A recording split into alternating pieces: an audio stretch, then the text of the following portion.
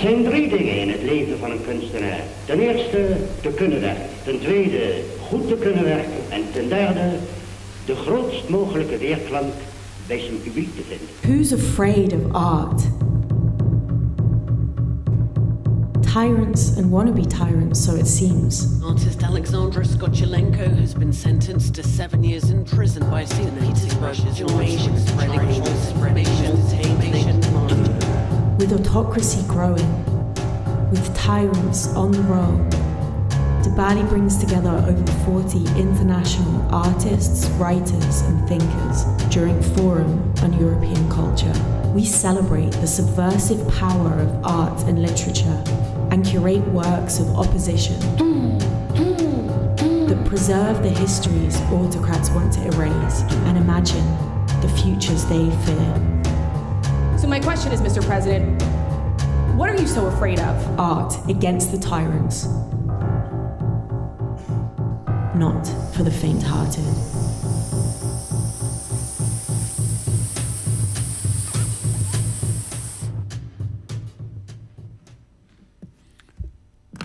A very warm welcome this afternoon to our interview marathon, Art Against the Tyrants.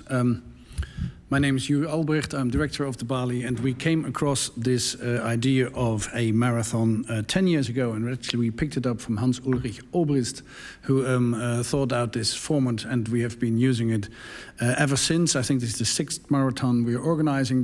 We were organizing the first Forum on European Culture precisely 10 years ago. We started it off with Kees de Graaf, whom I happen to see here in the audience as well.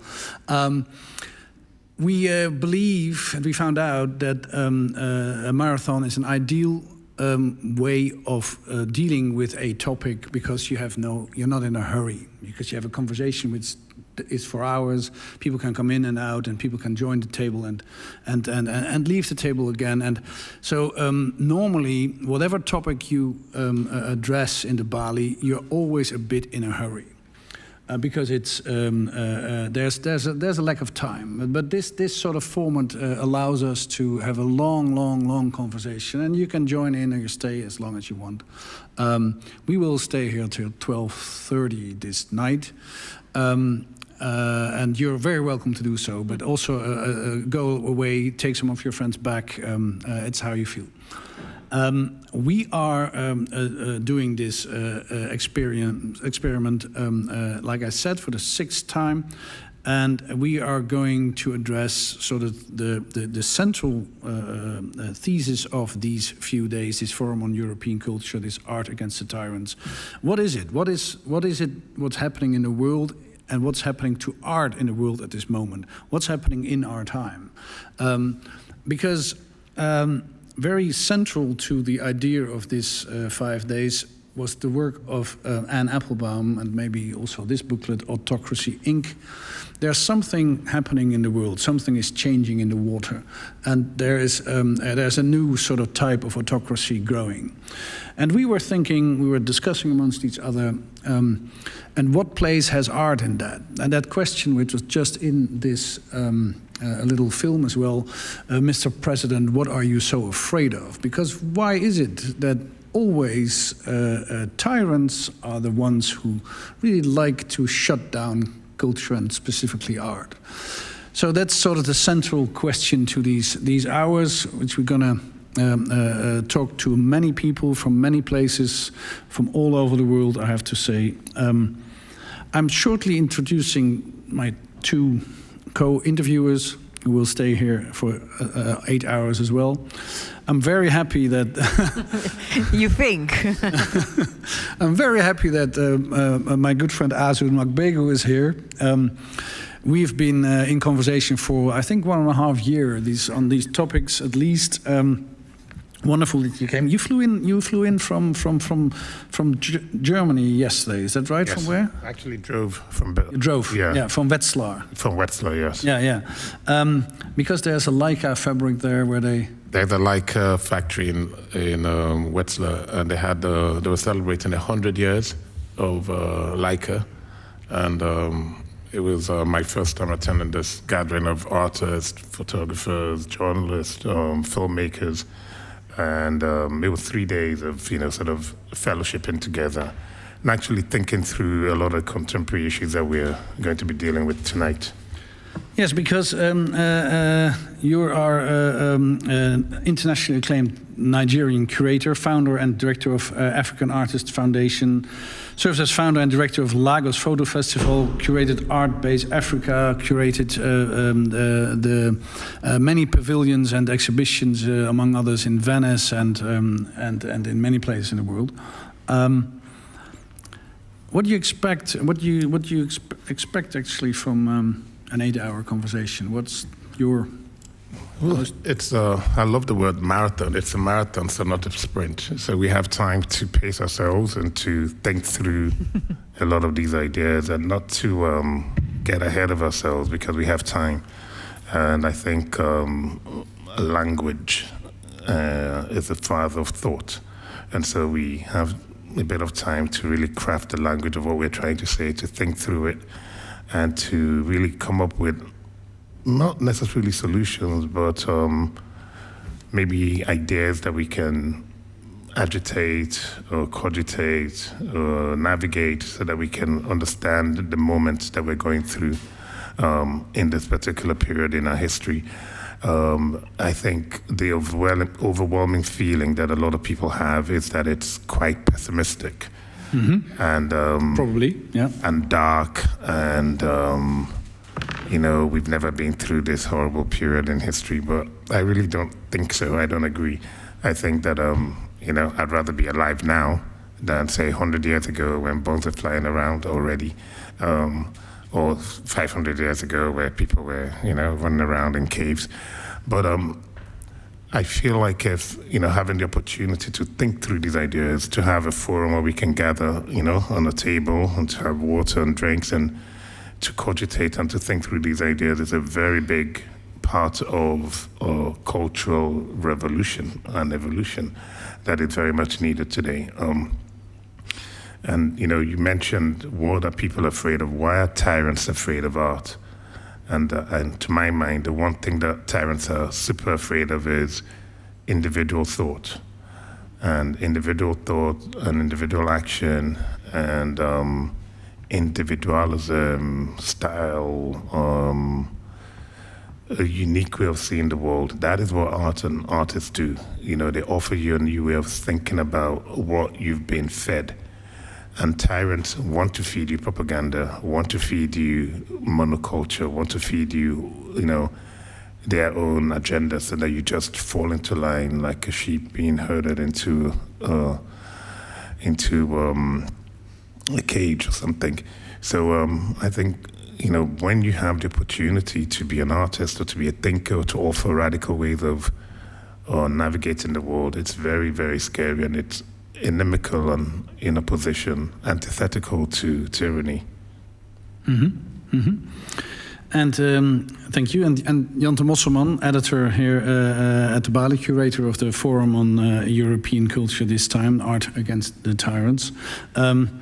Also author of a debut novel, Al die Liefde en Woede, All That Anger and Love, or maybe the other way around. What is it? What you sort of expect from it? I was just up at our offices and I spoke with Merlijn Geurts, and it's funny because it's always editor at the Bali. She's an editor as well here, and we said to each other, 3 weeks before going into a forum like this, we always say to each other, we're never going to do this again. We're just never going to do it again. And then I spoke to her and she said, yeah, but then you do have the feeling, you're loving it. It's so fantastic. So we have to do it again. And I said, yeah, I completely agree with you. We'll do it again in 2 years. But what I love just about, in general, the work at the Bali is that these people who do such incredible things, they come here, and every time you speak with them, you get so many ideas, and it's really sort of a plaster on a wound. Just because sometimes it feels incredibly hopeless, I think, in this day and age, and just hearing them speak. And last night I was at a program of Laurent Richard, who is the founder of Forbidden Stories, which is a small journalistic organization. And whenever a journalist gets killed, they sort of almost come in with a group of journalists and they take over the work so that the story doesn't die. And I just love it how he, for instance, found a solution to a problem that's so present in this day and age. He was also talking about the number of journalists that got killed in Gaza only this year, just the number of it being outrageous. So I'm just really, really looking forward to talking with everyone tonight. And I also really loved what you said about the individual thought and that tyrants are afraid of that.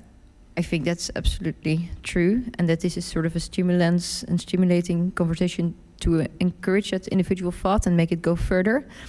And then the other thing what worries me sometimes now is that we do all these programs with people who come from countries and organizations, and just 10 years ago when I started working here, there were a couple of them in some of the countries. It was really bad, but now it's almost everywhere you look at such a disaster. And in the lead up to this forum, we spoke about also that's exactly the point, because it's sort of the zone is flooded. Everywhere you look, you think like, oh, that's horrible. And what I think is a big challenge for the Bali and for me also in my work is, how do you get these stories across? How do you make the audience care about an Uyghur woman who we had 2 weeks before the forum talking about what's happening to their people when there's so much. And that's also a question that I hope after this marathon I will have new ideas about. How do you navigate in that flooded zone? Mm-hmm. So it's a lot, but it's 8 hours, so we'll manage. What do you think? What are you looking forward to? I always like the fact that we have so many serendipity is a really important force in the world, and if you bring all sorts of people together, there will be interactions. Maybe some of our guests, or maybe some of the public, or maybe some of the other days. I think that's really, really wonderful about being able to actually meet each other in the flesh, and not online. I think meeting online is sort of the worst thing which happened to us in recent times. And whether you're optimistic or pessimistic on the future, I'm sure that the fact that we're understanding again how important it is to see each other in the eye. I think that's a great thing, and that's what I really like about a talk or a marathon. I think, being in each other's presence. Originally, we knew how important that was, but there was no other way of conversation, because there was no even writing. We were, like you said, running around in caves, and that was the only way. But then we moved. Then we got words, and we printed them, and then we got the internet, and now we're starting to realize how important it is to meet each other in the flesh again. So this is sort of this curve. That's what I think is nice about it. I think also that I like the title of Art Against the Tyrants, and I always also like the fact that some people thought that it's like the artist who should take up the fight against the tyrants, which is okay, you can think that, but it's more in my mind, and I like that sort of developing that sort of thoughts. If tyranny is oppression and unchoice and unfreedom, then there's something opposite of it, and that's freedom. And that's probably art, because it's the place where human beings just can be creating something new out of nothing. And that's the opposite. That freedom is the opposite of tyranny. Not that it's supposed to fight against it. I mean, we leave that to the tyrants. They will fight against it. It's just the thing that it is shown as being the opposite, so it becomes more clear, actually. And that's what I maybe like about talking to artists, because I always am real awe that some people make out of nothing, make something. I think we have a lot of talk before us. I think we might start with the first panel, if I might, or maybe you want to add something to it. Why not? No, please. Okay. I think that's your turn, isn't it? It is. Yeah. I would very much like to invite Maciej Trliczka, Daria Bukvić, and Nino Haratischwili to join us. Please give them a warm applause.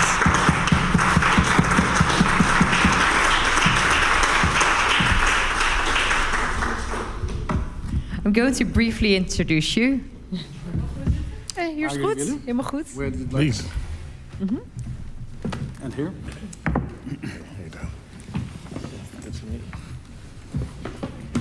Good to see you. Good to see you. Maciej Trlička is a former director of the Slovak National Theatre. As a musician, that he was before he became a director, he performed in prestigious European orchestras and he founded multiple large musical festivals in Slovakia. And on the 6th of August 2024, Maciej Trlička, together with the director of the Slovak National Gallery, Alexandra Kusa, was suddenly and for political reasons dismissed by the Minister of Culture, Martina Simkovikova. I had to practice that name for a long time. Daria, welcome, happy you're here. Daria Bukvić is a Bosnian-Dutch theater and film director. She debuted with the critically acclaimed performance Nobody Home about her own and her performance refugee stories. And since June 2021, she's been the artistic director of Theater Oostpol, one of our biggest theater companies in the Netherlands. And a couple of days ago, she was awarded with the Cultuurfonds Prijs. I'll ask you about that a bit more, but congratulations. That's really wonderful. Nino, I would call you a regular here at the Bali. I like it. She's a Georgian-German author, playwright, and director. She gained international recognition for her multi-generational saga, The Eight Life, for Brilka, for which she has won numerous literary awards. And I have to mention, we were there. I was there at your Supra. It's what is it? It's a meal, it's a story, it's a play, all in once on Thursday.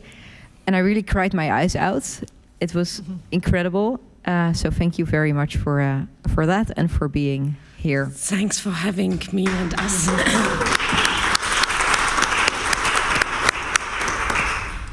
So maybe, Maciej, because not everybody knows, I would like to start with you, and then I would like to broaden the conversation about how art at this moment, what's the state of art at this moment in Europe, and how it's being suppressed, and what are the problems that we're facing. Can you tell me briefly, you got dismissed, and then you turned into activist mode very soon. Very short what happened, and maybe where are you now? Where you're standing now? Before I answer to this question, I would go 2 steps back. Originally, I was a musician. Then, due to an accident, I became entrepreneur. First I made a festival, summer festival, 20 years ago. Then artistic agency, then event agency. And at one moment, I started to feel that, as I was growing older, that I would like to do something more meaningful. And when there was audition to become general director, I said, I'll try it. I'm a manager. I know everybody in Slovakia. It's a very small country, and the city of Bratislava even smaller. I said, I'll give it a try. I won the audition, and the theater really changed me. It did to me what I expected, even more. I discovered new layers of life, and basically I started to become activist before I actually started to do any activism in reality. The political situation in Slovakia before Fico IV, which is the 4th government of the same Prime Minister Robert Fico, was not ideal, far from ideal. However, I survived 3.5 years as general director. It's important to say that Slovak National Theatre is sort of a fortress of freedom. It's a very important institution in a little country. It was important in the 68th, it was important in the 89th, and it's important now. So being general director of theatre, when you think of it as an institution which is quite political by definition, especially the drama department, the theater department, opera, ballet, always conform, but drama department is very important. And the actors and the directors are, let's say, national celebrities who dare to speak what we call truth or criticism. So, long story short, Minister Šinkovičová, which is a representative of the Slovak Nationalist Party. She is openly a far-right person. One of her first statements was that from now on, Slovak culture will be Slovak and no other. Another statement was that LGBT community is responsible for the white race dying out. Then they put up LGBTQ community is responsible for the white race dying out. Yes, probably because they got not enough children. Exactly. There is the correlation. Now I get it. Oh, now it makes perfect sense. Iron logic. Okay. Then their party put out billboards all over the country saying we stopped financing LGBTQ plus projects, etc., etc.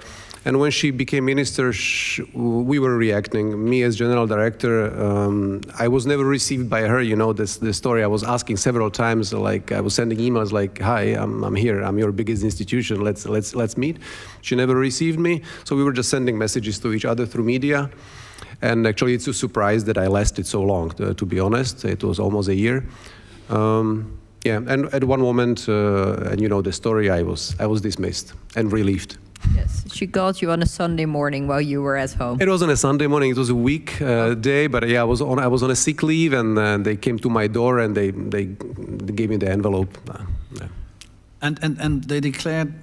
I mean, it's a detail, of course, but that from now on, Slovak culture should be only Slovak. So did they say like something like, I mean, how many playwrights are there in Slovak language, maybe not Czech language, because that's a different nation. So only authors and from Slovakia, or is... Don't bother to think about that expression. I mean, she's dumb. It's she doesn't know what she speaks about. She's a TV presenter with no experience in culture whatsoever. When anybody was trying to challenge her, like, tell me what Slovak book did you read, or what book did you read, what play did you see? She doesn't answer. She's clueless. And of course, Slovakia is a young country. We exist since 30 years. But of course, there is a lot of quality Slovak art. However, as all culture, as all arts, we need to mix. Is the mixture that makes the culture live. So I'm quoting her, but I'm not asking you to analyze her thinking processes. Don't do that harm to yourself. Yeah, so don't even go there. Yeah. And now, because you ultimately immediately went into an activist mode. It basically happened naturally, or when I was dismissed, there were signals that she's going to change the whole infrastructure and that she will dismiss basically all of the directors. There is 30 state institutions in the sector. But nobody thought that she would start with the theater, being the strongest and most known for the courage. But yes, she started with the theater, which was a gesture of force, showing that I'm not afraid. And of course, when she fired me, basically, everybody was silent except one lady, and that was director of the Slovak National Gallery.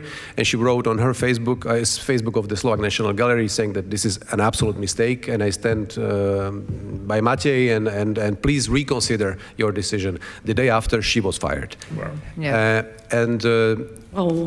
Yeah. And then like 3 days later, there was a gathering of culture actors in the theater because they dismissed me, but they didn't have anybody to replace me. That's a common phenomenon now. She fires and she has no replacement. This is something which is sort of interesting, let's say. And so the new general director came 1 month after me. So 1 month the theater was sort of like, who is leading it? And people asked me like, we need you to, it was just before the season starts. It was 6th of August, you fired general director and the season starts beginning of September. And so we met in the theater. There was nobody to stop us because I still had the key from the building. So we met in the opera hall and we discussed what to do. And we announced on Facebooks of several important cultural figures that we are going to meet. And if you feel like it, come to join us, and then we will go in front of the Ministry of Culture. When we finished the meeting, we went out of the building. There were 10,000 people waiting in front of the building. And we walked together with 10,000 people in front of the ministry. And it was a very strong protest, the strongest one. Since then, it was only diminishing, the amplitude of people. And I realized that it's important to continue the fight. So I don't want to speak too long, but shortly after I entered this civic platform called Open Culture, which unites thousands of people from all around the country, and we coordinate all kinds of activities to make her life as miserable as possible. But without trying to be funny, we are trying to help everybody who is now suffering in the sector. So we find and finance legal help for people who are unjustifiably fired. We organize protests, we inform the media, so we organize conferences, and we try to do some work to slow down the destruction, which is massive now in Slovakia. Yeah. Sorry for a long answer. No, thank you very much. We ask you. Daria, you as a director, how do you listen to this story? In complete shock. What's always crazy to me is how separated we feel in Holland from Eastern Europe. So for me, this is... So, I mean, I'm in shock, but I'm also not shocked in the sense that I'm a refugee from Bosnia, from Yugoslavia. Then you see the war in Ukraine happening. I see around me very little true compassion or understanding what's happening there. And then this hasn't even reached me. So I'm the artistic director of one of the biggest Dutch national theater companies, and I only read this letter when you sent it to me, and then I was appalled by the fact that there were many cultural organizations who wrote underneath that they support the declaration, that they support your declaration. And the Dutch only had like 5 minor organizations supporting this. It hadn't even reached me. So I felt this shame, like how is it possible? But I think it's something to do with that in Holland we really see everything what happens in Eastern Europe as some different continent. And that saddens me. Because I think if we would somehow be more connected as artistic leaders, we could also, stand up here for how crazy is it that just a couple of hour drive away, an artistic director gets cancelled for being for making woke propaganda in the theater. Yep. I mean, how is it even possible? For making art, probably. Yeah, woke propaganda is the right expression. That's what we all do now. Yeah.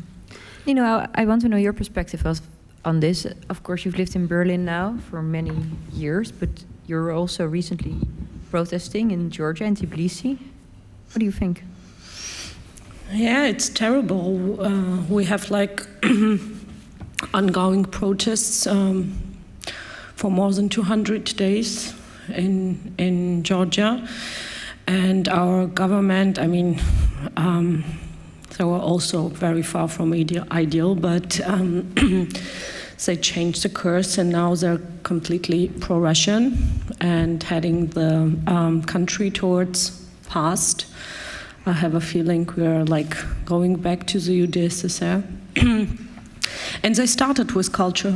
It's such a cliche and such a classical story, because before the Prime Minister saying that they're stopping any kind of negotiation with the European Union, they start with controlling arts.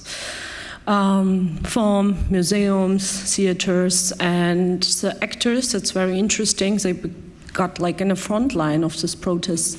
Some of actors actually are imprisoned, journalists and so on, and it's getting worse and worse.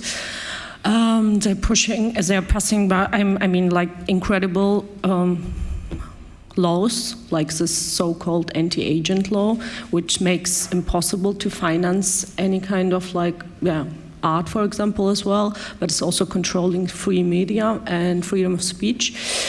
And you mentioned Supra, and before it got so bad, it was 1 year ago, we went with Supra, this performance, we've been here 2 days ago, we traveled to Brussels last year. It was Europalia Festival, and this is a big festival with a guest of honor each for a year, I don't remember. and in this case it was Georgia, and they had to kind of collaborate with state institutions like the Ministry of Culture in Georgia.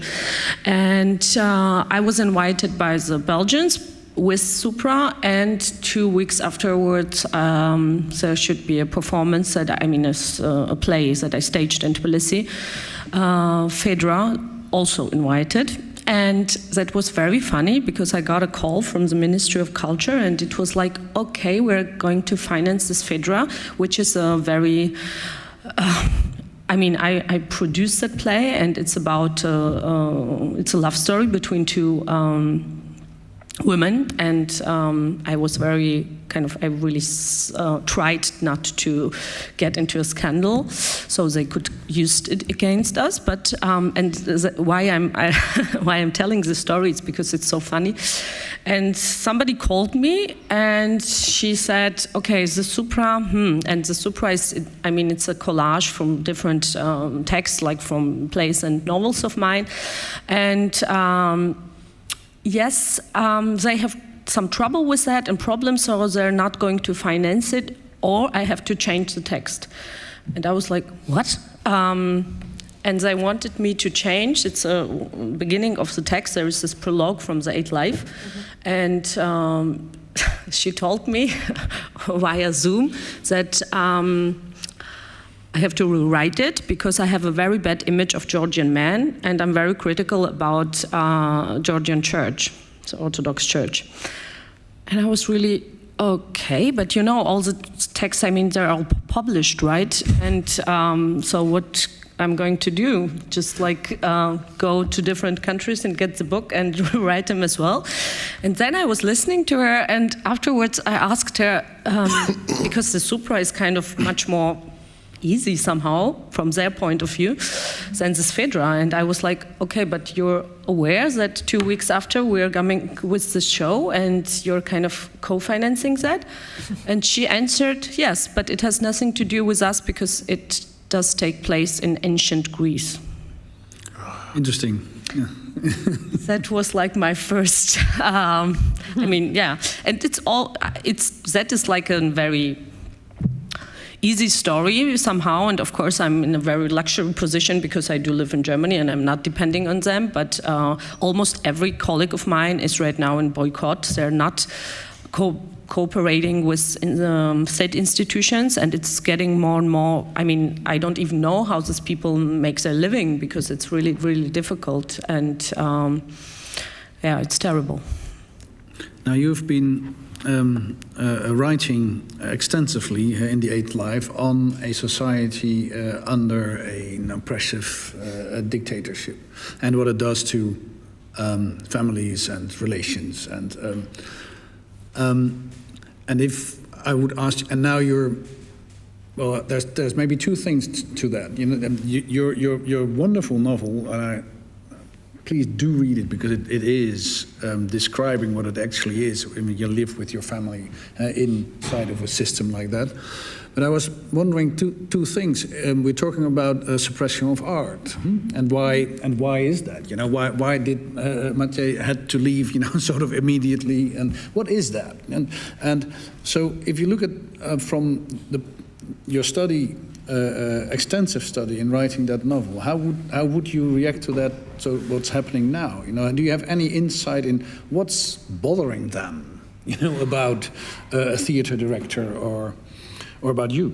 Why are you not? Why is the state institution not really happy with you, with your expose on Georgian culture? I'm not a scientist, of course. No, of course I don't. But it's kind of obvious because, of course, you talked about that, and you've been talking about that right now. That art is always like it. For me, it functions like a mirror. So you point out stuff that is kind of that matters. You talk about or put your fingers into wounds of a society. You name the truth, even between the lines. You are reflecting the times, and of course, I mean, any kind of dictatorship, it's based on lies and it's based on propaganda. And of course, it's a conflict. So, I mean, it's maybe like not very smart or original in explanation, but I do believe that because it's always have been this way. Right now, the Nazis did it, the communists did it, they're doing it now. It's a kind of fear that because they're telling us something completely else, and they want us to believe something completely else, and artists and good art showing that they're lying somehow, and I think it's kind of logical. Does this play a role also because you were rewarded this Cultuurfonds prize for the stories that you bring? Has the political situation in Europe changed the way you think about what you want to bring to the audience?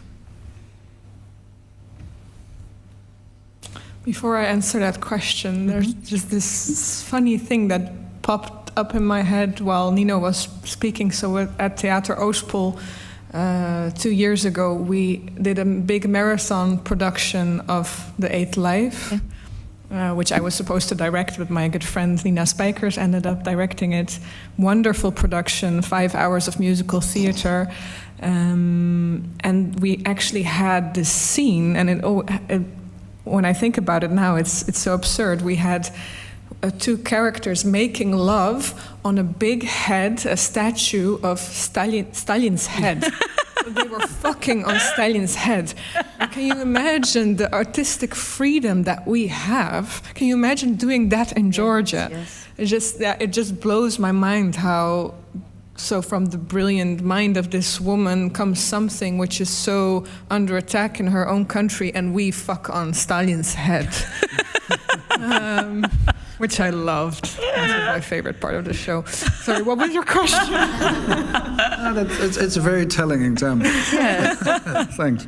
But I do wonder, in the selection of the stories that you now bring to the stage, is that influenced by the political situation in Europe, in the Netherlands? Has it changed over the last 5 years, maybe? It's hard for me to say because I think personally my work always has been quite political. I think also at Theater Oostpol the topics we bring are always, like we say, we make like political entertainment. So it's. I think we're in a collective of artists that already have that urgency to tell these stories. So I don't know if it has changed, but we definitely are in our conversations talking about how do we even.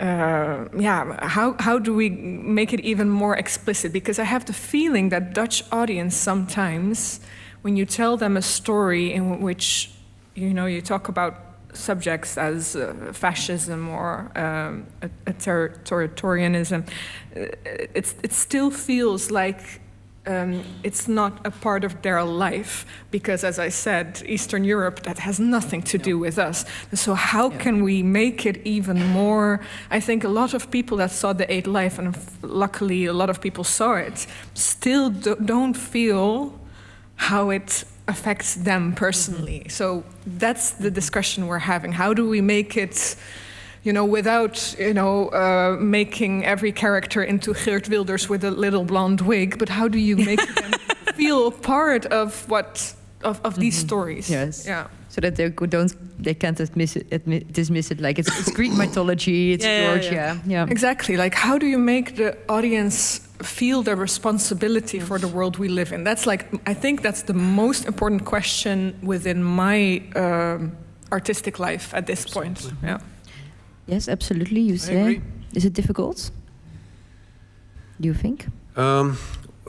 I think what's happening. There are many signs that we are sharing with United States, with autocratic regimes. This book is absolutely brilliantly precise, and Applebaum autocracy. but every country, let's talk about Europe, has specific story based on the history, the wealth, the geopolitical positions, etc.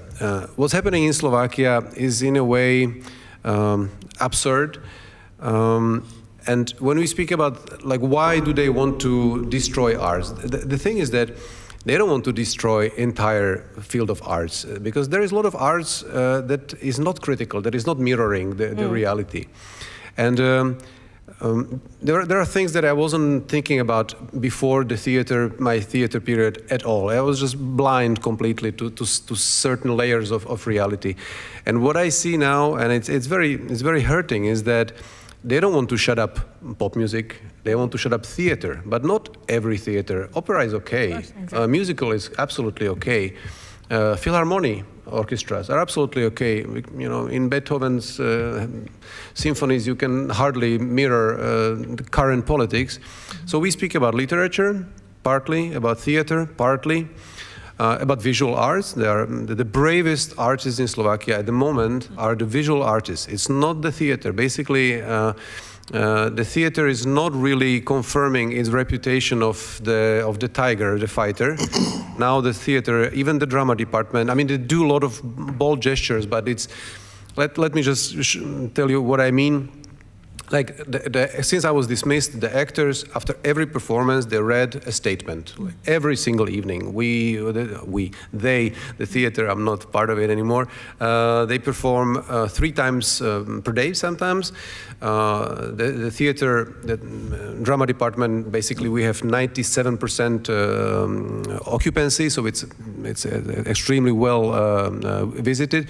And so thousands of people heard the statement supporting our cause and criticizing the government, but nothing else, just reading the statement. And we were in contact for a long time, and they were asking, like, what should we do? I said, leave.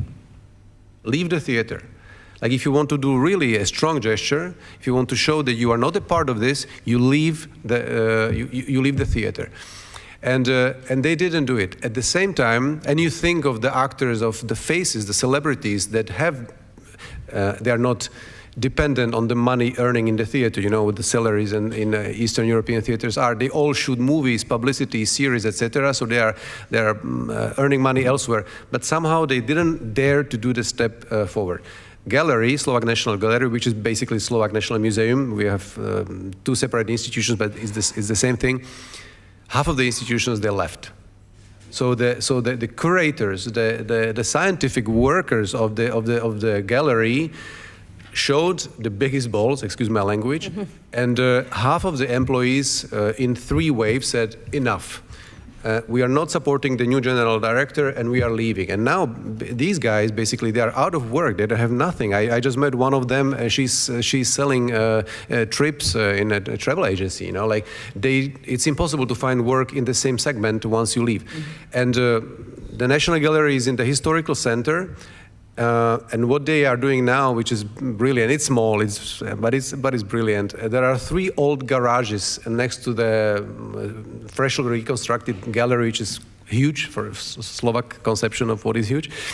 And in these 3 old garages behind the building, they are opening independent gallery with artists who refuse now to expose in the National Gallery. So in the visual art in Slovakia, there is a very important movement, and the most relevant visual artists are saying, no way, we are not going, we don't talk to you. And they make sure that they speak to all artists around Europe, tell them don't accept invitation, because they are trying hard now. They are calling anybody, can you please bring your stuff to our gallery, because it's empty. So I'm very proud of them, but there are very few examples of this kind of courage and bold gestures, and I'm happy to be here because I heard some inspiring stories that I will bring back. The fight must continue. Matthew, I was curious about some of the points you made earlier on about Daria's art, but what kind of art are they supporting?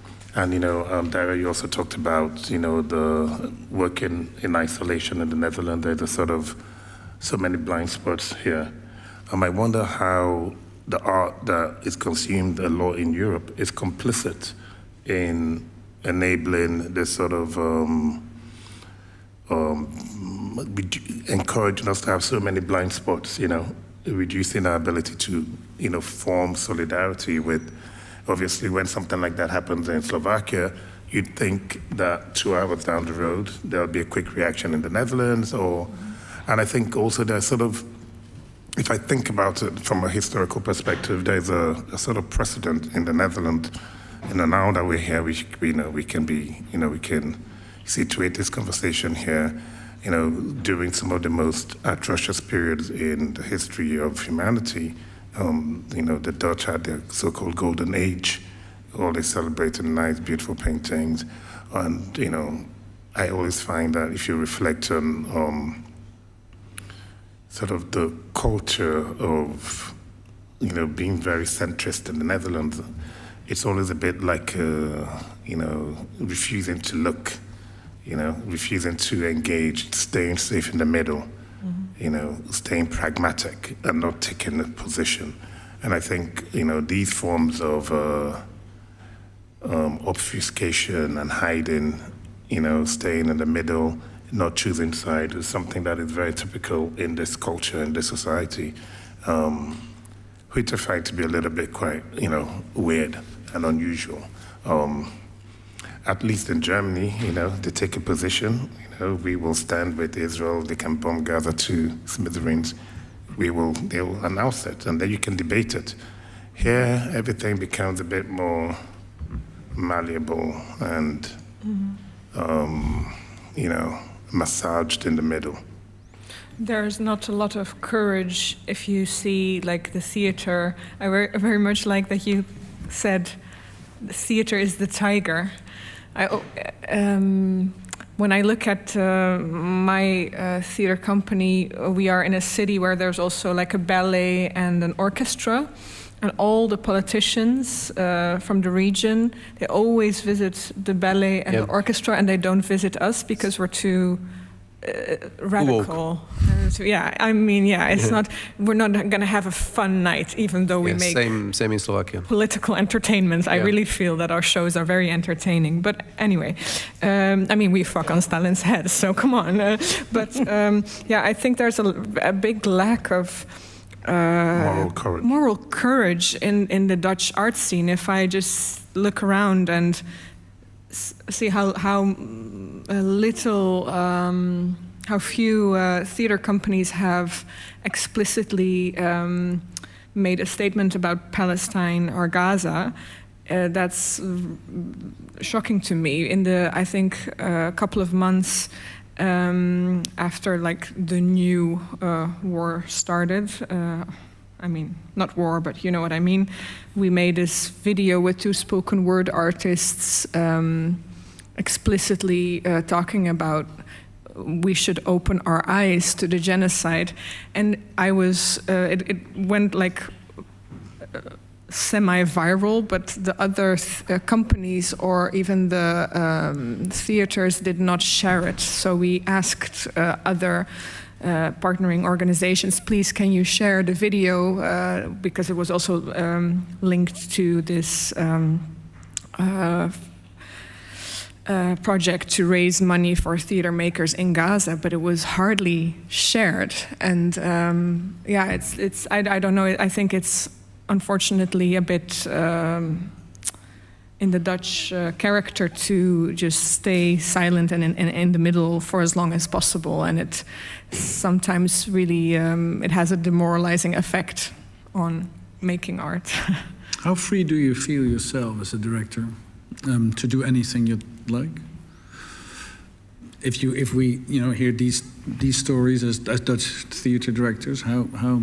I feel completely and utterly free, and I'm almost ashamed to say that out loud. Really? When I hear this, I feel like even now we had the very right-wing, very failing government. But what did they actually do? They threatened us with higher BTW taxes, and that was it. And even VAT, that got. Yeah. So what did actually happen? I felt nothing. I don't ever fear that one of my shows could get me in trouble. So that's a huge gap between. You're coming from Bosnia, so you. I mean, the tiger is within. Sure, yeah, no, but I don't feel any stress about what I create or if it's too. So that's So is it a kind of anti-intellectualism or anti-truth that we find that is prevalent here? Or is it something else? Or is it just simply that people here are more pragmatic? I'm speaking to the Dutch to defend, Dutch culture in this regard. That people are more pragmatic in the Netherlands, and they sort of stay in the middle. Yeah, that's. I mean, obviously, that's one of the characters of Dutch culture for a long time. We have coalition governments, and we can go on and on about the way we handle our water systems, our polders, and our. It's as much in our culture as you can possibly think. On the other hand, and not be too outspoken. I mean, there's a saying in Dutch, just act normal. That's already strange enough, and that's literally a Dutch saying. So, that's one thing. Yeah. On the other hand, I don't feel that I'm totally free to organize whatever I want. I feel huge pressure on all sides, mounting. There was a motion moved in the second chamber not even half a year ago to abolish our theatre by two parties in parliament. Not too long ago there were aldermen in this city from the other side of the political spectrum who threatened to close us and take away our funding. Our funding. Yeah. So, and they were from the left, and then there were parliamentarians from the extreme right. So I don't feel that at all. But when it comes to funding, of course, we're scared too. But when it comes to the freedom within the artistic space, definitely the funding is only going down. Yeah, and I see sort of a tendency of being afraid of art actually, and we're going to talk to these artists who put up a piece of art next to the Bali, and we asked him to make a piece of art on this, and we've been talking to the authorities from 10 minutes after it went live, the authorities were here and tried to shut it down. Yeah. So but that's maybe all part of don't do strange things. That is oppressive in itself, maybe. Yeah. Mathieu? Yes, please. If I might, because I think we came here also to propose some solutions. Yes, absolutely. Yeah. In October 24, I met here Milo Rau, that you invited to discuss with me, and since then we became friends, and we created this Resistance Now movement, a platform which unites a lot of other platforms and roof institutions and represents quite a lot of institutions in the sector, Europe-wide. And so together with these organizations and together with Open Culture in Slovakia, we organized a conference about culture. And we spoke about what's happening in Slovakia, what's the plan, what should we do. We had over 40 speakers during 2 days, and at the end of the conference we presented Bratislava Declaration, which is a fairly important document that you read, I understand. And this document, basically what it says, and this is one of the little tools that might help us in the following years. You might be aware of the legal act which is called European Media Freedom Act, which is a set of rules that European Union accepted and will be implementing from now on in order to secure some kind of freedom, liberty of media, but also certain regulations. It's a reaction to the disinformation war, etc., etc. But there is a legislation helping the free media. And now we are saying to the Brussels institutions like, hi, there is also culture and arts, and we are in imminent danger. Because autocrats, they start with third sector, with journalists, and the art. Let's narrow it from culture to art. So basically the declaration is saying, dear Brussels, you need to start thinking and dealing with European Artistic Freedom Act. It's still just an idea, it's very broad, it will be a complicated and long process, but it is very important to change the idea that Europe had at the Constitution of European Union, and there is this sentence saying that European institutions, the European Union, is not interfering with cultural politics of member countries, which in the times of peace is absolutely okay. Europe is based on diversity of cultures, and we don't want Brussels to tell us what to do as far as art goes. But the times changed, and now we are in war with our own governments, and we want your protection because we have mobs as prime ministers and ministers. So this is something very important. I would like you to get familiar with the document. Maybe you can share it through the Bali communication channels. It is very important that we have a lot of signatories. Now the number of relevant signatories is growing. We are in touch with Roberta Metsola, the chief of European Parliament, etc., etc. But I feel that they are like, yeah, you know, we feel you are nervous, but it will be a long process, because we say, okay, a long process is okay. We have to start speaking about securing the freedom of arts in Europe. And a long process to what exactly? What's the concrete? Every legal process takes years in Europe. For example, the European Media Freedom Act took 3 years from the moment they said, okay, let's talk about it until the implementation. So basically, almost 4 years because it's being implemented now. So obviously, some governments will change meanwhile, but let's start. So, but what mandate would then they have to do what exactly if this? This is to discuss. Yeah. This is first we have to put the cards on the table, saying what troubles us, what are the challenges that we are facing, and there will be multiple, and they will be different from country to country. But every time you start to build a new legislation, you have a problem that the legislation should solve. So the problem we can name it, we can sort of specify it, and now we have to find legal procedures. This is not an ideological, this is not an emotional cry. This is we are asking for legislation support and procedures to start happening. Yeah, we signed as the Bali. Yeah, I know. Thank you. We were one of the earlier signing ons, and you were. It is very concise and very precise in the fact that there should be a legal basis for freedom of art. Yeah, and it's called Bratislava Declaration because Slovakia is burning, but it's a European document, and we ask all of you to join because it's about all of us. So we can still sign it. Absolutely, absolutely. Thank you. Thank you very much. I think we'll move on. Nino, we see you in a little bit, but Jay also, and you have to work. Or to see something, right? I have to go to Carré. Yeah. To see a musical. That's of course. Work. That's work. That's absolutely work. But anyway, it was lovely talking to you all. Thank you very much for being here. Thank you very much. For see you later.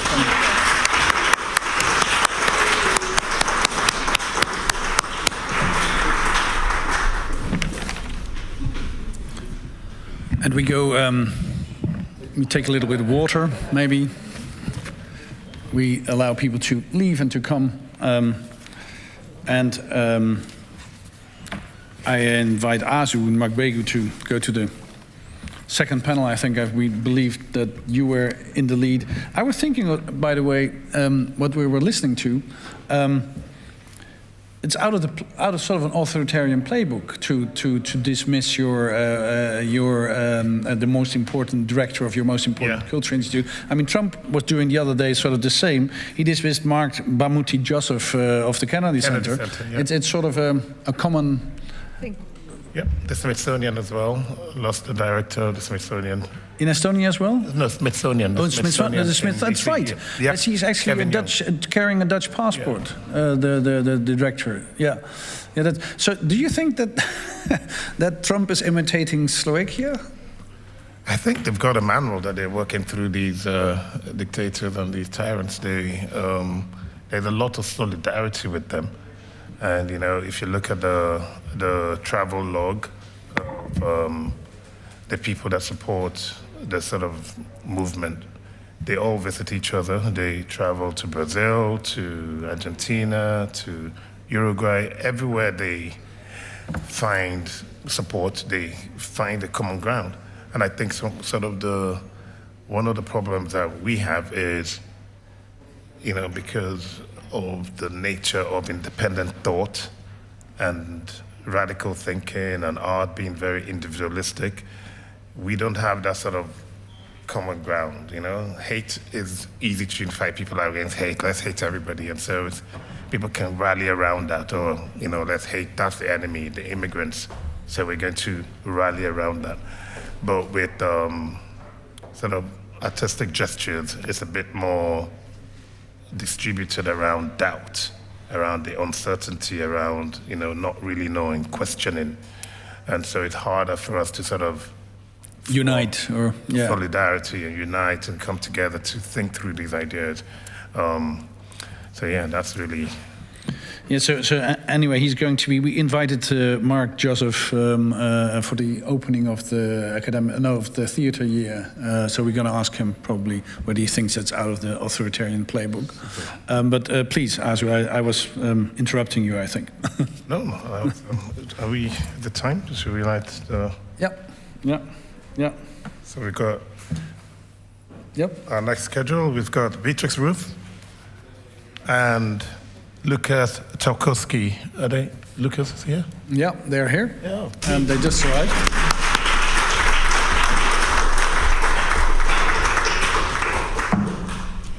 Hi. Welcome. Hi there. Hi there.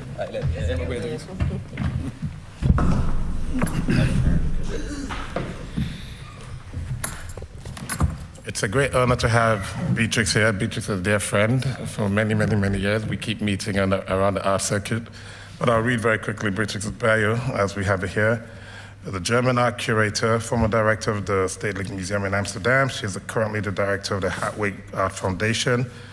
She's developing a new museum for modern art in Amsterdam.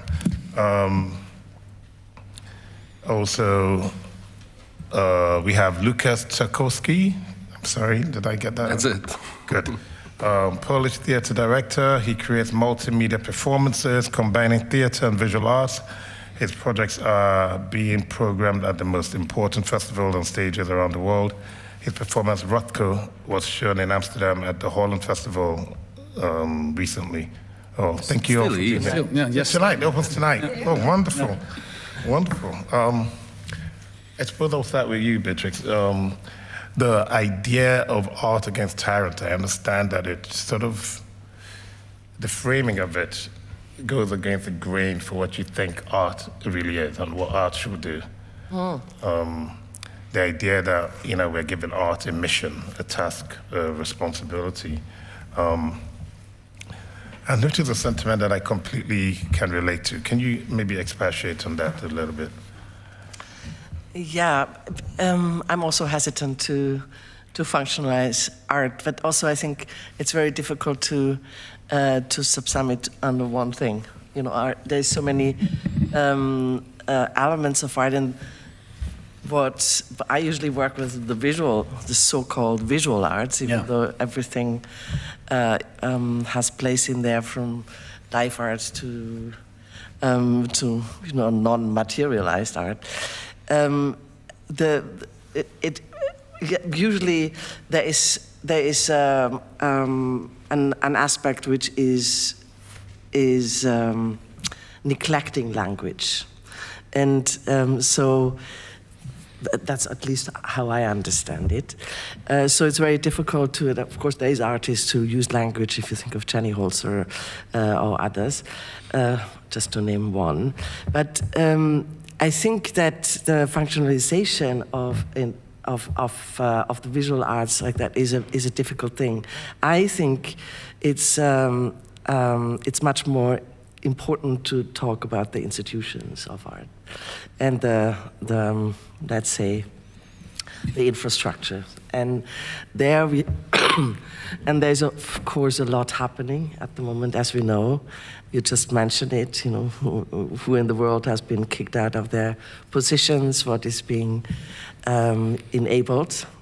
Also here in the Netherlands, we see that. I mean, one big fear is the withdrawal of subsidy, but that's only one thing and that's still the old government, as you know. That's the government before this one. Exactly. Yeah. So, but what we see now, and that's here, but that's also in other places, is that there is a happy attempt to really turn back everything we have been used to in terms of international exchange, openness, when you think of everything that has been accelerated before and during COVID, like we think of Black Lives Matters, or you think of the whole questions of diversity not only in all the institutions of our institutions, in our democratic institutions, and all of that is being, or here particularly, also a good attempt of not having international students. What kind of idea is that? To stop exchange and as we know, all of that will take much, much longer to bring back to the institutions than it, it took us a long time to get to this point, or to a point where we still have to be critical about everything, but where things at least were discussed. Now we're in situations where it's difficult to discuss things, and where we probably, are waiting for quite a while for certain things to be back into our lives, but also our abilities. Well, that's a great question. Can we wait, though? Can we afford to wait? This is the thing. And what can we do to accelerate this, But the brutal thing is that it already happened. It already happened everywhere. It's not that we're not even in the power of say, can we wait anymore? I do think that that we should not wait. But as you can see in the country everyone is looking at the moment, it does not even matter if you don't wait. It's a very interesting distinction you make between, what artists can or should do, and the institutions. And you say you rather would discuss institutions as being opposite to tyrannical or totalitarian or regimes than artists. That's not what I said. I said. Okay, please elaborate. Yeah, no, I think it's interesting. I do think first of all, I think in any art, when it's great, is political. Mm-hmm. I deeply believe that. Mm-hmm. But I do think that institutions, or at least my understanding of a public institution in this particular world I live in, and I work in the... Yeah, you have ample experience also with these institutions. I consider like an institution of democracy, and a place where things should be like polyphonic voices should be possible. Yeah. And therefore it is a political act too. Yeah. In the last years, institutions, years already, unfortunately, have been asked to take position a lot, to say exclude this, include that, don't include this, exclude that. And I do think that's problematic. I think institutions should actually, as you do here in the Debali, keep the dialogue open, and every voice has the right to be heard. That's really interesting that you say, so I consider art institutes, and you've been leading several and you're setting up another, as a part of the institutions of democracy. Yes. And they should be treated as that. Yeah. Yeah, that's. I think it's an important. It's a public place, Yeah. You're in a unique position in many ways, because you are also working with institutions, of course, to make your a big production. But I would consider you an artist as well. So how would you react to that dichotomy, or that? No, I'm mainly an artist, and I can only talk from my very personal point of view, right? And but you need a theater. Of course, and I lived pretty strongly the right-wing shift in Poland when we were suffering for 8 years with all the institutions which were national, which were governed by people who were absolutely irresponsible and without any knowledge, and it happened with all the institutions which were directly under Ministry of Culture, and that's how now, in the end, I started to work only abroad, right? It was like 2016 when I was associated artist of the Theater Polski in Wrocław, where our director, Krzysztof Mieszkowski, was fired, and this institution just collapsed. Like, until now, over the last 8 years, there is absolutely nothing happening, right? And probably it will be very hard to build it up, because the theater itself, it's an extremely fragile organism that you build up for years, and you can really destroy it within one season, like just firing all the best actors, etc. And that's what happened there. Yeah, that it's like the theater where it's that you should really just close this institution and to make it anew, because it's impossible to repair it after these few years. Yeah, but thinking about the art, of course. So like it's like, you know, my privileged position that I had this chance to meet other institutions abroad which were ready to help us to continue our research, and we could develop our language over the last 8 years outside Poland, right? Mm-hmm.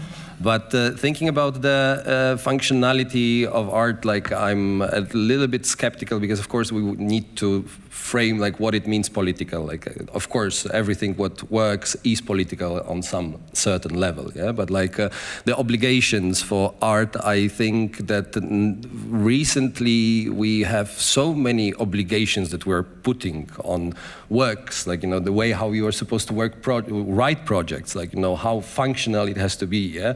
Like that at some point I believe that in last years it becomes almost shameful to do art if it doesn't have like the very direct and simple outcome, which is as well asking you to put certain position and to communicate pretty obvious things quite often, yeah? Because I believe that the good art is obviously political, but as well is working much more with contradiction and with the things that you cannot explain in simple language, yeah? And which are above. It's like about the language of the theater itself, which we are so much used to the theater that, like, you know, it's the storytelling and, like, you know, what they wanted to say through this performance. It's not talking through. It is the act itself. It is certain experience that you are living, and you are doing it for months, sometimes years, because you don't know how to express yourself in another way, right?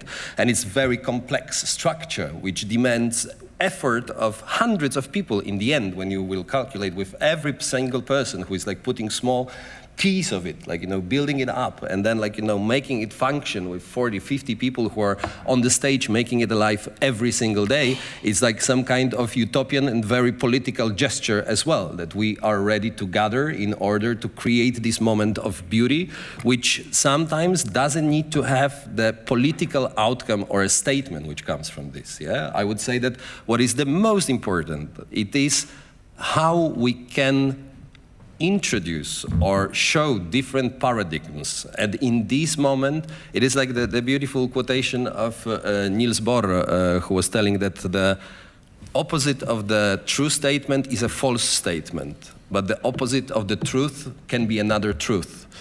And I think that this polyphonic way of building performances, it's not only about the different voices, it is about as well one voice, or it's never one voice in the theater because it's the voice of all the crew working together, but like to let speak some kind of polyphony in which we understand that most of the things that we are fighting for are only social constructs that we agreed on. They are not absolute.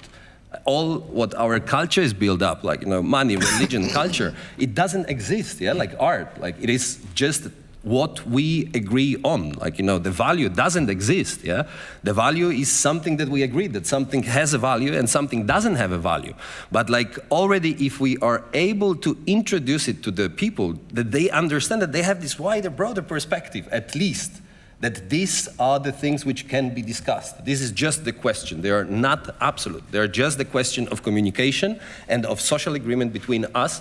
I think that this is already extremely political and very important. I'm going to ask you to hold that thought there a little bit, because you touched on a few really salient points about value, and I was going to ask, how did we get here? A little bit of an autopsy. How did we get to this point where art have lost its sort of potency? And Beatrix also touched a little bit on it, where we were demanding that we that the art is didactic and improving, and that we fit certain narrative into the construction of these, or the performance of this art, or the manifestation of the art in institutions, right? So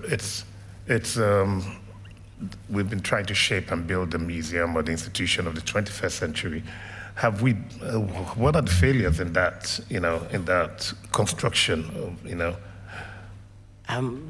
It's very difficult to say, to answer that, like in a simple way, because I think there is failure, but there's also, like the failure is usually when things stop to develop, like when things are not able to respond and live with the time we're living in and how things have changed,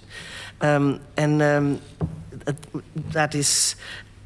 And I mentioned before that for me it's very important that an institution is part of the institutions of the public, of the civic reality and life. And we have, of course, lost huge communities, or have not been able to, for them to actually say this is our institution. And that is a very difficult thing to communicate. Is a very difficult thing to achieve, to say, what is that, our society? That's actually where it starts, in a way. And that's not to simply be answered, but I do think that now there is a real threat, like a much more massive threat on the question of the public institutions we have.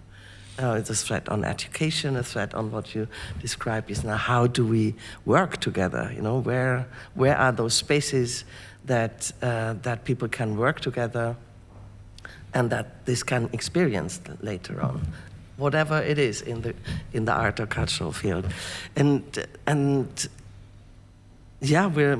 think it's again. The question: how do we react to it? How are the institutions able, actually, to deal with what is at stake at the moment? I mean, maybe very briefly, we have not even opened the institution yet, and it's based on a foundation, but there is certain elements that are really. Very conscious of what a public institution means in a way, like that you cannot think in periods of 20, 50 years. It's like at least it has to be sustained for beyond people. It has to be open, whatever that means. And maybe we fail with everything we offer to the society, to the communities here, but at least I think that is a duty of the public institutions to try. But how do we build the competencies to make it work? The competencies that make it sustainable, that make it meaningful, that make them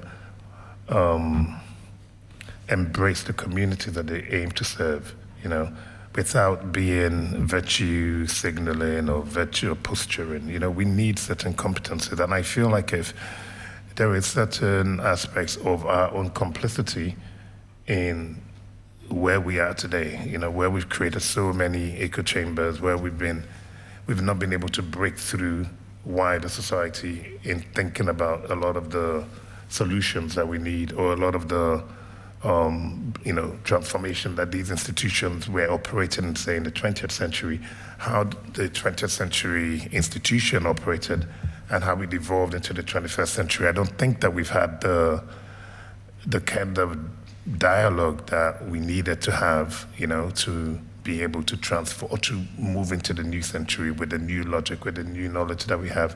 How do we build those competencies? You talked about how you can destroy an institution in one season, a theater in one season, How do you build it up, when it's completely destroyed? How do you find the right energy, the right format to build a new institution, especially as you're about to launch what everyone is anticipating would be, a massive example of a proper functional institution or museum of the 21st century in the Netherlands? Frankly, I don't know. But the truth is, you only can try to learn from what has happened and to analyze what's at stake in the institutions as they are today. But there is no guarantee that the proposals you make are a solution. I don't think that you can insist on that or can say, oh, I have the answer. That's definitely not. But I think listening and learning is definitely a good starting point tool to use. And we have done a lot of that, actually, even in the design of the spaces. Łukasz Tarkowski, would you, going through that experience of seeing it all go away and that question, what need to be done to rebuild? This I don't know, but I'm thinking more like how Beatrix is talking about the public institutions, and that I believe that there is big problem in many countries. I don't know how much in Netherlands connected with accessibility in general and the costs, and that especially with performing arts, like the tickets are horribly expensive, yeah? Like if ever you want to go and to see the several performances of the festival, like you pay half of your rent, yeah, for the tickets. And this is not the role of the public institution, yeah? Like the public institution, which is our Commonwealth and which is supposed to, like the culture should be accessible. I think that this is a very big problem and that the prices of tickets are growing, and sometimes I'm feeling really bad myself. Of course, I have no influence on it, but we just came from Taiwan, where we were playing our rave performance, which speaks about freedom, which speaks about the rave culture, which is like the immersive 6 hours experience, and I understood that the ticket was €100. And there is something what doesn't really match, yeah? Because I imagine that there is so many people who are exactly the people who should see this show who will never afford the tickets to the TPAC, yeah? But at the same time, you have enormous costs of the international production. So this is always like very complex question, yeah? How to keep it accessible. You're mentioning a wonderful word, a commonwealth, Rzeczpospolita in Polish, I think, and that's our common republic or our common communality, and that. I think it's a wonderful thought that culture is part of our commonwealth, and so should be accessible. In itself, I think that's a wonderful thought. But if I connect that to the question of Azu, why did art lose and institutions lose a lot of their strength, or how did we end up in this position? Our complacency isn't. Probably, let me put it to you, isn't money sort of a huge part of the sort of suppression of art? Maybe in Autocracy Inc. sort of way that dictators are afraid of art, they suppress it. But in our parts of the world, it's the dictatorship of money. The financial censorship or dictatorship, which exists because it's another thing, like where and should art meet with business, yeah, like especially in fine arts, it is, I think, much stronger, this connection, yeah, like somehow. Probably, yeah. But how to leave as well the space for the research, yeah, which cannot be focused only on profit and on entertainment, yeah, and this is the thing which is another part of it, yeah, like how to still keep the institutions, and this is, I think, the biggest threat in Western Europe at this moment. Like I'm talking from my field of performing arts, yeah. Like when I see the difference of production between France and Eastern Europe.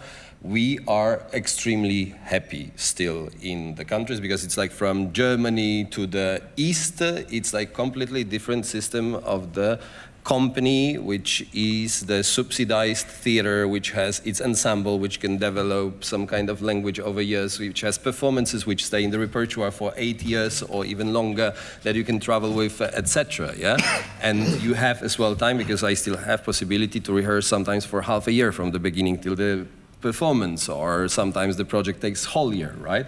And these are some possibilities which I feel are the more and more rare to find in Western performing arts system, right? That's true also for the other art of it, like art institutions, you know? And it's from country to country a bit different. In France, you had full subsidy. You know, in the Netherlands, you had full subsidy. There's in Germany not always full, but close to. Switzerland never full. You know, like always private. It very differs in the countries so much. But what's true for all the institutions now is they all have to be entrepreneurial, what they call it here, and the entrance tickets to the museums are, you know, like at what, 28, 30, without any reduction. That's a lot of money too, if you go. Compared to a club night, probably not. I mean, it depends on how you look at things. And in the theater now, as we are not having a space yet, that we do a lot of collaborations, like with the Holland Fest, with the Bali, and the economy of live arts is radically different to the economy of the visual arts, you know, of how the functioning is, because people. You know, there's people, many more people involved. Much more. Yeah, and that brings something to the foreground for me, particularly, because we want to really function as a fully interdisciplinary institution. Brings to the foreground that certain things have been totally erased in the institutions of visual arts, let's say. And that is what you call research, like that fact that something can be developed without being immediately ending at the ticket counter. That is something that has been erased from our culture, no? Can I ask, Beatrix, within that framework, because, you know, you really have touched on one of the things that I was trying to hint at when I talk about competence, you know, staying with a problem, researching an idea, developing a curatorial framework for a project or an exhibition. What have you seen, you know, and I'm sure there are lots of people here who would be curious to know, over the last, say, 5 years or 10 years even, that you would consider to be very moving as an art form, or you've experienced, you know, you've done the circuit, you do the tours. What do you remember seeing over the last few that really moved you as an art form that had that power that came from deep research, deep consideration? Sorry to put a lot, actually. A lot, actually. Like, because we're a lot involved in live arts at the moment. One project particular, which we actually will premiere here in the ITA in beginning of October, which comes from academics, like based on 2 texts of Saidiya Hartman. I'm not sure if you've heard of that project, which I think started 2020, like in the midst of COVID, and it was absolutely not clear what this will be, if it even will end on the stage, or what it should be. You know, like there's a filmmaker involved, or like a film artist, like Arthur Chaffa is involved. Precious Okamoyan, really, I never can say the name. Okamoyan, is correct. Saidiya, of course, Tina Kampt. It's a It's a mad group of people who have never done a theater piece. Incredible. And that's happening now. In October, all come, please. Across the street. That was a very... In a venue near you. In a venue near you, yeah. But I think the interesting thing in that process was that if you commit to development and research, which actually every institution has as a department, which is usually related to fundraising. But if you actually really say, okay, if there is no outcome, then there is no outcome. That is an absolute luxury, of course, with this foundation, that we can take this risk. It's wonderful. But it actually is something that needs to be brought back to the institutions. I really believe in that. Lucas? I'm thinking about the talk I had recently with my friend from Georgia, Data Tavadze, and he was telling me how the situation changed since the beginning of the protests, and somehow I believe, because there's like as well that I don't believe that art could be or should be deductive, or like it should not teach, or like that's why I'm skeptical. Like, it depends how we understand political art, of course, but it can turn out, and that's how Data was telling me about it, that in fact that he's feeling now that they are directing the biggest performance ever, because it turns out that all the protests in Tbilisi at this moment are fully driven by the theater community.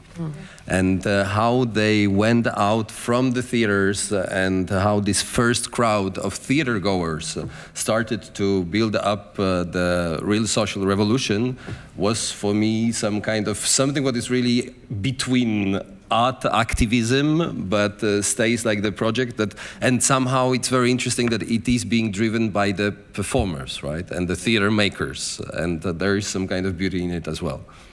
That's quite remarkable to see the way the visual art has really embraced the performance live art, and everything seems to be a bit more, intertwined and not separated around categories anymore. Yeah, but I think there's another aspect to it, that is something that comes back again.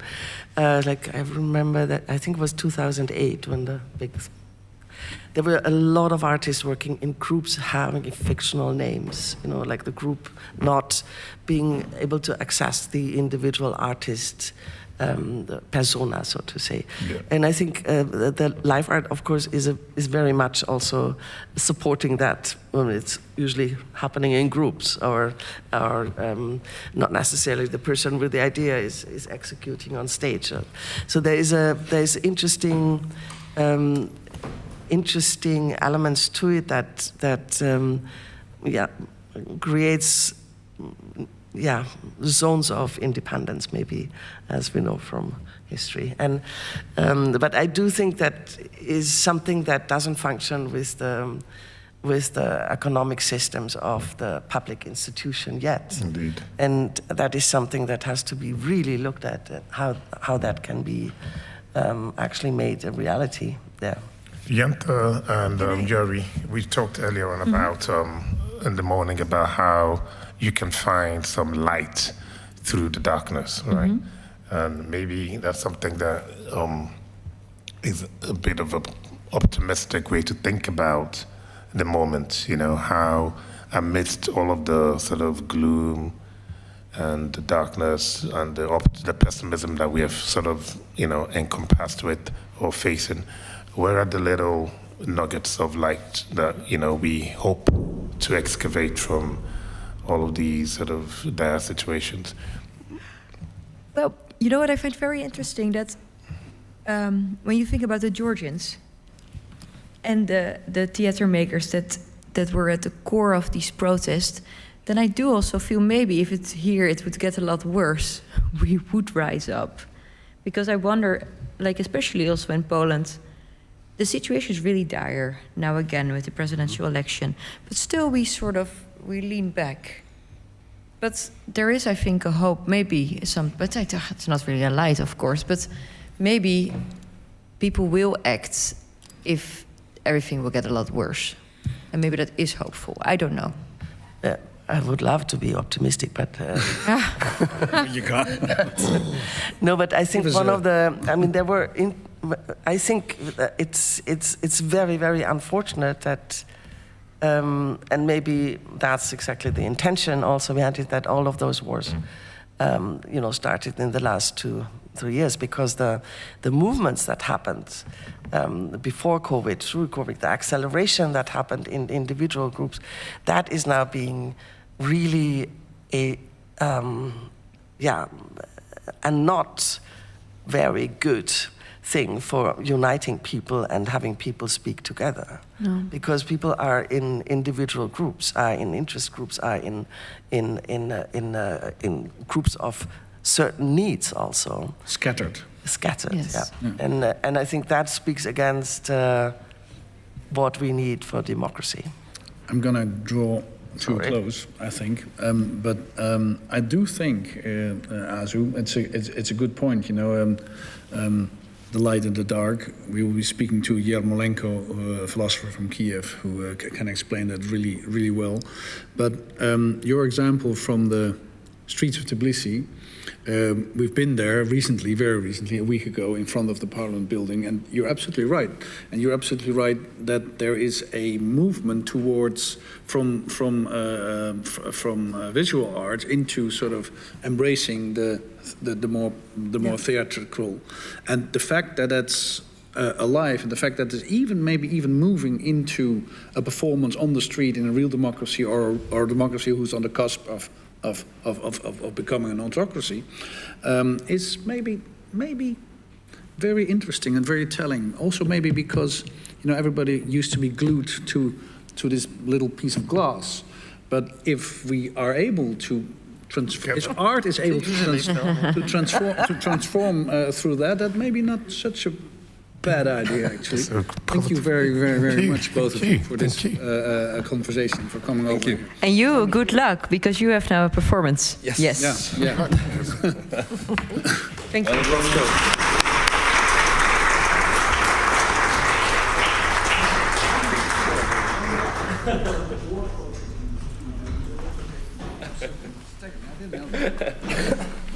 Great, thank you. Thank you. Thank you.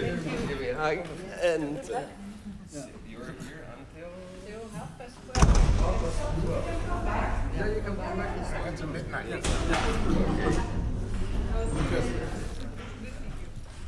See ya.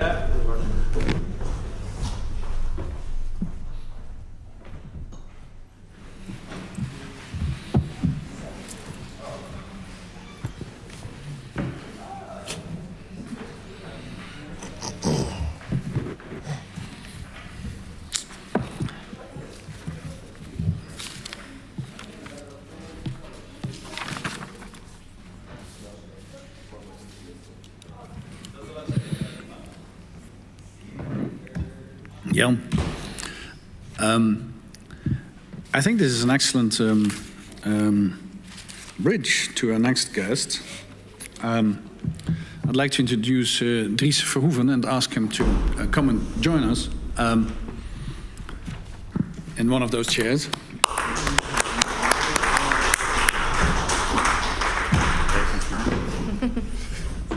It's an excellent transition to talk about your art and about this topic, I think, in many ways.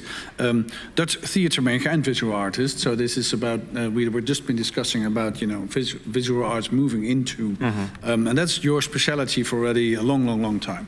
We've been, you've been known for disruptive and controversial installations, performances, interventions in the public space.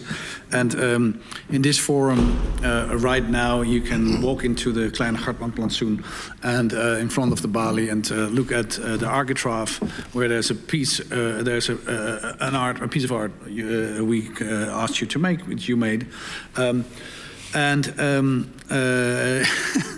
to our delight, in many ways, maybe you were able to point out sort of how fragile public space is in many respects. You did that before. We did, I think, was it 2-3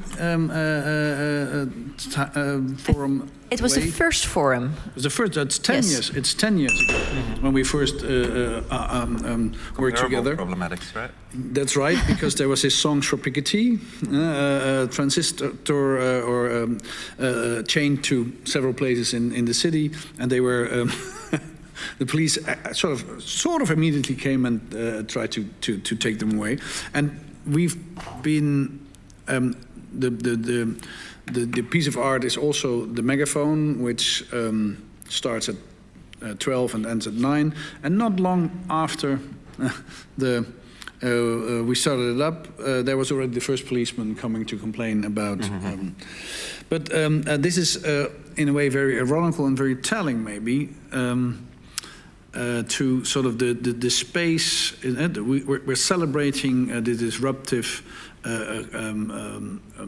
nature of art, and that's one of the many natures of art, of course. But were you, maybe to start off, were you surprised by the sort of immediate reaction of citizens, passers-by, and the authorities? No. We discussed it prior, and we knew. I mean, it's not the first time that I'm doing this kind of work. Of course not. No, you've been doing it all over Europe. There would be some response. And the question is always, what is the functional response? What is the response that makes the work better, or that does so that there is a debate, or that it leads to a discourse that is effective. The sound issue, for sure, we did discuss that. Like, what is the kind of sound that is still okay? Because it's not the most disruptive, the better. It's always a question like, where can you disrupt in a way that it's leading to good thoughts? But for example, the response, we think that this guy is going to jump. I didn't really expect that. No. So the people that were calling 911, and then police, I don't know if it was true or not, that said like, hey, we cannot, the people cannot reach the central anymore. There's too many people calling, so in case your mom would have a heart attack, what would you think that you cannot reach anymore the police central? And which is like also, of course, very manipulative. It could be that the people who had a problem with sound decided, hey, this one is not effective, let me try another way. And the question is, of course, also, what are the other barriers in society that maybe makes it a little bit more difficult to get my mom helped when she has a heart attack, that we accept. Yes, is it really this artwork that is preventing? In that sense, I think we had great discussions the last few days on like, to what extent do we continue with this work, and what do we accept? So what is the cost that we want to pay? And this is where it becomes interesting for me, because there we need to define collectively what is so important about what we do, and is it actually important, or is this woman on the other side of the street who is 80-something and who is really annoyed, do we maybe say, hey, she has a point, and let's just stop that artwork, because it's not worth it. And this is where we have a talk that really makes sense, because when you hang something here on the wall, if you put a show here and we drink a glass of champagne, we don't have that talk. We don't have the talk on should we really continue with the work, and why should we? And it's very comfortable in many ways. You mean? It's very comfortable, and also no one is really annoyed. It many times functions through on a very meta level, like, hey, this provocative so-called work would provoke actually my neighbor who is never entering this theater, right? And whereas here you have to deal with people who say, I don't want this. And please explain it to me why it is so important, because I don't get it. And this is where you really start to think. And there you realize, like, hey, why do we actually say now, let's maybe switch it off? And why wouldn't we say, you know, when you're like the director of the Uitmarkt, or you are the director of the Gay Pride, and you say, like, this needs to happen no matter what the people over there say, or next to my house there's construction works, every morning I'm woken up by this sound. If I say, sorry, I cannot deal with this sound, sorry, this is a given. This building is being built, it's a given, and we accept it collectively in society, those givens. When we say the art till Sunday 9 o'clock is a given, Yes. No, so welcome to the Netherlands, where it's not, you know, the hierarchy of what we find important in the world, art is not there. And this is what made it so good for me the last few days, because we had this conversation. Yes. Honestly, I never expected this, but I really felt like I'm an actor in your artwork. Like, the artwork is not only the arm with the megaphone, the artwork is really what is happening with all of us when we have to deal with angry neighbors, with the police. And I've really came into a difficult moral position because of your work. Because I really don't like conflict. I really don't. It makes me so uncomfortable. So every time I've been telling myself, you have to focus on what's important to you, it's really asking something. And I think that's brilliant, the way you pointed that out. Yeah. And you also make like the way you want to just run off. Yeah. No, conflict is intrinsic to the title you chose. Yeah. Absolutely. And Azu just pointed out in the conversation, the first conversation we had, pointed to the sort of wishy-washy, that's not a word you use, but almost, of Dutch society, trying to be always sort of unclear about your point of view and your, which is indeed your work of art pointing at, and that might be even suppressive because there's never sort of a real stance on that. But I think Dries makes a really good point about making the comparisons with, construction work, or if you live next to a church and the bells are ringing every hour in many countries, in Paris even, in Austria.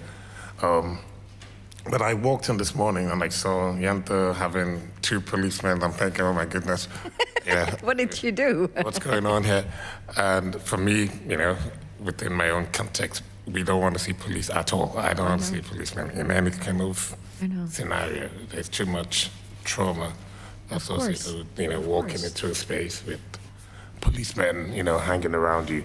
But maybe we should, allow people who do not know the work get a little bit of not an explanation, but a kind of a description of what the work is. It's a hand dangling and occasionally oscillating and hitting the megaphone. It always holds the megaphone. Hold the megaphone. Yeah. And a poem by Dylan Thomas. Yeah. Right? Do not go gentle into that good night. How is that obtrusive? Dylan Thomas is obtrusive. It's going to be, it's really quite something that we can have this sort of conversation about how you can test an idea like this in a public space, in an incredibly radical space. I consider this building and this space to be the most radical forward-thinking institution in the Netherlands where you can actually have a debate. A lot of institutions that I was pointing out earlier in survival death trap, completely locked into their raison d'etre, and it leads to kind of institutional death and a kind of lack of real meta understanding of why they exist. Just being open for the sake of being open. But an institution that really encourages that convergence of ideas, as we have here, or nurturing ideas, debate, bringing different voices, diverse voices to actually hash ideas that we might not agree with. It's fantastic. Maybe you can give us a little bit of your thinking around the necessity to have poetry embedded within the soundscape. Sure. We spoke already quite some time on my wish to make something on the aesthetics of resistance. And then I think you sent me the title, and I found the title presumptuous and a bit naive, and but also a good provocation. So I started to think what art against the tyrants. It also did sound heroic and evoked this sense of hope. Whereas when I talk with my activist friends and my maybe more political artist friends than I am, I sense despair and fatigue and people who say, like, I've been sharing this message now over decades and I'm getting coarse, right, from all this speaking. Where are we right now? Do we really think that there is an effect? Because when you put it so bluntly, like art against the tyrants, it feels a bit like art as a weapon. You could understand it, as you discussed before, in a very instrumental way. If so, if we have this instrument, where did it lead to the last few decades? So, made me cynical, and then again, I went the last month to quite a few institutes, art institutes and festivals that were showing so much ignorance for the time in which we're living, in which I felt like as if they were operating in a political vacuum. And there I was like, And we should. Actually, what my activist friends say, despite this knowledge, despite the fact that we are damn tired, we should continue doing with what we are doing, right? I have my baker where I always buy bread. You can also buy bread for Uganda. Like every bread you buy for Uganda, 30 cents is going to Uganda. And I find it so beautiful and also so naive that you know, we pay off a bit, like all the guilt or anything we feel towards any place in the world, which is not like our place, with like 30 cents. On the other hand, I find it beautiful that this guy with his medium says, I feel discomfort and I use my medium, which is baking bread, to solve anything in the world. And this is, I guess, what we are doing as well. Sometimes it feels a bit like knitting for the genocide, like against the genocide. Like, really, you think that with your artwork you're going to solve any world problem? Anyhow, so this sense of this continuously going on with your message, despite the belief that what you do might lead to something. I wanted to build an image out of that and to depict that in public space, and so that there is also this tension between the people down there who just continue walking, you know, like meandering through public space. The confrontation with someone who says like rage, rage, rage against the dying of the light. So yeah, there was first he would say something else, and there was like this poem by Dylan Thomas still in my room for another project, and I took it down last week, and I was like, why not this one? And I'm super happy with it, because it is a bit what you suggested with the festival. Like, can we fight society and all the darkness that we are confronted with there with art? In this sense, a poem by Dylan Thomas that he wrote for his dad that was about to die, and why to accept death? Why to let the light die out, right? Of course, in this context, you might think of another kind of light that's dying. But yeah, thanks to him and thanks to your invitation, I hope to depict this sense of, yeah, what is it? Tiredness, fatigue, I think. Mm-hmm. Discomfort. Discomfort. Those activist friends don't feel discomfort; they feel fatigue. Yeah, and they still continue. They still fight. But of course, it's asking the question also, like, can art do that? Like, or are people just annoyed? It's also. Yeah. Do you feel a moral obligation to fight yourself? Do I feel more? Yeah. Do you think you have to fight as well, in a way? Are you one of your activist friends? Are you yes and no. I feel lots of energy to do what I do, but I believe always in ambiguity. So when you understand political art in a very, you know, one-on-one way, like when you can explain your message in a one-liner, I don't think it interests me. I understand. I think art can become political in retrospect. You do what you do, and then later on you realize that what you've been doing is like reconfiguring the way we think or see things. Yeah, if you're driven by the discomfort that you feel in society, then it might, in the end, become political. I don't feel any fatigue with your art specifically. I feel a great vitality and creativity. That might not be the feeling inside of you, but it's the feeling. No, that's what my conveys to me. I wanted to lay down there myself, and we didn't get the permission. And my dramaturg also said, "But it's not you, because you are not exactly what you say, because you have all this energy." But collectively, I think when you think about society, when we think about this Extinction Rebellion guy that I met yesterday, who said, "I identify with that guy," because when I'm on the highway, people don't really talk about the message. They just want to go to their work. And they look at me like, what are you playing here? Do that somewhere else. I need to go to my work. So he is confronted with this Dutch attachment to normality. Like, we just want to continue being traders, doing what we're doing, because everything is fine. And you play in your own little museum or whatever you have. On the other hand, to close it off, this conversation maybe, but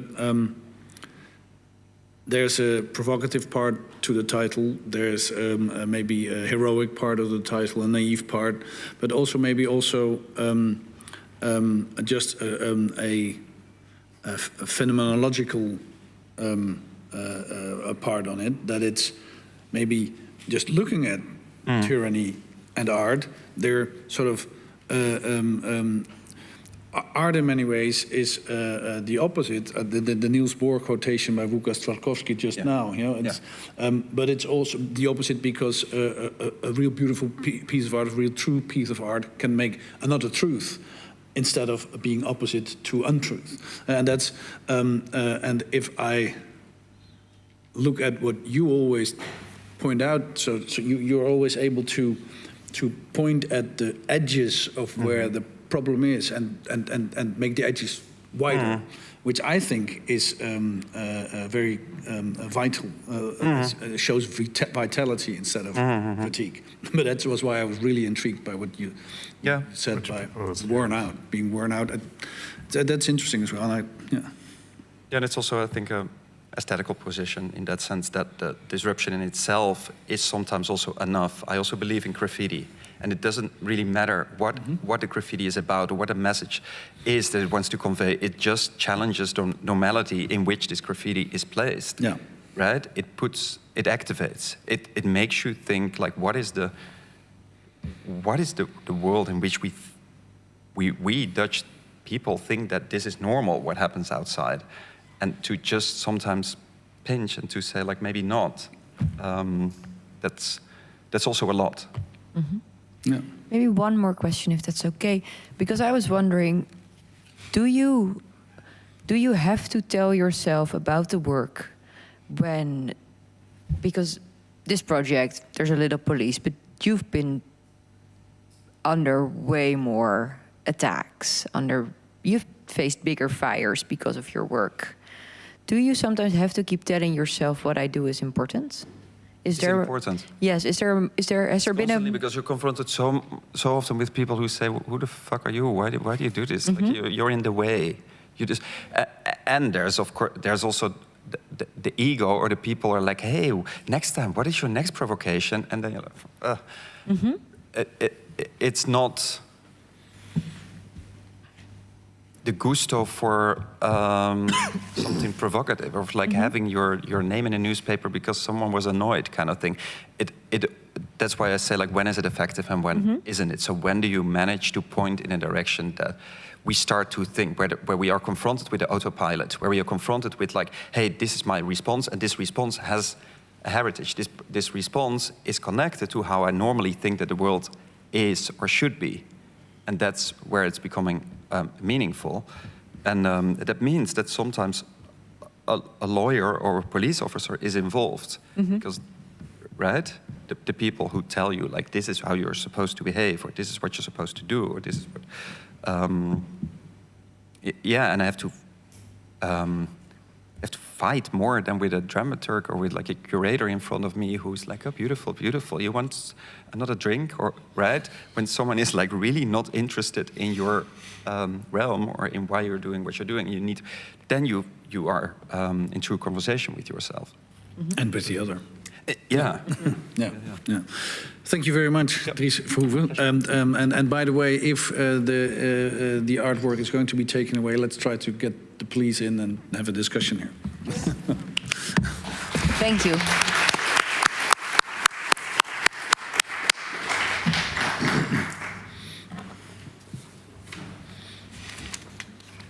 It's me, but I have so many papers. It's you, and it's Paul Radu. Absolutely. And I see him sitting over there. Well, please join us.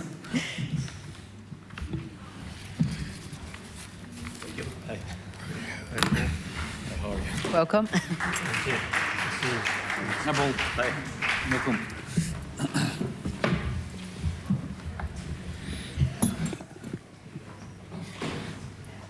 Radu is an investigative journalist from Romania. He's the co-founder of the Organized Crime and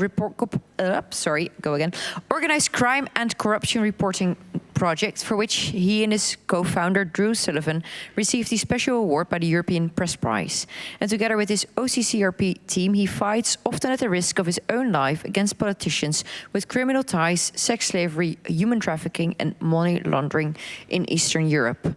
And he's also one of the co-founders of the Romanian Center for Investigative Journalism. Paul, thank you very much for joining us. Thank you very much for the invitation. Yeah, of course. For maybe to start, because over the course of years, your work has become even more difficult than it already was. Can you tell me why? It's become more difficult because of its success. Mm-hmm. So OCCRP is a network, is a global network of investigative reporters. We work with about 1,000 journalists around the world. We have editors on 6 continents. And for the past almost 20 years, we've exposed a lot of criminality, a lot of corruption in politics. We contributed to the recovery of more than $11 billion from various bad parties. So this, of course, have made some dents into the corrupt and the criminal world, and criminals tend to fight back. Now, OCCRP was not alone in this fight. There are other networks, global networks like ICIJ, like the International Consortium of Investigative Journalists, like ARIJ, like Arab Reporters for Investigative Journalism. So we are part of a coalition, of a global movement to expose crime and corruption. And I think what we're seeing right now, the fact that the oligarchs are out in the open, that the autocrats are finally showing their true colors, in part is because of our work as investigative reporters. And it's also due to the work, joint work that we've done over the years with activists, amazing people who took these issues that we exposed to the fore, who went for the action based on the evidence that we gathered. Mm-hmm.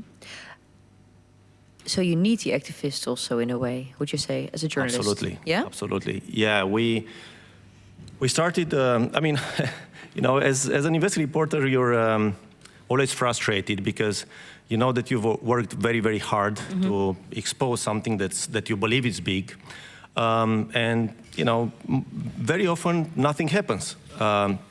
So in about 2017, we realized this at OCCRP on our own kind of skin, and we said, we got to do something about it. So we created an alliance with Transparency International.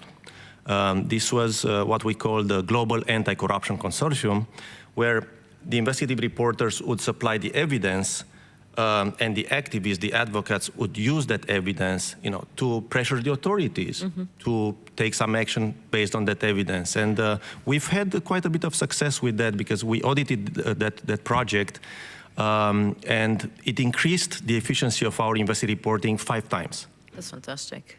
Yeah. So activists are really important to investigative reporting, indeed. But so you're totally not surprised, actually, because you started more than 10 years ago, of course, on the Balkans mainly. And I think there's many beautiful aspects about OCCRP, but one of them is that it puts on the same level organized crime and government corruption. And you know, in the minds of most people, or at least a lot of people, you know, there's 2 things: there's mafia and state, and you know, they're totally different things. Which, you know, maybe 20 years ago, you know, most people thought like that. But by now, if you read Autocracy Inc. By Anne Applebaum, and if you look at Trump and his friends, and if you look at Putin and his friends, you know, you don't see any difference anymore. So you've seen this sort of thing grow out of hand, maybe. Yeah, what happened was that for a long time, we as a society didn't see this thing, this coalition between journalists and autocrats, kleptocrats. And that's because, like, you look 50 years ago, you look 30, 40 years ago with the breakdown of the former Soviet Union and all of that, and you see like a shift in power, but not a shift in money. So what I'm saying here is that the criminal groups were working together for the past 50 years, and they amassed a lot of wealth, a lot of power. Now, at some point in time, and I can place that at about 25 years ago, the criminals who amassed, huge amounts of money realized that they needed the political power in their pocket to protect their other pocket, the money. So this is where you see all these, for instance, uprisings, like you look at Eastern Europe in '89, you look at the Arab world in 2010 and such. And you see that people, had lots of hope because there were movements there were, uprisings, but nothing much happened because the money was left alone. So the infrastructure that they built over decades was still in place. It's just recently that we've started to see this connection more and more and to understand that in order to disrupt these systems, these oligarchic systems, you gotta take that money away. You gotta take that power away. But what that money means right now is, for instance, these people love to invest in property.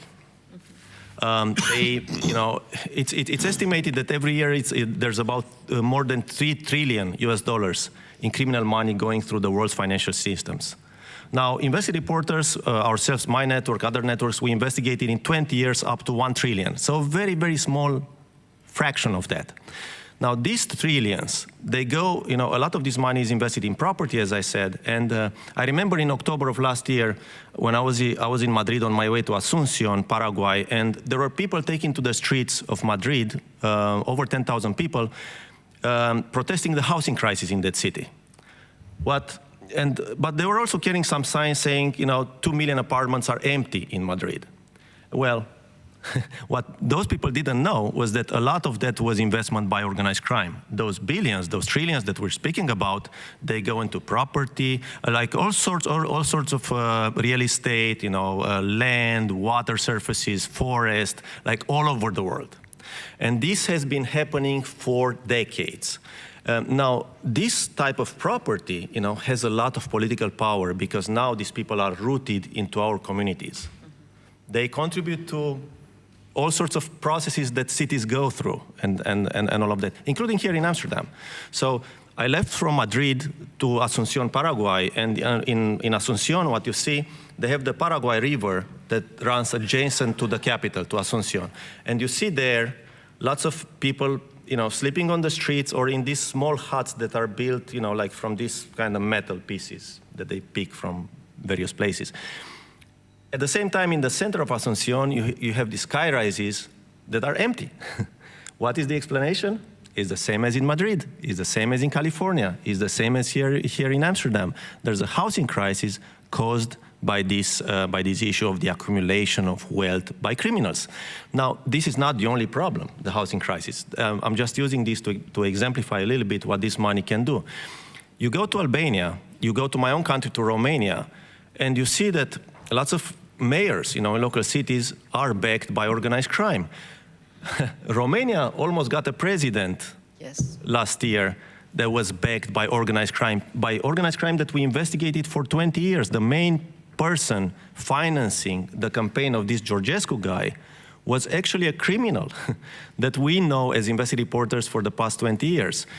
Now, these are things that are not very, very easy to pin down, and that's I think where this fight with the autocracy comes into play, where we need to change a bit the way we do things. But you say I've known this guy for 20 years. Then you must have looked at your own country like, guys, what on earth? Why do they vote for this guy that is a known criminal? What happens? So what happened with this guy, his name is Horatiu Potra. He's a fugitive right now. This is a guy with a very interesting history. He used to be a French Legion guy, right? A Romanian citizen who went, to fight for the French Legion in Africa, actually, and he got French citizenship and all of that.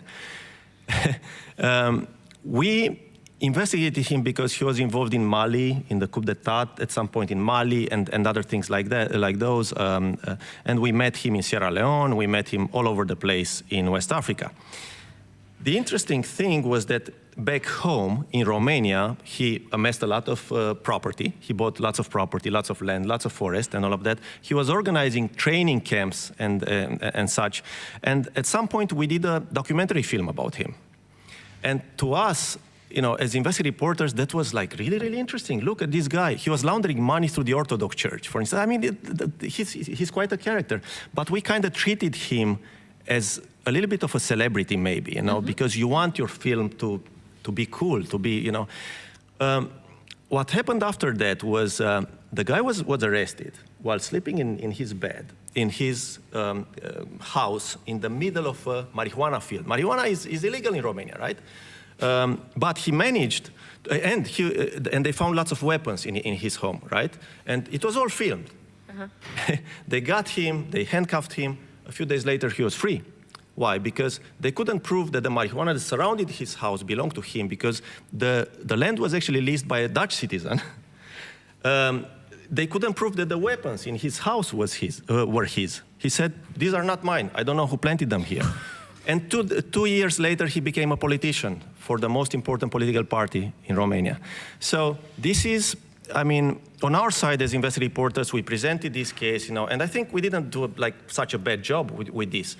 But on the side of the law enforcement, it was a complete failure, because this guy is smart, he has the money, he has the lawyers, and he was able to completely dismantle what the law enforcement created against him as a case. So yes, we investigated him for a long time. People could have had access to this information. We actually used this information, this documentary, last year when this guy was to become the president, and I think that contributed to what happened in Romania. What happened in Romania? What happens?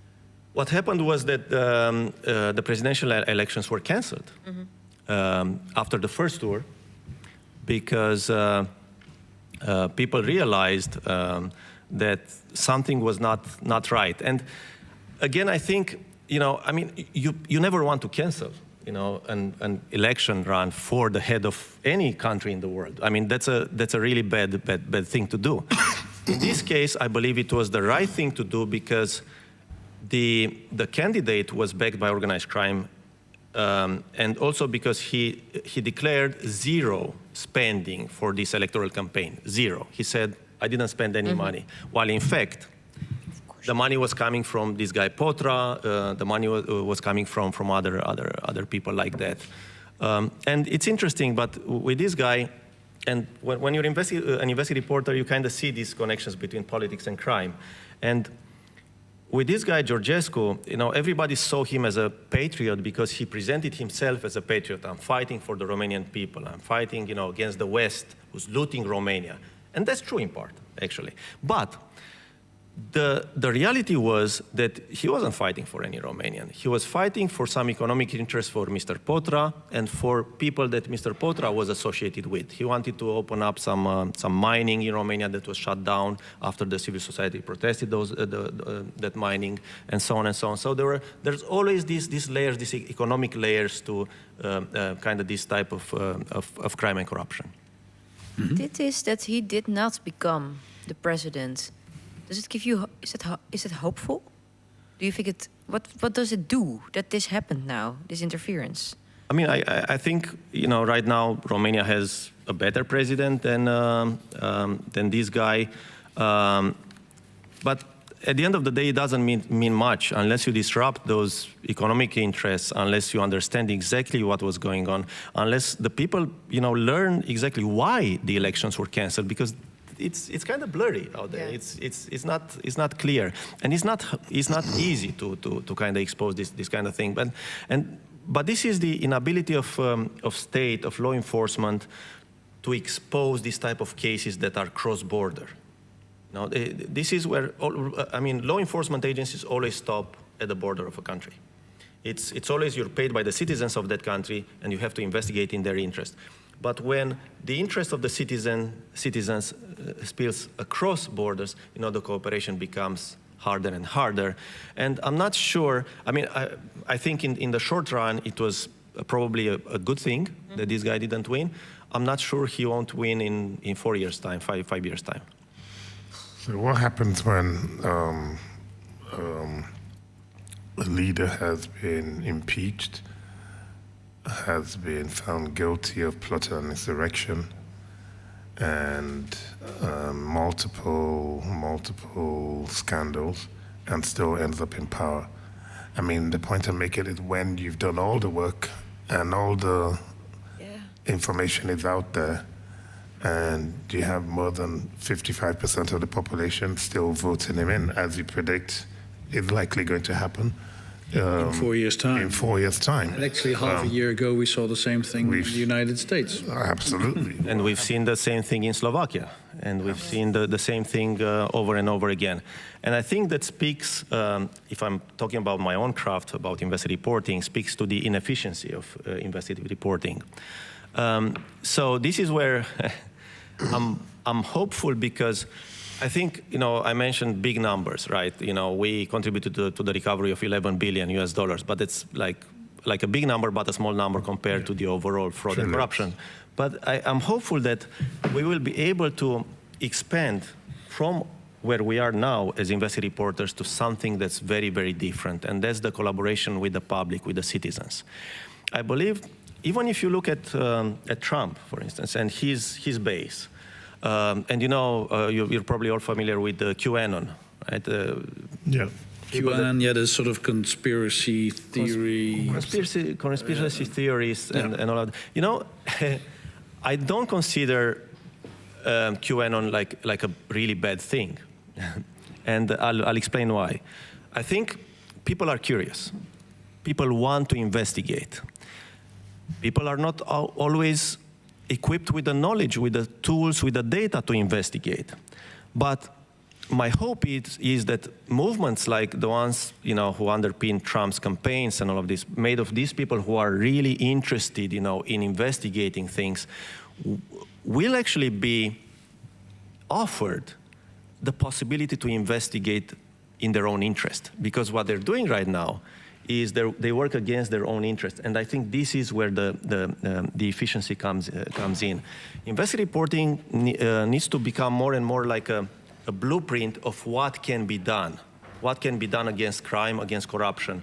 But it's ultimately the citizens who need to use these blueprints, these investigative techniques and strategies and tools, to go against corruption and organized crime, to make a much bigger difference than we can as journalists. Because the facts are important, the facts are what you provide through the investigative journalism, but we need more than facts. We need to, yes, and it's why, one of the projects that we started 3 years ago is called Floodlight, and this is a collaboration between OCCRP, my organization, and the Gabo Foundation in Cartagena, where Gabriel Garcia Marquez was, before becoming like one of the greatest fiction writers in the world, he was an investigative reporter.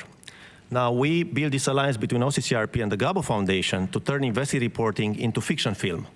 So you're right. So exactly. So going to arts, going to fiction, and we're working with very high-level film producers. The people who produce The Americans and Ozark, Erin Brockovich said, and all of that. So I think the idea is that yes, we need to expand more, towards other areas like arts. We started with Yuri here, Floodlight Gaming, where we're turning investigative reporting into video games. The idea is to inspire and to build more of this citizenry who can investigate in their own interest. And that's, I believe, the future. Everybody needs to be an investigator. At this point, I'm a little bit hopeful, and I don't want to spoil that, because it's beautiful how you describe that, truth and facts do matter, of course, in a world, which is governed more and more by kleptocrats. On the other hand, we need more than that. We need storytelling, and maybe we need art for that. Paul Radu, thank you very, very much for sharing this. And thanks very much. I think another important answer, of course, to a worldwide network of oligarchs is a worldwide network of investigative journalists. Absolutely. And you have been founding that. That's an incredible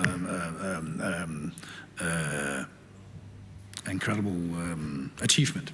Thanks very, very much. Thanks very much, and have a good trip. Thanks. Thank you very much.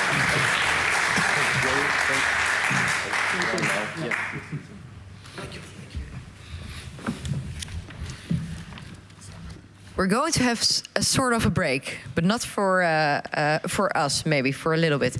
But we are going to listen to music.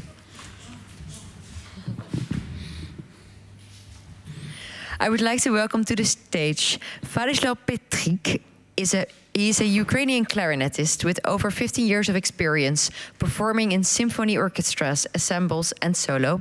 He did his master's on interpretology and music analysis in Amsterdam, and he's coming together with Neus Molero y Benito, a Spanish clarinetist who studied classical music at the Conservatorium in Amsterdam, and she has experience in performing in orchestras, ensembles, and solo, such as the Dutch Siamo Orchestra. I'm really glad you're here to give us somewhat of a moment of reflection. Thank you very much. What are you going to play? We're going to play Crystal duo for two clarinets. Okay. Enjoy. Thank you.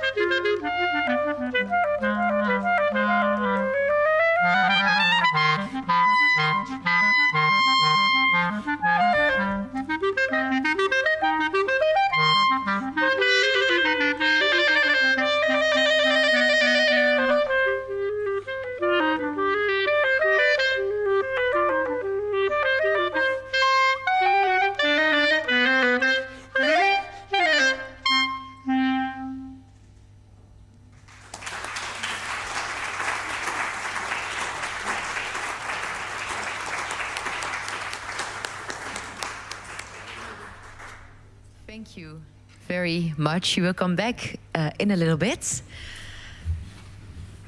We're going to go to our next panel, but I was wondering, how are you? Good. Good? Yeah, I'm fine. We're not even halfway, I think, but... No. And yourself? Good. Okay. Any conclusions so far? I like the focus on groups, and the notion of what you can do as a group and not as an individual. You shared it as well. So I feel I like the need for stronger alliances. I like that. New forms of solidarity. I think that's the way forward. Yeah. Mm-hmm. Okay. And you? I'm impressed by the strength of art. I think we came back to that all the time. It's not so clear, you know, what that would do or what sort of solution it is, but it's very strong and powerful, I think, to move people. Like you just said, you know, we need the facts, they're important, but we need more than that. I mean, and if we need more than that, that must be, I mean, the truth and the facts are some very, very powerful things.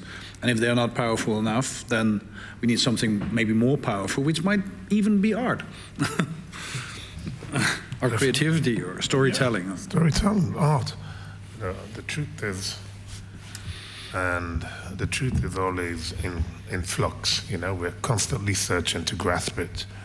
And the facts are not the truth. The facts are just the scaffolding, the building without the windows.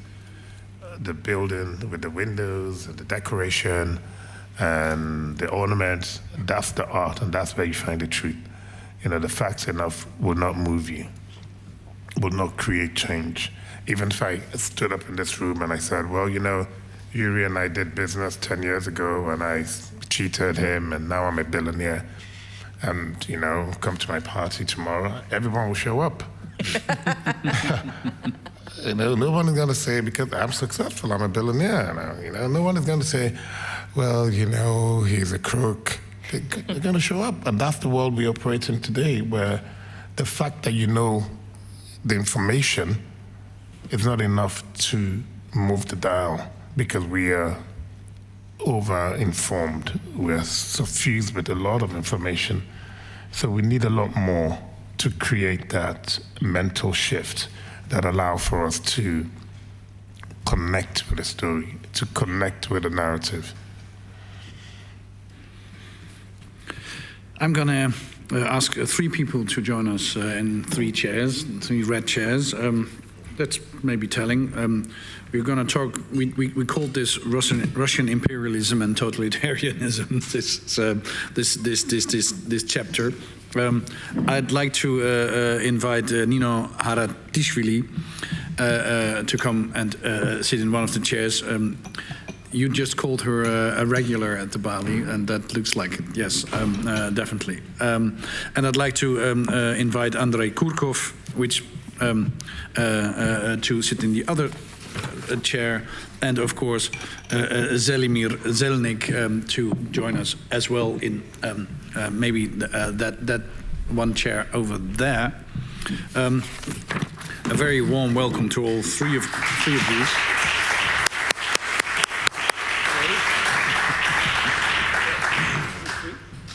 Maybe that's one. Sorry. Yeah.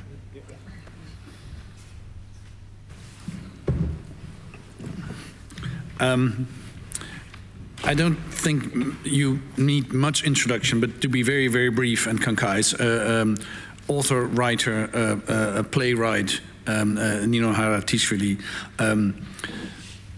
very well-known German and most of all maybe Georgian writer, Andrei Kurkov, Ukrainian writer, journalist, public intellectual, many novels written on maybe some of them very humorously, Death and the Penguin, for instance. Others made into important movies.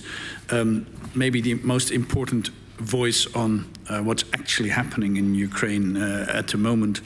And a third, very warm welcome. You were in another program already. You were here many, many years before and many times before. Filmmaker from Serbia, Žilnik, one of the central, maybe the central figure of the Yugoslav Black Wave movement, award-winning, winning the Golden Bear in the Berlinale already at the end of the 60s, still making many films. Very influential filmmaker, I would say, on next generation filmmakers. Very warm welcome to all three of you. Maybe if I might start off, in your work, I have seen many aspects of trying to point out what it is actually by ways of art, telling what it is to be living in societies which are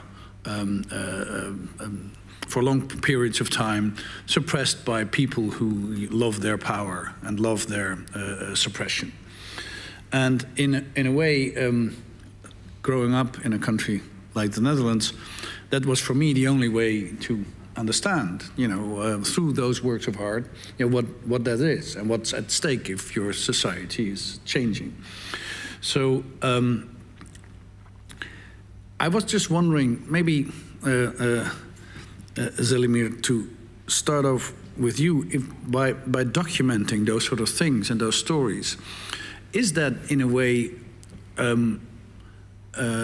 for you as an artist a way to tell the public what's at stake, or is it something totally different? Is it sort of documenting what is happening in a society and what's possible, or is that just, am I just in high school still and don't understand what it's about? Good evening. So. My experiences are actually all these last 6 years living in sort of undemocratic society. Mm-hmm. But luckily, in the time when I was very young, just starting elementary school, that was just after the Second World War, which was in our area hell, you see, because we have been completely occupied by a few fascistic states. On the west, it was Italy, see. On the north, that was Hitler, Germany, and Austria. On the east, also, there was Bulgaria, who have been somehow under the rule of Hitler people, you see. So during the Second World War, this kingdom of Yugoslavia was completely dismantled from these various sides. And fortunately, as the war was going to the end, the anti-fascists actually have been organizing better and better, most of them communists. So on the end, they finished the Second World War as a winner. But of course, that was a communist party influenced by Stalin. You see, our general secretary was Josip Broz Tito, who was a worker and who was actually schooled in Moscow. So these first years, that was very authoritarian regime, which actually did a lot of things to start somehow reconstructing the life, because we have been completely devastated, hungry, without any possibility, to repair all those houses, whatever. But then, luckily, as actually Tito's units in this final moment of war. They have been collaborating with the English and Americans in liberating Adriatic Sea. And also, in the same time, Churchill sent his son to Tito's headquarters to see, are they against the Germans, or are they just want to grab the power? And this Randolph Churchill, he informed his father, no, they are fighting, they are being killed, they are very brave, and so on and so on. So then the Tito had some sort of a space to push the influence of Stalin outside, and that was the most dramatic. But you as an artist, as a filmmaker, did you document and tell those stories as a way of educating or registering those times or those political problems, or is that a wrong way for me as an audience to look at it? So in this type of system, we have to find actually the way and to find the style and aesthetic, which we could also express the critical side of the things, you see, and also not being like rejecting the communistic system. Everybody who would reject it, he was treated as a traitor. As a traitor, you see. So a certain amount, a big amount of actually communists who have been very brave during this war, whatever, they opted for Stalin. And Tito's regime, they have been close friends. He put them actually in type of gulag on one actually island of the Adriatic Sea. So about 20,000 people whose voting was for Stalin and against Tito, they really suffered, tremendously harsh time, and about 20% of them died. And of course, we artists, we understood that we are living in one system which is not open for debates, open for various options and so on. But of course, in the same time, as it was this communistic approach, they have been promising that actually the working people will be more and more with better condition, not only to live, but also to create, and so on and so on. So after 10 or 12 years after the war, our Communist Party made one of the most progressive party program, where they declared that, speaking about art, there is no borders, you see. So the art is here actually not only to reflect what's going on, but also to encourage the changes, you see. So as we have had that in our party program, then of course we could question the situations. We could actually somehow come in the dispute with the bureaucracy, which we actually have been marked as a Stalinistic influence bureaucracy. So in one moment in the 60s, the art in Yugoslavia had atmosphere in painting, in music, in film, in the theater, to be among the most free, most provocative, and in very good relationship with the European artists and even American artists. This came, I suppose, also because American ideology wanted somehow to to show this freedom of that country, and was selling a tremendous amount of films and tremendous amount exhibitions, visual things. So when I was 25 years, together with my friends, filmmakers, we have been invited in Museum of Art with our films in New York, with like 20, 30 films.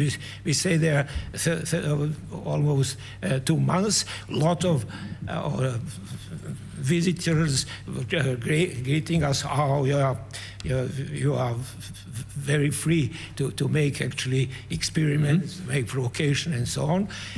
I remember when he'd been invited in Andy Warhol's factory. You see, we feel ourselves, we are much greater artists than Andy Warhol himself. And Andy Warhol spoke with us in Russian language, as he's actually from Ukrainian family. You know, Warhola is his. Yeah, Warhola. Yeah. So I mean, it was. And I remember I was very young. I remember then. Alaya Kazan came, and he said in our language, "I'm not Alaya, I'm Ilya from Macedonia. So I'm your friend. Can I be somehow in your? Can I send something to be realized in your country?" But this very open-minded situation did not last much long. Somehow the film in one moment came under the pressure, so we got quite a few of, I would say, maybe about 20 best films which have been and most free and most progressive.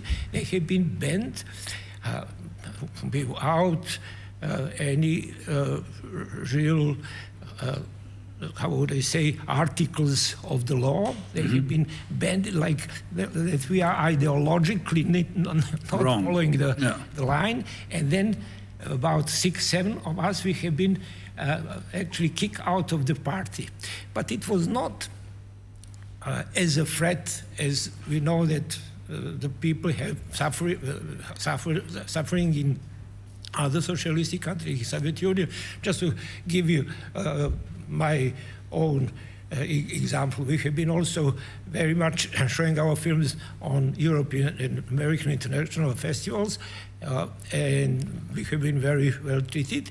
And then after one Berlinale, when I came with awards, whatever, being then 27 years old, so the party organization I was a member in, they made a session. I said, let's see anti-communistic Žilnik approach and criticize him. So they start to curse me, but without any arguments. And of course, all of us have been very well informed about the party program, about the situation in the country. So I was fighting 2 hours and shouting and whatever. And on the end, they said, but here is German newspapers from the festivals. We see you are shaking the hands with Daniel Cohn-Bendit. I said, yes, of course, because Daniel Cohn-Bendit was leading one youth festival, and I was also having one film on that youth festival. But they say, don't you know that Daniel Cohn-Bendit is Trotskyist? I said, to be honest, I don't know. But if you are so close to Daniel Cohn-Bendit, you are also Trotskyist, and we will kick you out of the party. Mm-hmm.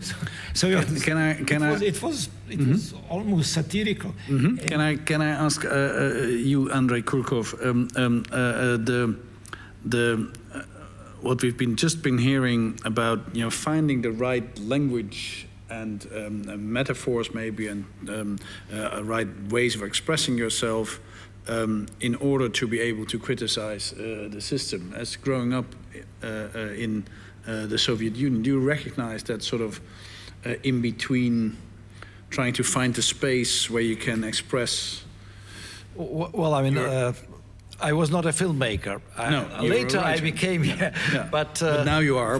For writers, it was much more difficult than for filmmakers, because somehow the communist establishment considered that if somebody is already allowed to make films, we trust him or her. And then actually when the film turned out to be critical or not to the likings of the Communist Party, they would put it on the shelf. They would ban it, or they would say that there will be no public premiere, and in 5 years it will be shown on TV. So, I mean, it was a different approach, because actually if you write something that they don't like in the time of the censorship, you just don't have it published. And then you are on the blacklist and nothing will be published at all, whatever you write, and then you are not allowed to write articles for the newspaper if they don't like you. But, I mean, film people were always privileged. Well, but with one exemption, we have not been employed. We have been freelance. Yeah. See? So that means if they stop you filming, you will not be invited in some other studios, because film technique in this time till '88 was very complicated. Everything was done on a negative. You understand? Yes, negative. of course. You know, only for simple long film you need 15 kilometers of negative. So it costs almost 60,000 euros just negative. Well, which means that actually filmmakers forced socialist system to collapse, because they took all the money from the budget of the socialist countries. No, look, films have been also making a lot of money. You see, and we rarely have had the films which are in minus. You see, because why? Because the film is watched very broadly. You understand? Yeah. So that was not a problem. Problem is that actually the production was only in this, one can say, state-owned studios. Of course, we in Yugoslavia we have had this like workers' council, where we could have, where the people who are employed, they have also their voice in judgment. But if you are now on a party meeting, you are kicked out, then you cannot knock on the door of the studio anywhere. But coming back, Andrei. Yes, I just want to mention Sergei Parajanov, who managed actually to make beautiful films which were not shown at all. Yes. But still he was given more and more chances to make new films. But one more thing which is very important for my childhood. As a child, as a student, I was sure that all American films about cowboys are produced in Yugoslavia. Yeah. Yeah. And you know which films I mean. But you know, so you had an industry, you had a powerful industry, which was like Yugoslavia was Hollywood for the socialist countries. Yeah. Mm-hmm. Why it was Hollywood? Not only because our films have been produced in Yugoslavia, but because the Western countries have been coming, Americans, Germans, and Italian, in a big number for the big spectacles, as actually our labor was much more cheaper, and we have had the nature and the lakes and the mountains, which have been, you know, very wild. So these co-productions, they help it much, but we who have been not punished, but excluded somehow, we had to run, if you want to continue filmmaking, to run abroad. And our borders have been open, you understand? Yeah. And afterwards I have heard that our politician says, yeah, we have been happy to see you running in Western Europe, and just hoping that we will catch you, that you allow some sort of backwoods and some sort of, you know, pro-American produce and so.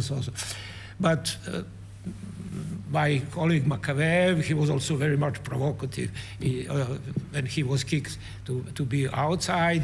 I was also very well received in Germany, because I knew this young generation, you know, fast been there.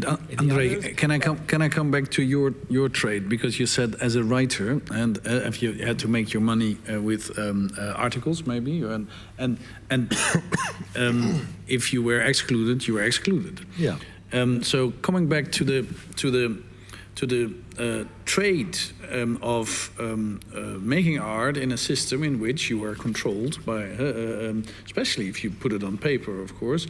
Do you recognize that sort of habit of looking for the places where you can express yourself and still be published?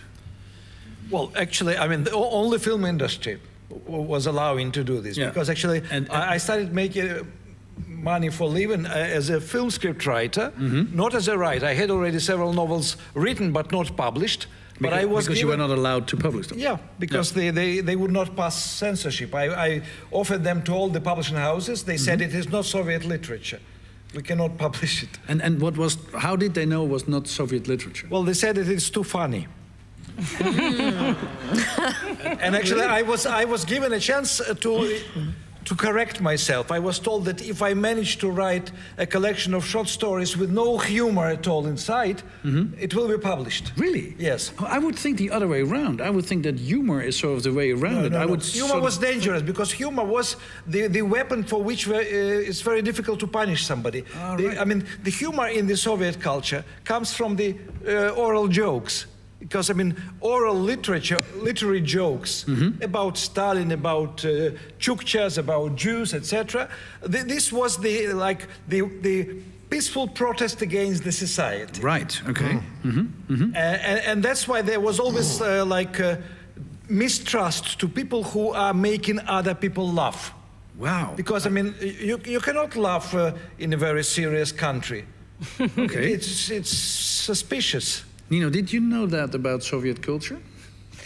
Kind of, yes. I mean... Because you've been writing about Soviet culture a lot, and being from Georgia. I mean...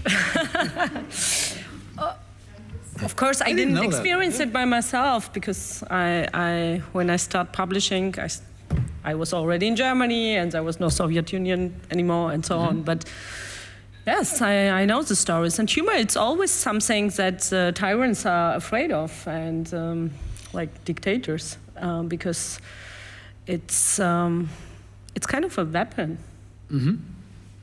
I can tell you a very short story, because I mean, the Soviet jokes were killed actually before the collapse of the Soviet Union, in perestroika time, when the private publishers could publish these jokes. They had whole collections, books filled with the oral jokes from the previous 50 years. They were published, they were bought, people read them, and then once it was published, it stopped being interesting. And before that, there was only one case. So perestroika killed humor on... perestroika killed alcohol and humor.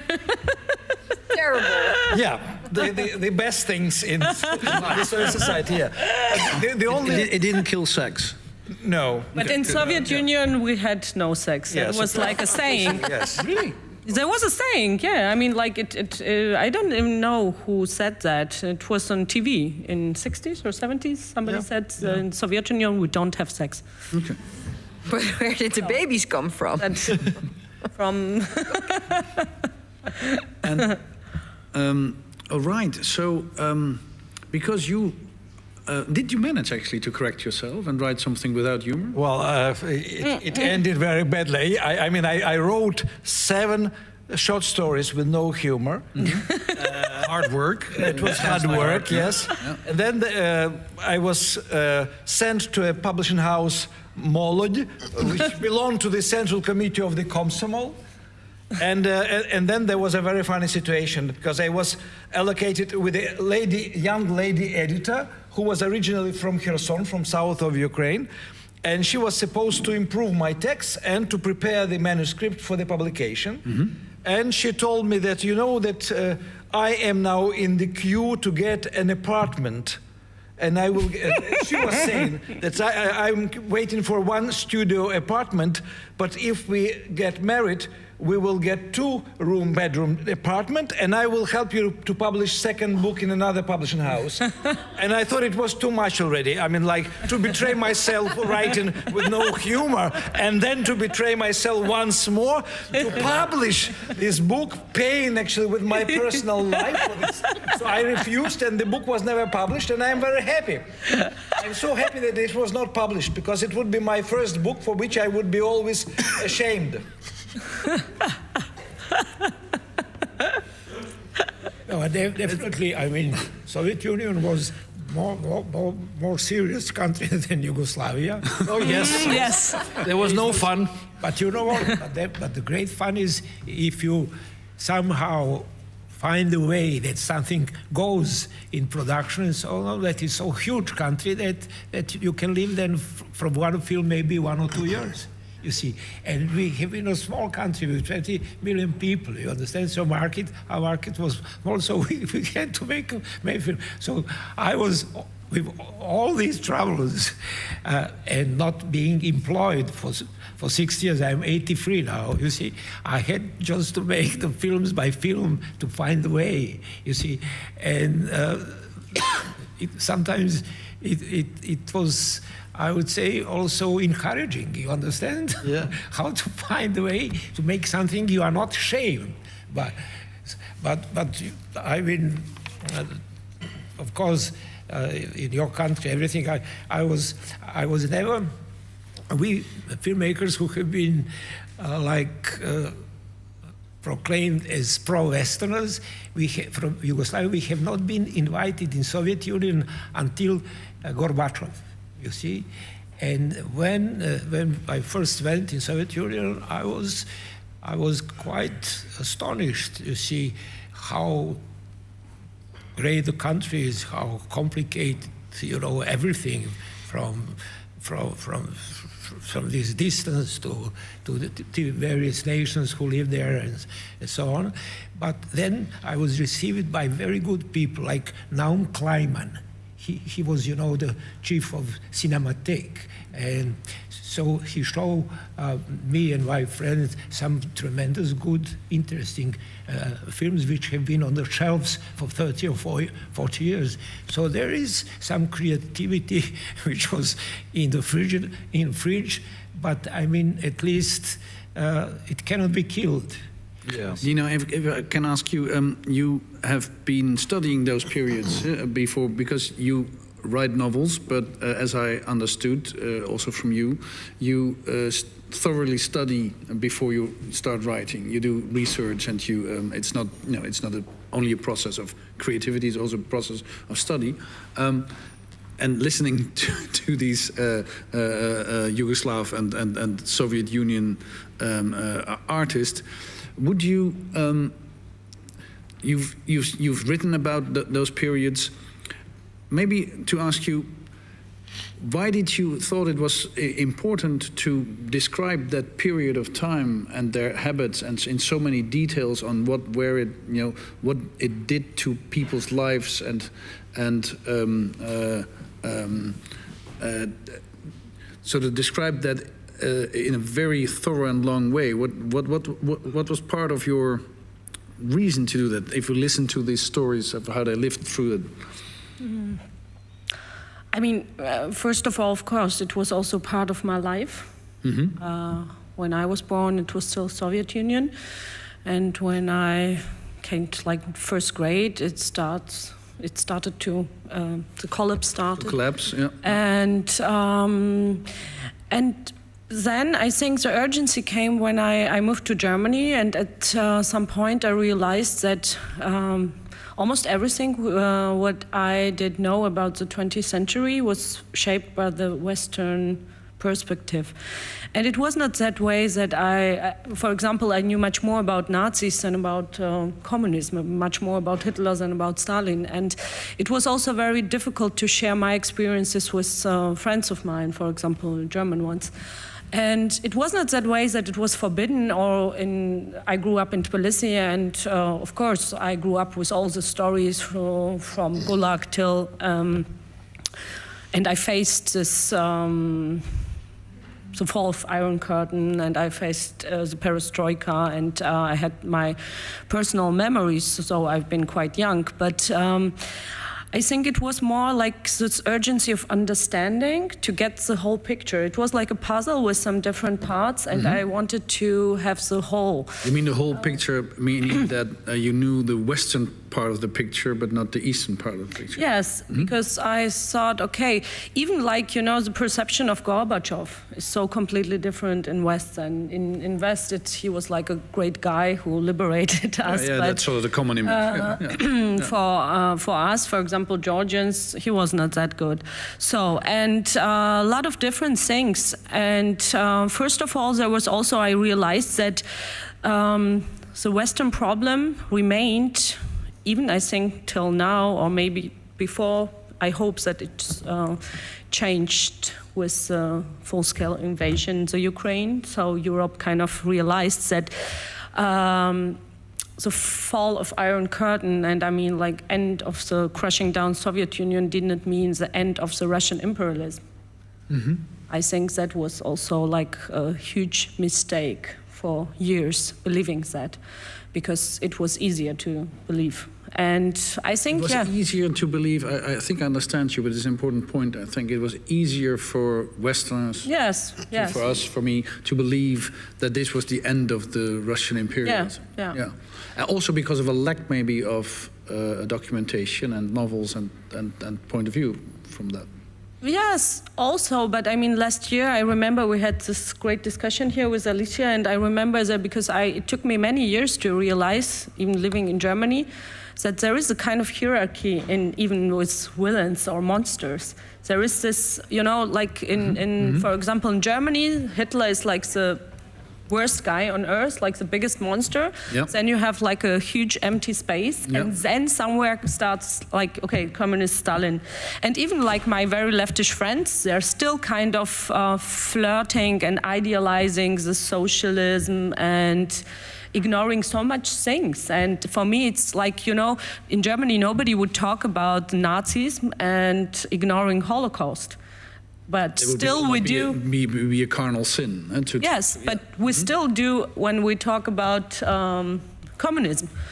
So, okay, there is some Solzhenitsyn and some Shalamov and so on, but still it's not this awareness, it's not the same. That's an important thing you're saying there, that you realized after quite a while that there's a hierarchy in villains, in evil, sort of. And the Western evil is eviler. Yes, there is a kind of a opposite of, I don't even know, I don't even have the right word for it, kind of hierarchy, like colonialism, there is like a... Reverse colonialism, we are the most evil because it's Western. Yes. Even our villains are the best. It happened to Europeans. That's interesting as well. Because it happened to Europeans, so it's a different way of thinking about it. But also, I think there are other factors when we think about communism and the collapse of the Soviet Union. Obviously, in '56, when there was de-Stalinization, there was an active effort to sort of break down de-Stalinization. What more can I say? And so that really went to an extent in liberating some of the fallacies. Obviously, in terms of raw numbers, in the hierarchy of monsters, I think, or if you talk about people who died due to, then I'd say Mao would be number one, Stalin number two, and maybe Hitler number three in terms of deaths. Yeah, in terms of, yes. So, these stories are not told in the West. For example, yes, it's also like using the term of colonialization. It's a word we don't use in when we speak about Soviet Union, but it's exactly the same. So this is also I'm thinking about this stuff a lot recently. Andrei Krugov, would you recognize that sort of Ukraine lived through hellish periods in the 20th century? Well, would you recognize what Nino is saying? Well, if you compare history of Georgia or relationship between Georgia and Russia before 1917, it's the same actually, almost the same. Although it was worse for Ukraine because Russia was not forcing Georgians to forget their culture and language. Because Georgians always remained different, and they were treated as exotic, nice, different people who belong to us because it will be boring without them. Sort of kept sort of nicely kept southern strange tribe. But is that because Stalin was Georgian? Well, this is also important, actually, and the Georgian Bolsheviks were quite important in the 1917 revolution. Orджоникидзе and the whole gang. Ukrainians were more similar to Russians. That's why Russians wanted to assimilate Ukrainians, to force them to forget the language and culture and to become Russians. What is happening now again? Exactly what's narrative is happening now, and what we've been talking with Yermolenko and Applebaum yesterday, but now to the sort of cultural impact, would you recognize the fact that there's sort of a hierarchy in which, and maybe that's partly explaining our sort of late reaction to the invasion of Ukraine, because we don't recognize it as a real evil. We just recognize it as something which is happening in the East, and Well, I mean, in this, it's not Hitler, and maybe we even think in the Soviet time, of course, Hitler was, as well as in Europe, was evil number one. But after the collapse of the Soviet Union, actually, Hitler was replaced with Stalin and with the Bolshevik system, because then actually Ukrainians learned about Holodomor, about artificial famine, and but that was not in the West, right? Sorry, it wasn't. It was not in the West, and it was not actually shared with the West. Yes, the deportations, actually, all the tragedies of Ukrainian history showed that actually it was happening before Hitler. I mean, Ukrainians were subjugated and assimilated and punished for being individualists and not collectivists in 1920s and 30s already. So that's why actually, I mean, the narrative of Putin that there is a fascism in Ukraine. There is no fascism in Ukraine, but there were people who were hoping that Hitler will free Ukraine from Stalinism and from the horrors of the artificial famines, etc. Yeah.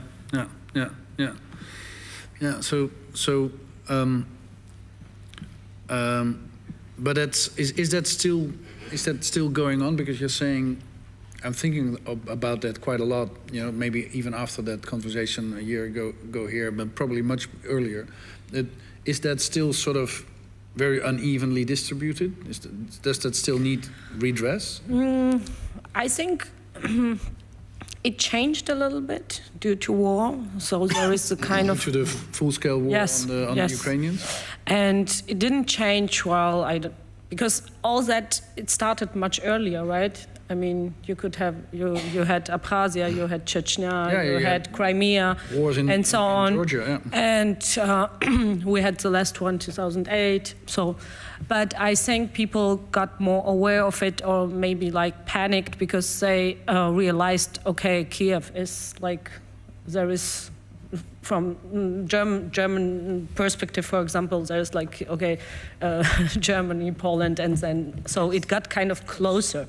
I think that was this waking up moment and starting to realize, okay, we have to deal a little bit more with the Eastern history, maybe. I kind of hope that, but I don't have a feeling that it's happening like in all the layers of society. And yes, it's interesting because I'm astonished by myself that I didn't really realize that before. So now I'm kind of working or trying to figure it out and write about it, but it's difficult. It's not that easy because of course it's not that black and white and so on, but there is a big gap in this,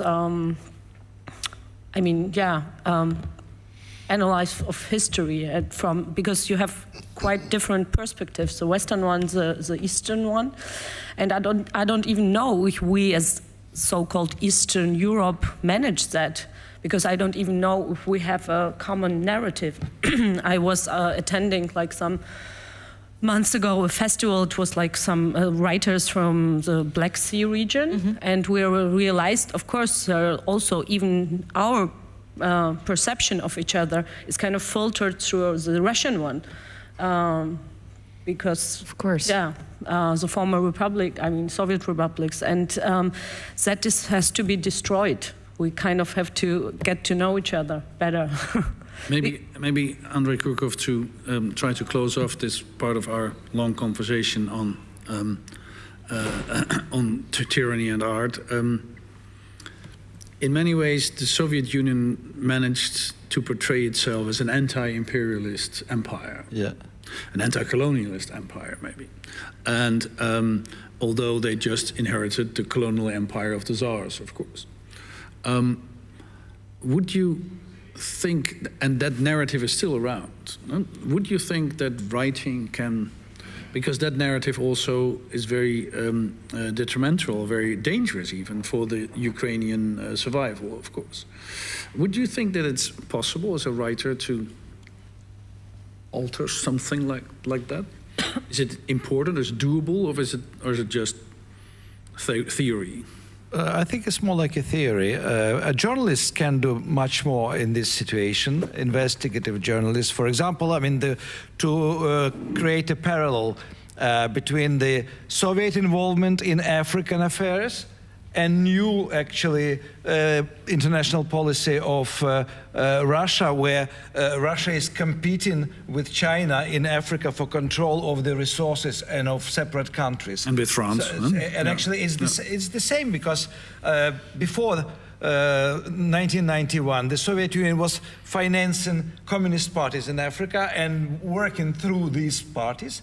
And now they're just collaborating with the regimes, and mostly with military regimes which were not elected.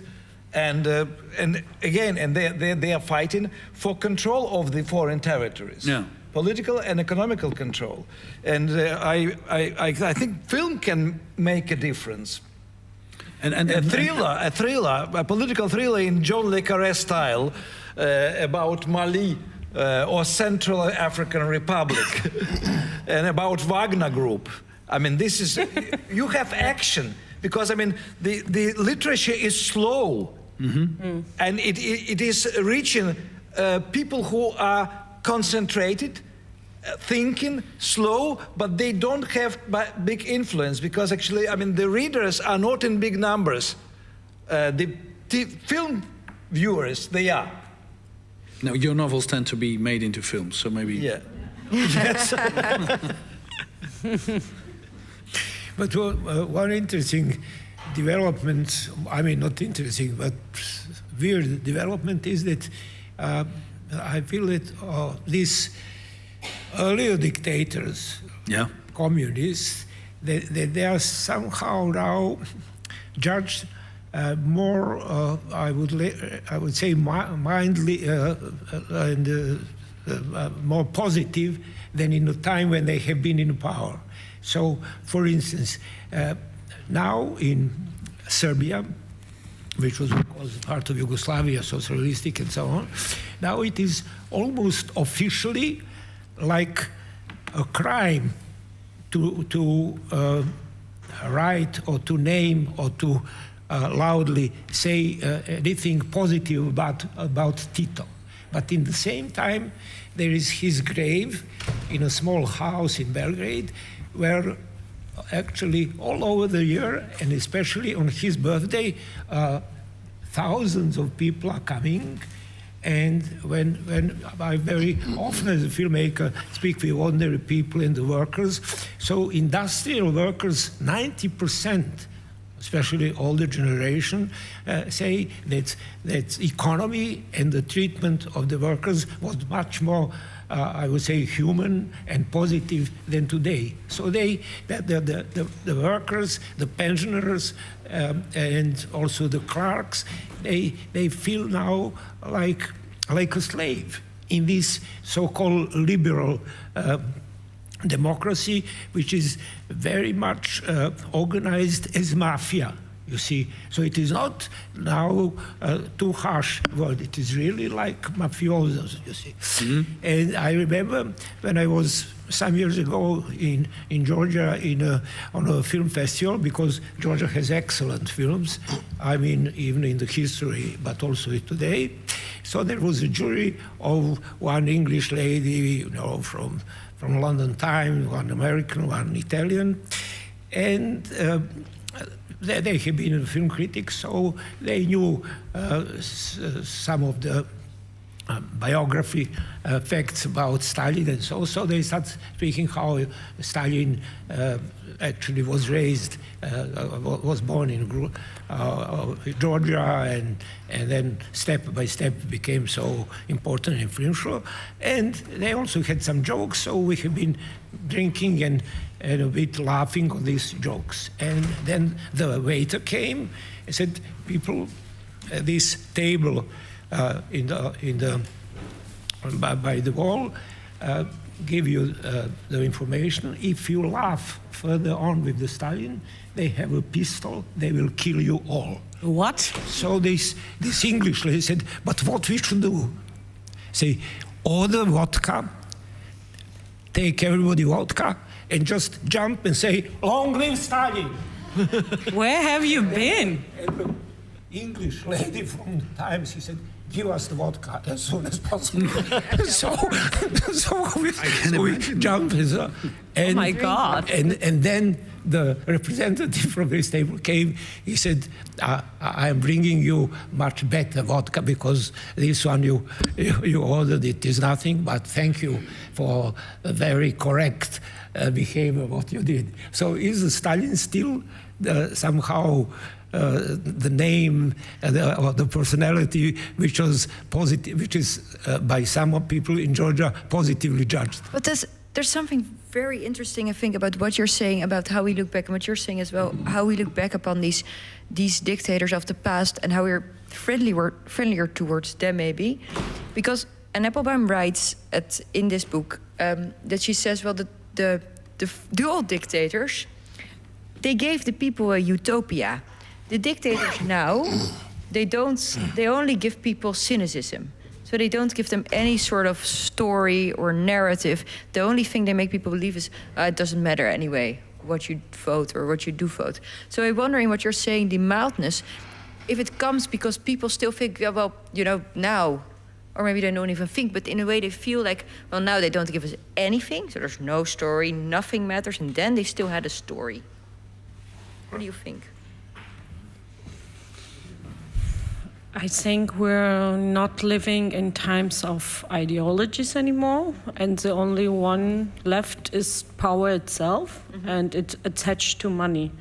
And it makes it even more dangerous, maybe, because it's very opportunistic. And this is what I mean, like, have a look at Putin, have a look at Trump. It's the same everywhere. I mean, I'm not romantic about ideologies. No. Not idealizing them. It has not been better. But somehow I think that if somebody believes in something truly, it makes him kind of predictable, more predictable. If somebody doesn't believe in anything and it is changing totally, it can change like from day to day, and it's a kind of a shocking mechanism that does work right now. Because now I'm very much kind of obsessed by, for example, in Germany, there's a second party that won was AfD. Yeah. It's a far-right party. Quite shocking that it's happening in Germany. And one thing that I'm really obsessed with and I really want to understand, it's not, the head of this party is a lesbian woman, married to a woman. The lady who she is married with, I'm not sure, but she's from Sri Lanka, I guess. They have 2 kids. And she lives in Switzerland and pays taxes there. So the whole politics of this party is about racism and homophobia and taxes. They're kind of obsessed with taxes and, of course, nationalism. Yeah. And what I'm obsessed with, much more, because she is kind of, okay, I can get it. She's an opportunist. It doesn't matter. She's not representing anything. It's all about power, only power. But what happens in the heads of the ones who elect her? Because it's like, when I'm a Catholic and I go to confess to a priest who is surrounded by prostitutes and drinking vodka. Yeah. It doesn't really make sense, because if I do believe in something, I want somebody to represent that all, right? But how can she represent all that values? And this is what I'm kind of obsessed with, because I don't know what is it about? How does it work? I don't know if it's a new type of... I think we are coming to the core of a big problem. A lot of people, 51% of the Americans elected somebody because he's a criminal. The same happened in Poland. Everybody knew that he's a woman trafficker or a pimp. You're describing it very concisely. What's happening? And I don't think we quite figured it out. But it might be true that without ideology and with only money and power, it becomes even more ununderstandable what's happening to the autocrats and to us. Yeah. Yes, kind of, yeah. It's really shocking because every time you think, okay, I got it, they change it. Yeah. And you're like thrown into cold water. I'm going to thank you very, very much, all three of you. I wish we have 8 hours, but I wish we had even more. Wonderful, wonderful conversation. Thank you very much on especially your work and your amazing pieces of art, but also for being here. Thank you. And I think the topic of the hierarchy of evil, of villains, is very important because there are so many vacancies. They should be filled, they should be promoted, because of the absence of this hierarchy, people are looking for villains to choose, to elect, and then to put them there. You're absolutely right. Yeah. There are a lot of vacancies. Yes. Thank you very much. Thank you. Thanks for inviting. Thank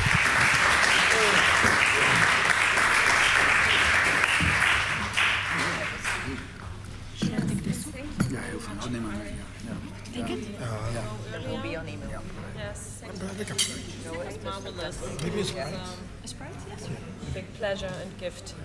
If I don't tomorrow, but I will stay a bit. But if you don't, because you have a long way to go, still. Thank you very. Thank you. It was a pleasure.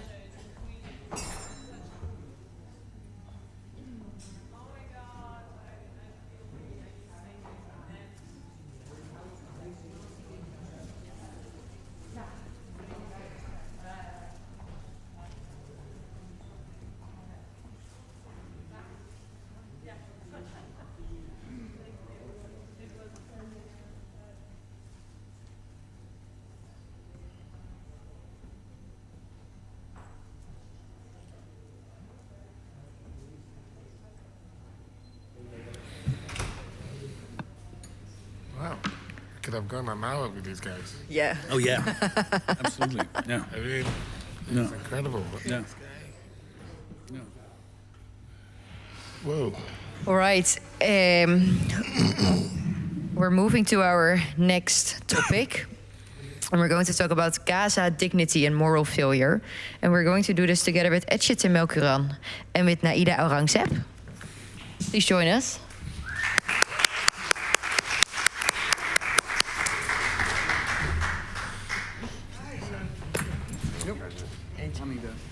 Hi. Hello. I don't. Hi.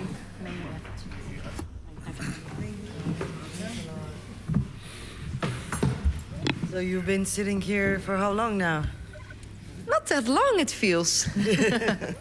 I think about 4 hours. We've got 4 to go. Hans Ulrich Obrist does this for 24 hours. Yes. So. Yeah, so this is, you're absolutely right. Yeah. Just practice. Incredible what you're doing. Bravo. I'm going to briefly introduce you both. Temelkuran is a Turkish journalist and writer. In 2012, she was fired from the Turkish newspaper she was working for at the time for critically writing about the Erdogan government. In 2019, she published How to Lose a Country, the 7 Steps from Democracy to Dictatorship. Thank you very much for being here. Thank you. Naida Aurangzeb is a Dutch Pakistani presenter, documentary maker, and writer. In 2005, she wrote a book, Verdreven Palestijnen, a collection of stories from Palestinian refugees in the camps in Lebanon, Syria, Jordan, Gaza, the West Bank, and Israel. And in 2021, she wrote Hey Lekker Ding. How do we pronounce that? Hey Hot Woman? Maybe something like that? Hot Chick? 356 Days Women. I'm just going to translate them in. And the other book, 356 Days Netherlander or Dutchman or something like that. And it's about her experience as a woman and a woman of color in Dutch society. Thank you both very much for being here. Maybe Naida, to start with you, because you said something not too long ago in a program that I watched that really touched me. And you said, when watching what is happening now in Gaza, when after the election of a party in the Netherlands that is so openly racist, I felt, and you used the word grief, rouw, grief. Can you tell me what this grief contains of? Can you tell me how it feels?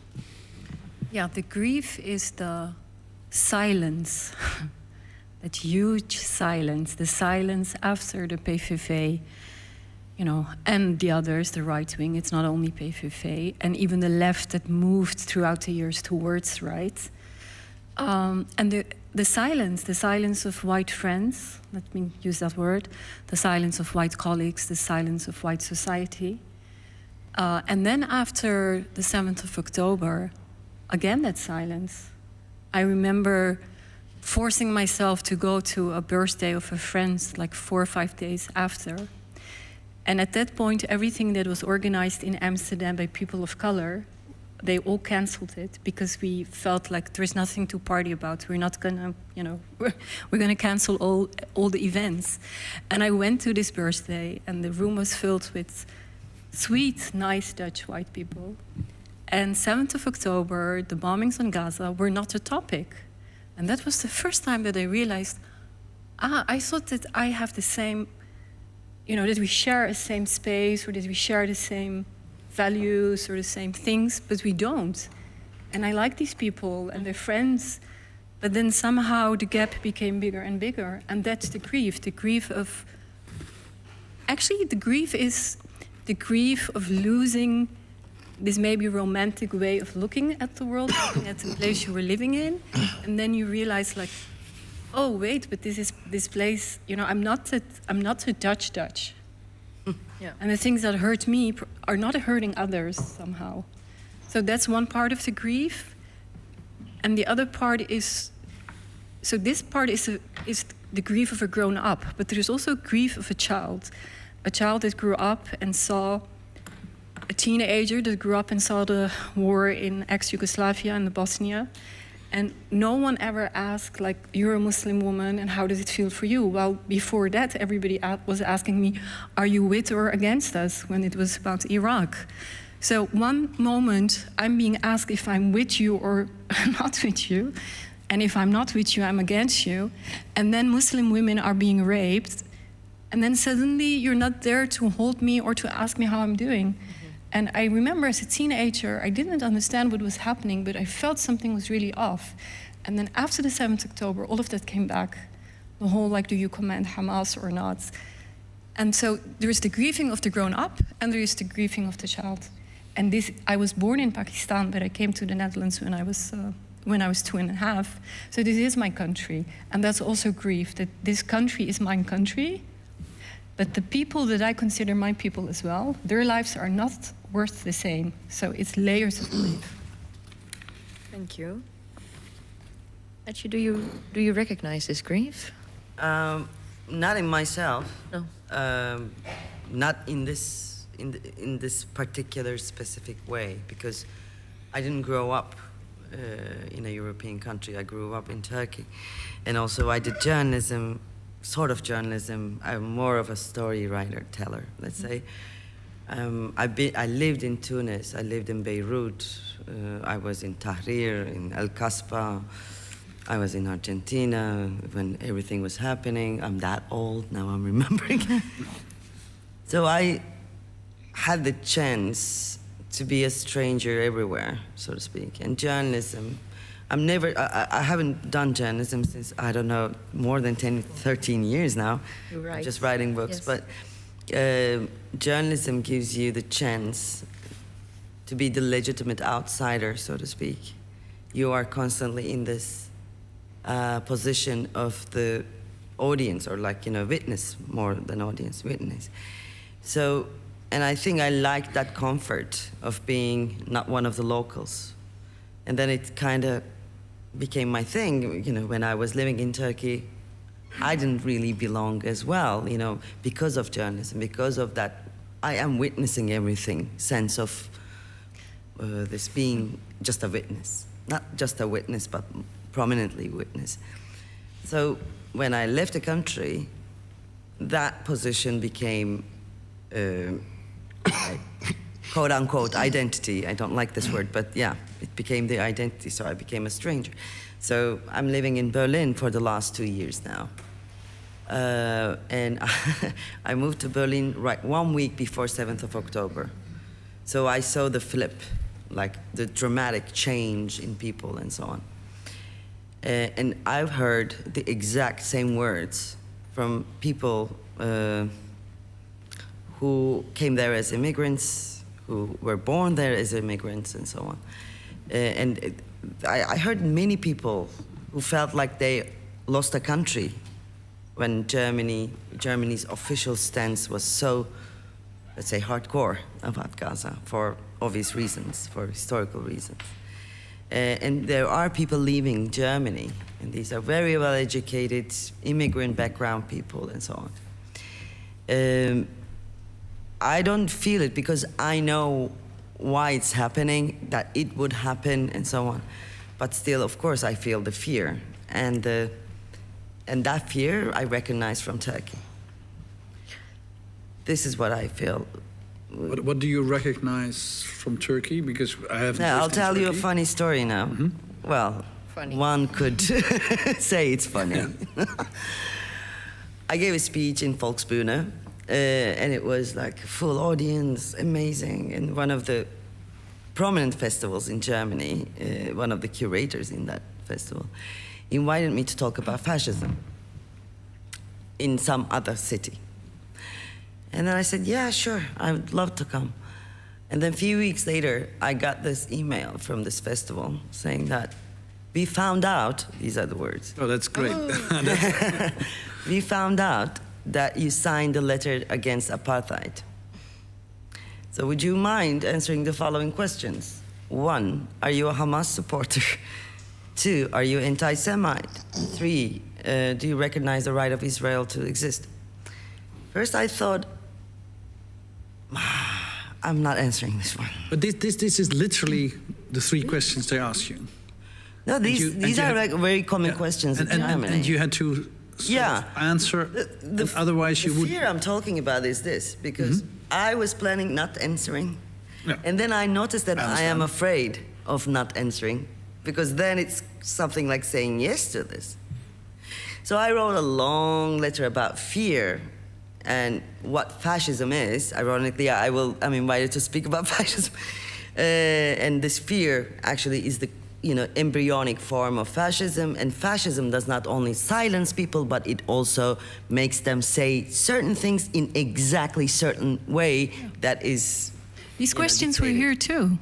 We had also like there were, in the beginning different.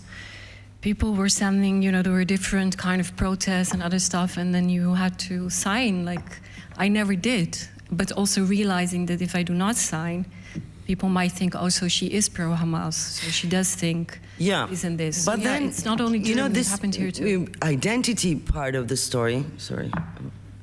I am not sure about that.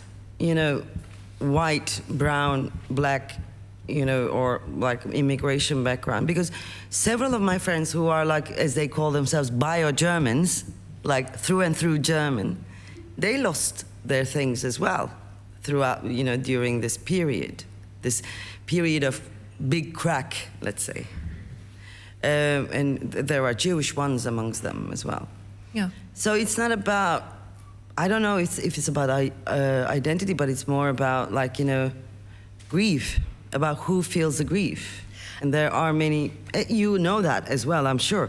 There are very, very super white people, neon white people who are feeling the grief It as is well. an I think the consequences, I'm also a journalist, and I was for the last 20 years. And one of the reasons I left journalism is because at a certain point I had to make a choice. Like, so even as a journalist, being the outsider, which I like that position, but then the lonely part becomes that there is a difference, then there is an identity. If I say the same as a white journalist, I am being punished much harder. So what you see, the grief is there, and within the context of Dutch society, we can be on the same party or the same meeting and say the same things, but the consequences for people of color are much harder. So one thing I have to, you know, in support of your observation, let's say, and that grief that follows it, right at this point, AfD was coming to power, and there were these massive demonstrations in every city in Germany. People went onto the streets in hundreds of thousands, and it was really spectacular. So Der Spiegel asked me to write a piece about it. And unfortunately, I wrote what I saw, because this was so funny.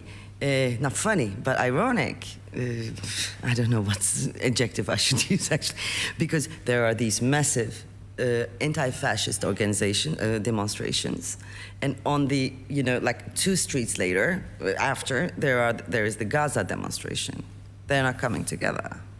It's because there is a fear on this side, anti-fascists, that they don't want to be illegitimate, so to speak, you know, going with the Gaza demonstrators. And these Gaza demonstrators do not want to be sterile, like on the other side. So I wrote about this, like, you know, yeah, anti-fascism is great, you should do this more, but why is it so white?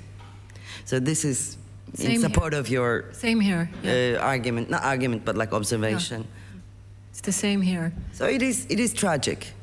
This is, you know, overall, if we are talking about grief, this is grief to me, because we thought that I am 51, I'm turning 52, when, you know, and I'm shaped by the way, Jewish German thinkers, early age, 15 years old, I was reading Hannah Arendt, Walter Benjamin, and blah, blah.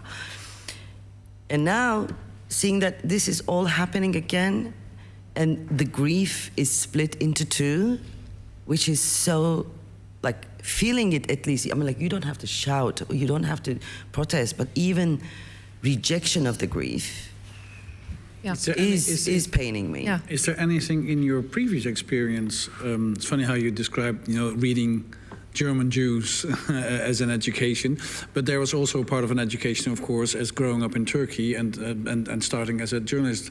And probably I'm interpreting, asking you, was there a similar grief when you left Turkey, and did that experience sort of taught you anything about the present and how to navigate the present? Absolutely. The thing is, we were talking outside, and when you're introducing me, rightfully so, you mentioned that, you know, I was fired and so on. Mm-hmm. When you're coming from that part of the world to this part of the world, they love the story of this intellectual woman coming to us, running from the barbarians, throwing herself to the arms of her. You know, civilization. First of all, that narrative is no longer true, and it gives me this meaningless job of telling my victimhood story, which I never did. So the grief, I lived in Turkey, was translated to here by How to Lose a Country. Yeah. But it wasn't the story of Turkey. It was more like, okay, I came from Turkey, I'm seeing what you're going through, I'm going to tell you your story. Don't ask me my story, I'm going to tell you your story because I know what you're going to go through. Yeah. Which happened eventually, whatever I said in How to Lose a Country. And the grief now teaches me this kind of grief, having lost a country, I say. Exactly. Yeah. And seeing other countries being lost. That grief teaches me humility. And I want to talk about humility all the time. Like, let's drop the act. We're losing everything. Could you explain it a little bit more? Yeah, sure. Why? Yesterday we had this magnificent event here with Marike and Rosalie. And I talked about this a lot.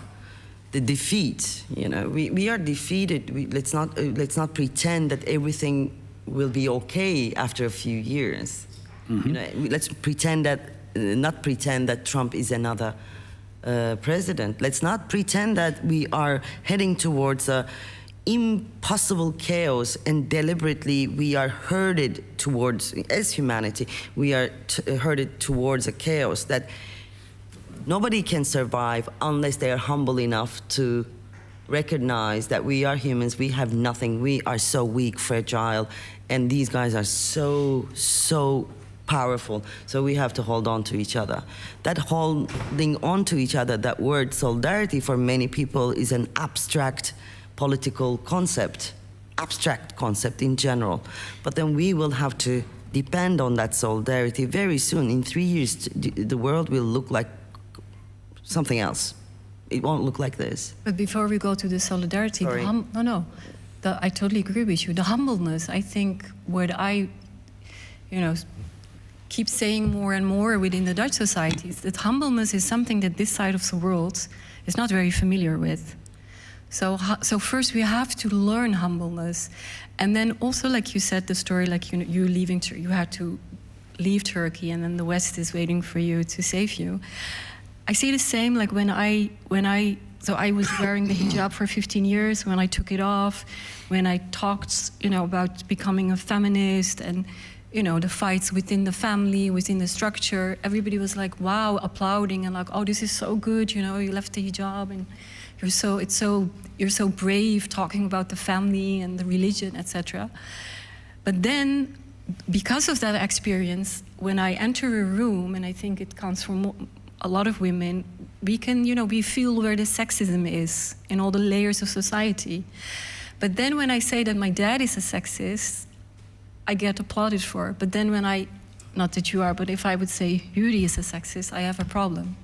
So somehow this experience that you have, it's a lived through experience. It's not only our head, it's our bodies. We know.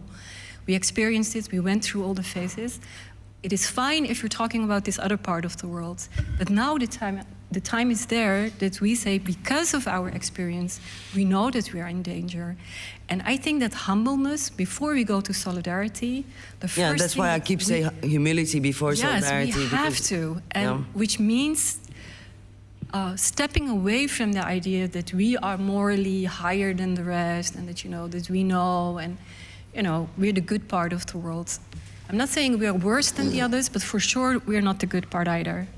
And we're kind of, so it's hard for people to wake up. And then I feel like if it's so somehow, or maybe some giant white man or women have to stand up and say, and now you're going to be humble. So it's harsh. Yeah, I'm curious to ask, because I spend a lot of time in Berlin. When Gus first I lived there because, I do pay taxes there, but... Oh, no. I do. Wow.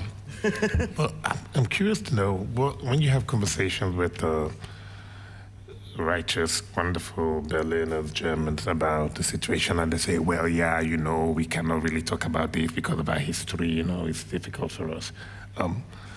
And I really like the idea of thinking about it as not a racial conversation or a conversation about identity. And I try to break it down and I say, that means you haven't really learned your lesson from 80 years ago, because this isn't a racial conversation, it's a question of humanity. Mm-hmm. If you're failing to see humanity and you're saying, well, what we did to these other people, it's not a racial conversation. It's really This simple. Is what I was going to say. When I was growing up, I was, shaped by, this was the continuation of that. I forgot to say. These things were considered primitive. Talking about identity. Yeah. What do you mean? Because there was this ideal of humanity, humans, thriving and being in solidarity and so on. We weren't talking about identity. We weren't talking about representation.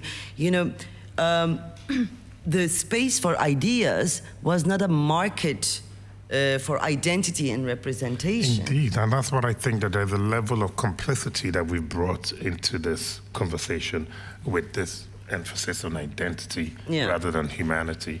And it's almost like... In the Netherlands, I think all the food has identity. When I had an Israeli friend coming over and asked, do you want Turkish pizza? And then I said, do you want Moroccan bread? And then he said, what the fuck is this? All your food has identity. So I think we are a very identity-orientated society. So potatoes are probably Dutch potatoes. Of course. Well, you never Smashed know. potatoes. it's a kind of hypnotism, you know. People are lulled into this lazy way of thinking about the world, you know. It's completely antithetical to the way we should be, in my view, we should be navigating these conversations, because as I say, you know, if you're looking at humanity and you're talking about the very concept of humanity, I don't understand why you're telling me that, well, because of those things that happened 80 years ago, I cannot be a human being. That is absurd, you know? So these are the big conversations that I think, you know, we've also, you know, being traveling the world, I mean, in my skin, I know what it is to, you know, to navigate various conversations, various spaces. And it comes back to the same question of, you know, how do you make yourself heard? How do you make yourself seen? How do you not be invisible? How do you, you know, keep your voice at a pitch where you're completely not erased, you know? This question constantly comes up, but then I think there is a problem within the unsaid part of the question. When you say you, like, do you mean a person? Within the context, You know, because- that's a great question. I reduced it to the individual, and that's what I. This is the problem, I think, because you are only heard if you speak with other people, if you talk, if you scream with other people. That's it. No, but that's solidarity then, and that comes with a different level of. I'm going to just fast track a few thoughts very quickly to say. I really, truly love the concept of grieving and lamentation, because, you know, these are the spaces that, you know, if you walk into a zoo or in the safari and you see a lion grieving a lost child, you recognize it, right? You can tell if you walk and see an elephant mourning. It's something that is guttural and very human, very alive, very much embedded in every life form, something that you allow yourself to connect, to stay connected. And if we lose that, and I find that this is my big concern within the current conversation or within the current witnessing the genocide, is people have switched off an aspect of their humanity to not be able to grieve or lament. Sorry. No, I'm too compassionate suddenly. I don't agree with this. And there is this famous concept. Yuri, what are you going to do? Just make sure that you're heard. Thank you. And there is this concept of compassion fatigue, for instance. People not are compassion numb. fatigue. I know. You're talking about numbing themselves. They're shutting out the entire thing. They do not want to grieve. No, they are not. Exhausted of compassion. They are not. Never had it. They're not numbing themselves.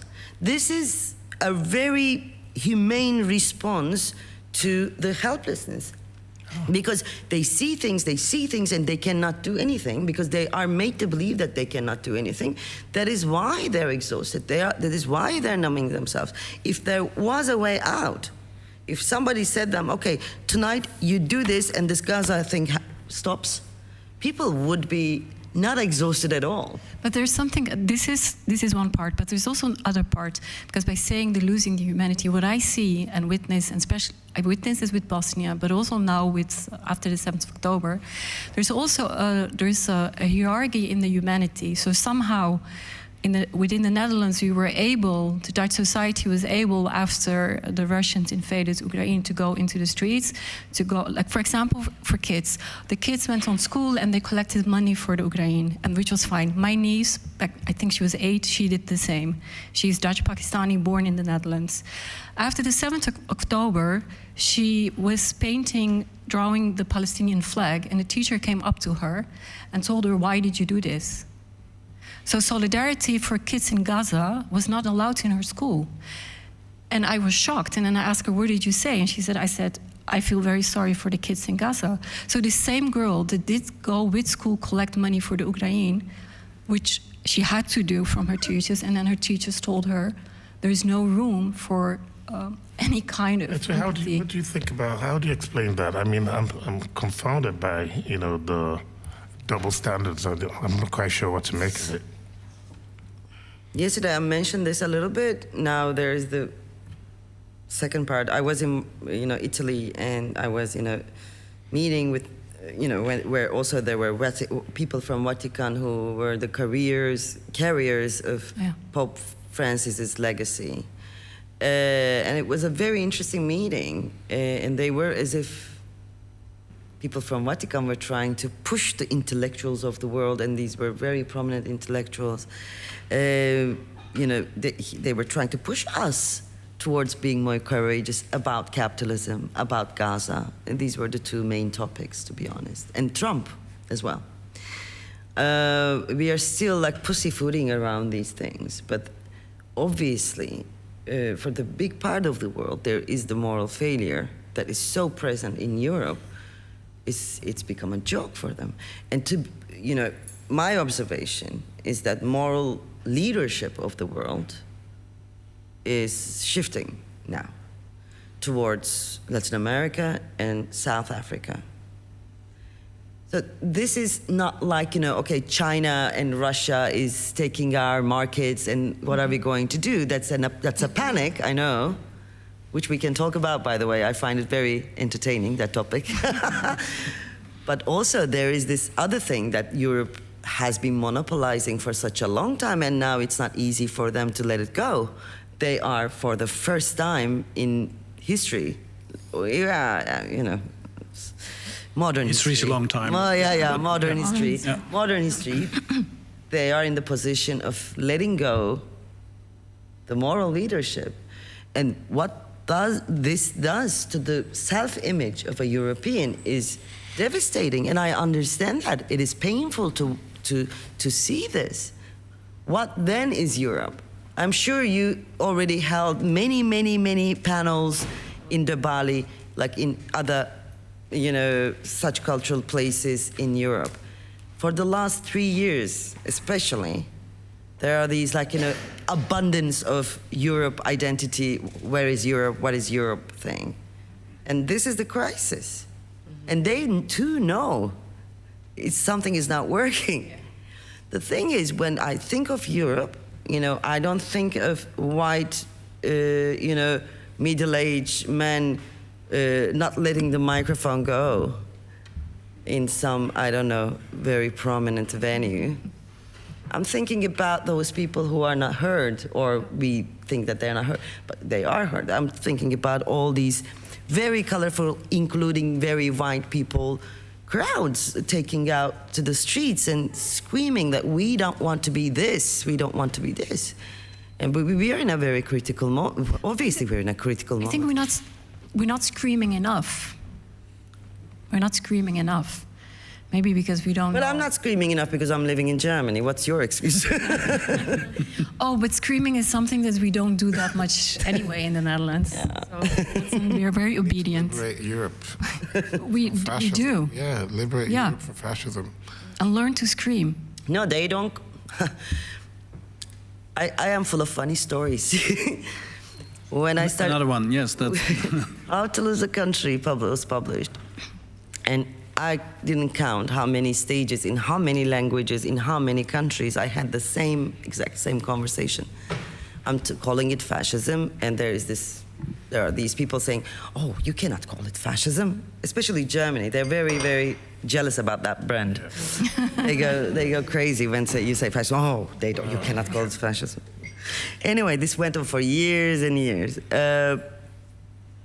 The thing is, I realized very late, like 2 years ago, last year, I was at Munich Security Conference, and again, the moderator asked me, why do you say fascism? Is it really fascism? Yeah. And it occurred to me to reverse the question. Why don't you call it fascism? Because if you call it fascism, you have to do something about it. Yeah. You cannot just organize a panel about it. You have to do something. Exactly. So this occurred to me very late. And this also goes with the identity thing. If you once, you really acknowledge the fact, you have to drop the act. And then, that's a messy business. Acknowledge which fact? If you really acknowledge the fact, you're saying? That, there is no moral leadership anymore. Yeah. This is not the, cradle of civilization anymore, whatever, that fact. And we were talking about it outside, this dropping the act. I think that is really a good one, because that's the time to drop the act. But to drop the act, then again, you have to see. And when you see, you cannot unsee. So I think we're in this space where we want to, we do not want to drop the act, because then... What's left? Exactly. Yeah. Yeah. Actually, maybe can I ask you one question before we go to the next panel? Because you... Oh, we're done already? Okay. Yeah, it's a shame. A few more. I have other funny stories. Well, enlighten me on this one. Oh. You said in an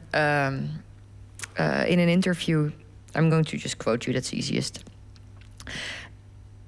We are at a historic moment, and Europe is showing that it is losing its pretension to become a moral leader, what you just said. And it has not been an instant loss, but a gradual one. It started with the invasion of Iraq.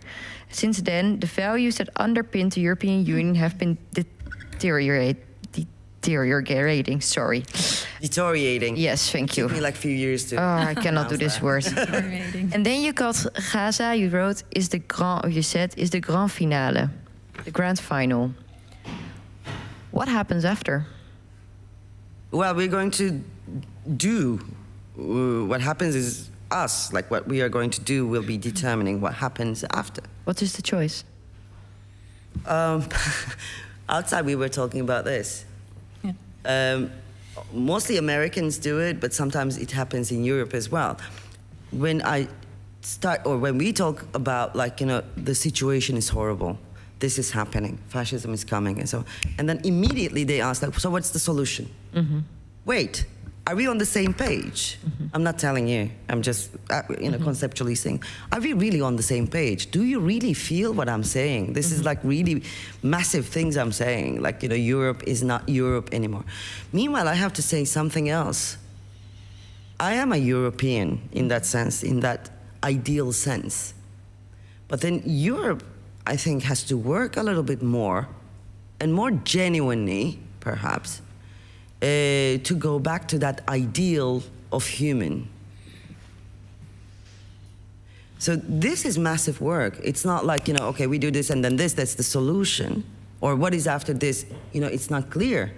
But then I really want people, I think this is what I'm trying to do. I really want people to feel this moment and the gravity of it.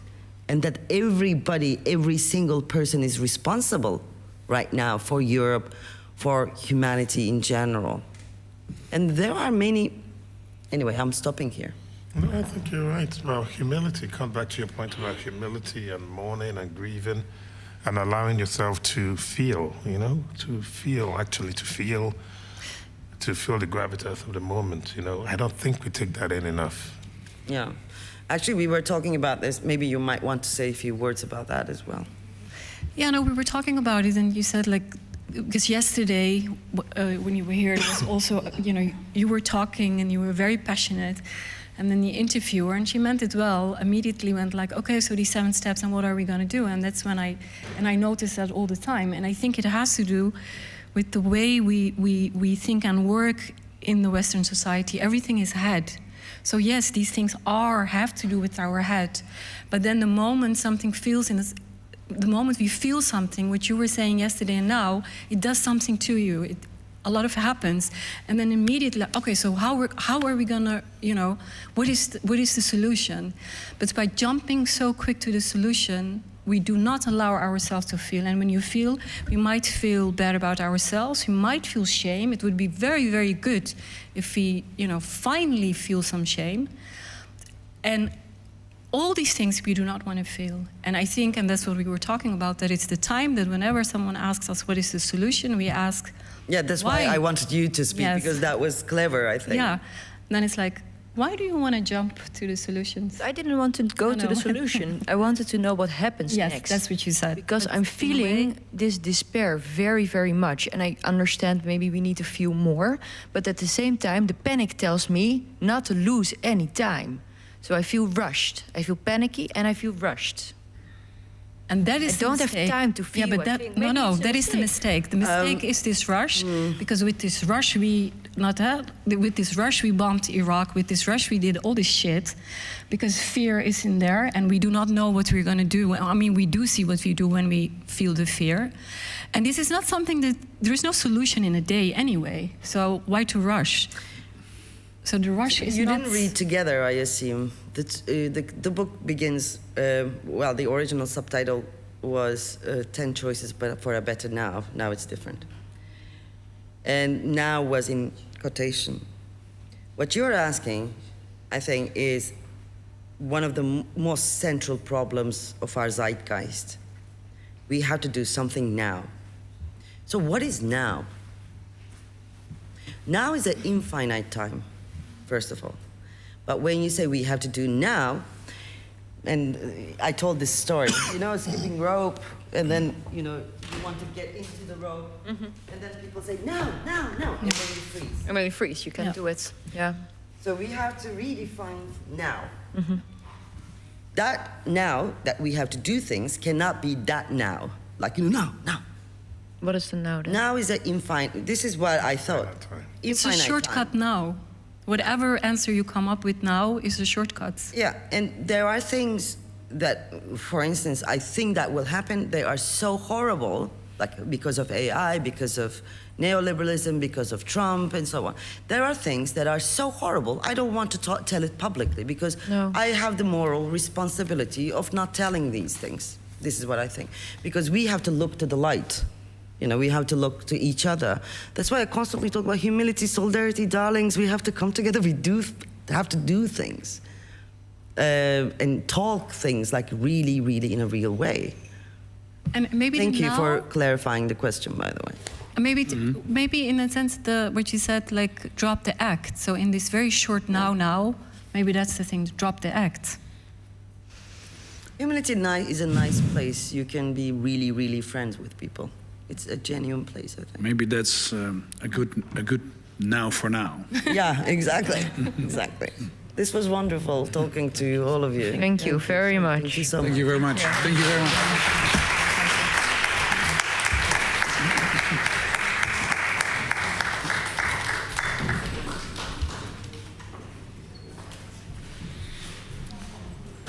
Wow. These women. I know. Wow. She is, yeah, absolutely wonderful. I think you're gonna announce that we're gonna listen to some music. Yes, we are going to listen to some music.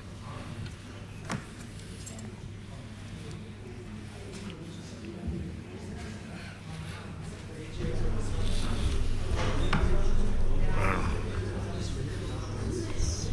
Incredible. I'm going to go to the loom for a second.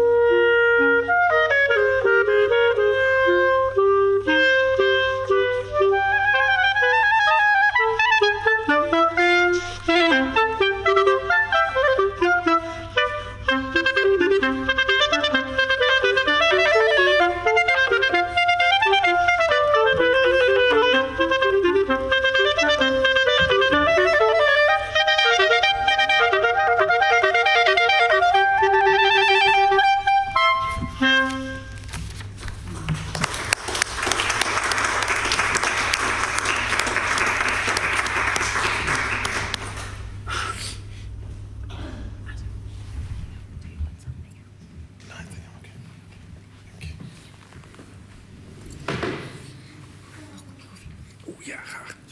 Ja.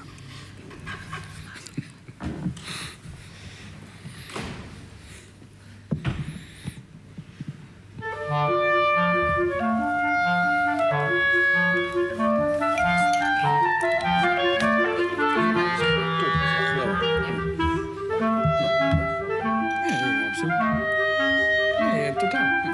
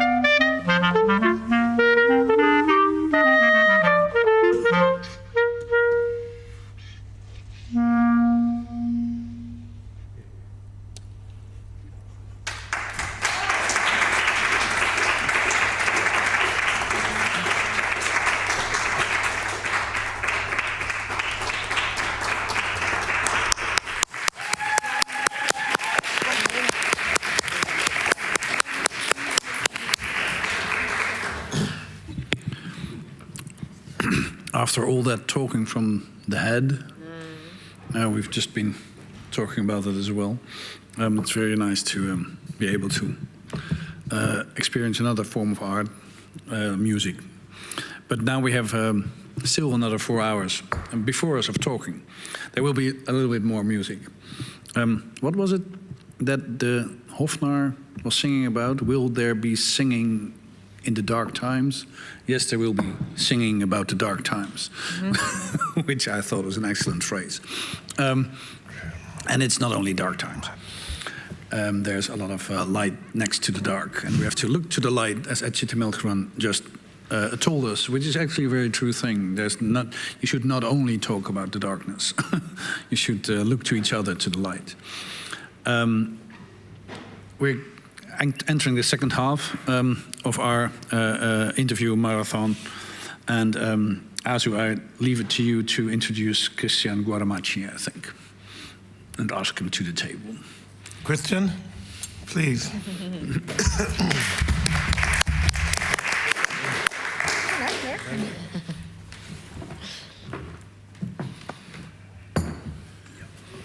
Christian Guaramaci is a Slovenian-born creator and performer with a background in ballet and contemporary dance. His work is strongly atavistic, exploring how fragments of history continue to shape and carry Black culture forward.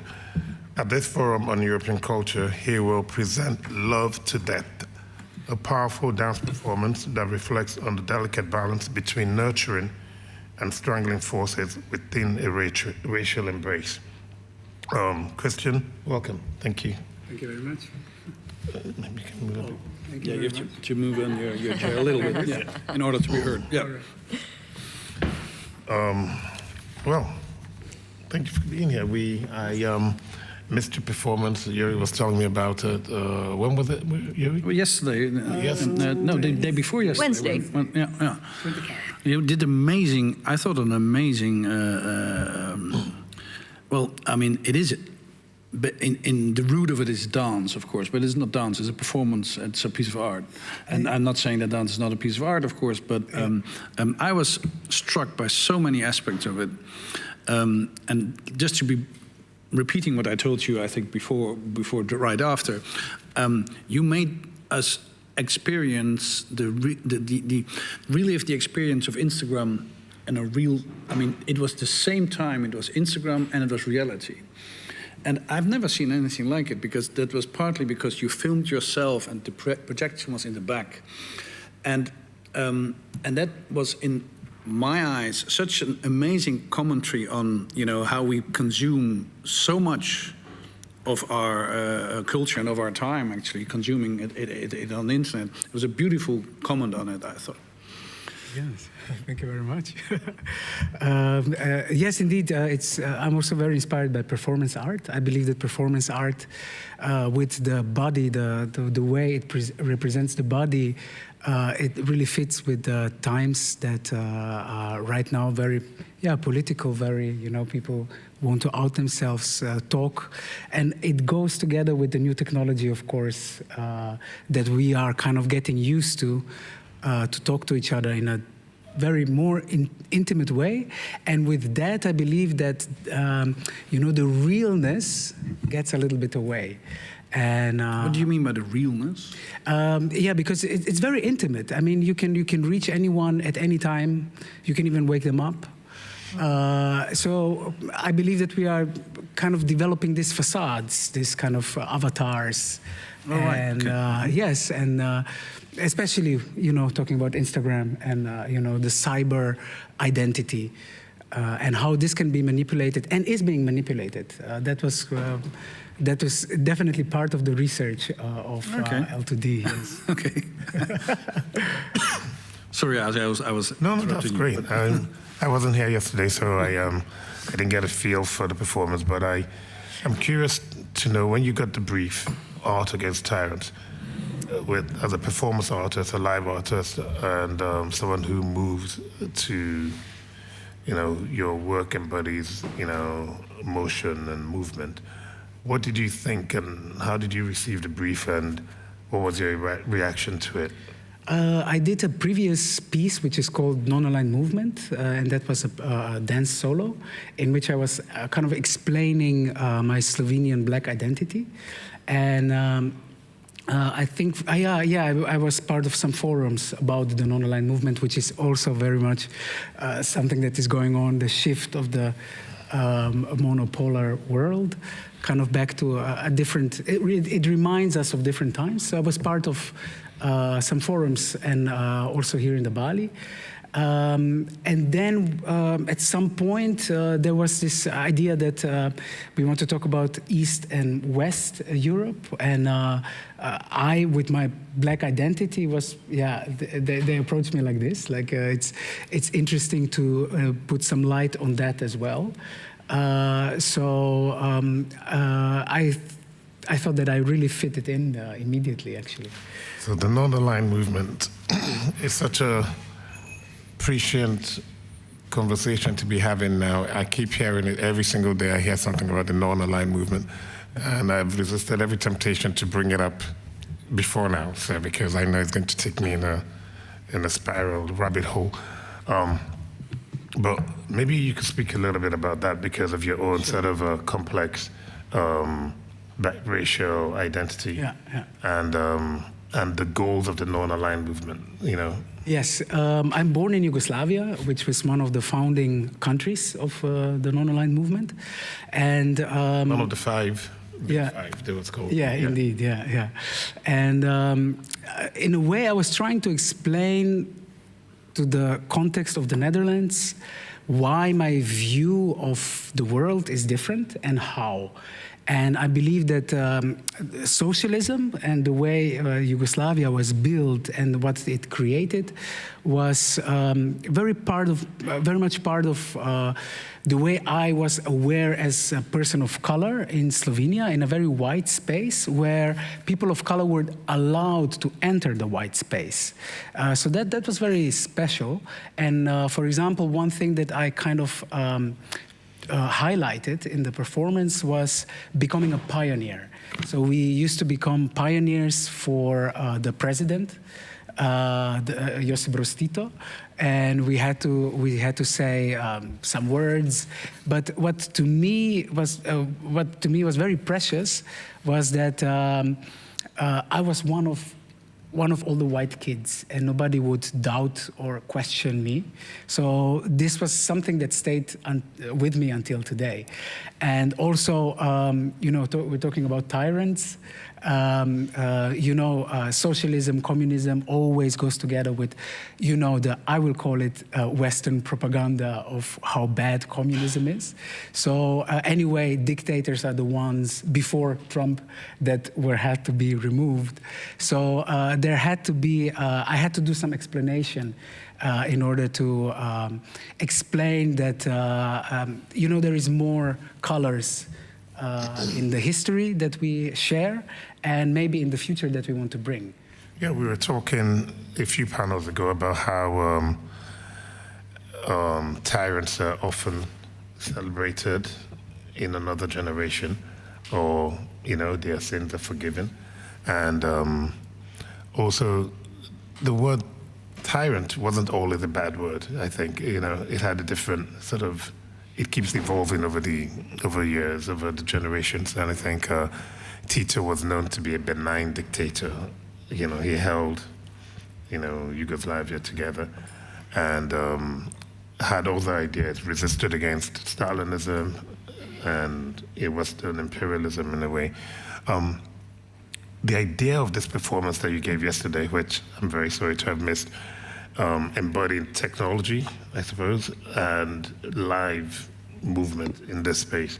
Can you tell me a little bit about the role of technology? Can you tell us a little bit about the role of technology in allowing you to cross different, divides? Yes. Immediately. I'm working in the fields of Yugo-futurism and Afrofuturism, where technology is a very natural element. And it's very important to kind of connect the Black identity to future technologies. So this always plays a part. But in a way, I was really more looking for this what I was talking before about this kind of avatar situation, because we get bombarded with these images of a lot of information that I believe, still need to learn how to filter this, or also how to talk about it, because it's just allowed now, and it's a lot of noise. So I was very interested in how I could, make this an element of the performance and just do the same thing and twist information and see what that would do. I thought you said something in the very interesting what you said in a very sort of that's how to shift to the experience of the body, sort of back that you said when you described what you were doing, and you said something like, that's very logical. We have a shift towards that the body is the ideal sort of maybe vehicle or medium or canvas to express art. Which I thought, and also the political identity stuff. I thought that and you said that's happening now. That's interesting. But that's specifically your kind of art, of course. But why would you think that shift is happening? Or I really think it's technology. I really think it's technology. Like I said, we're beginning to kind of live more somewhere else than here, in the now.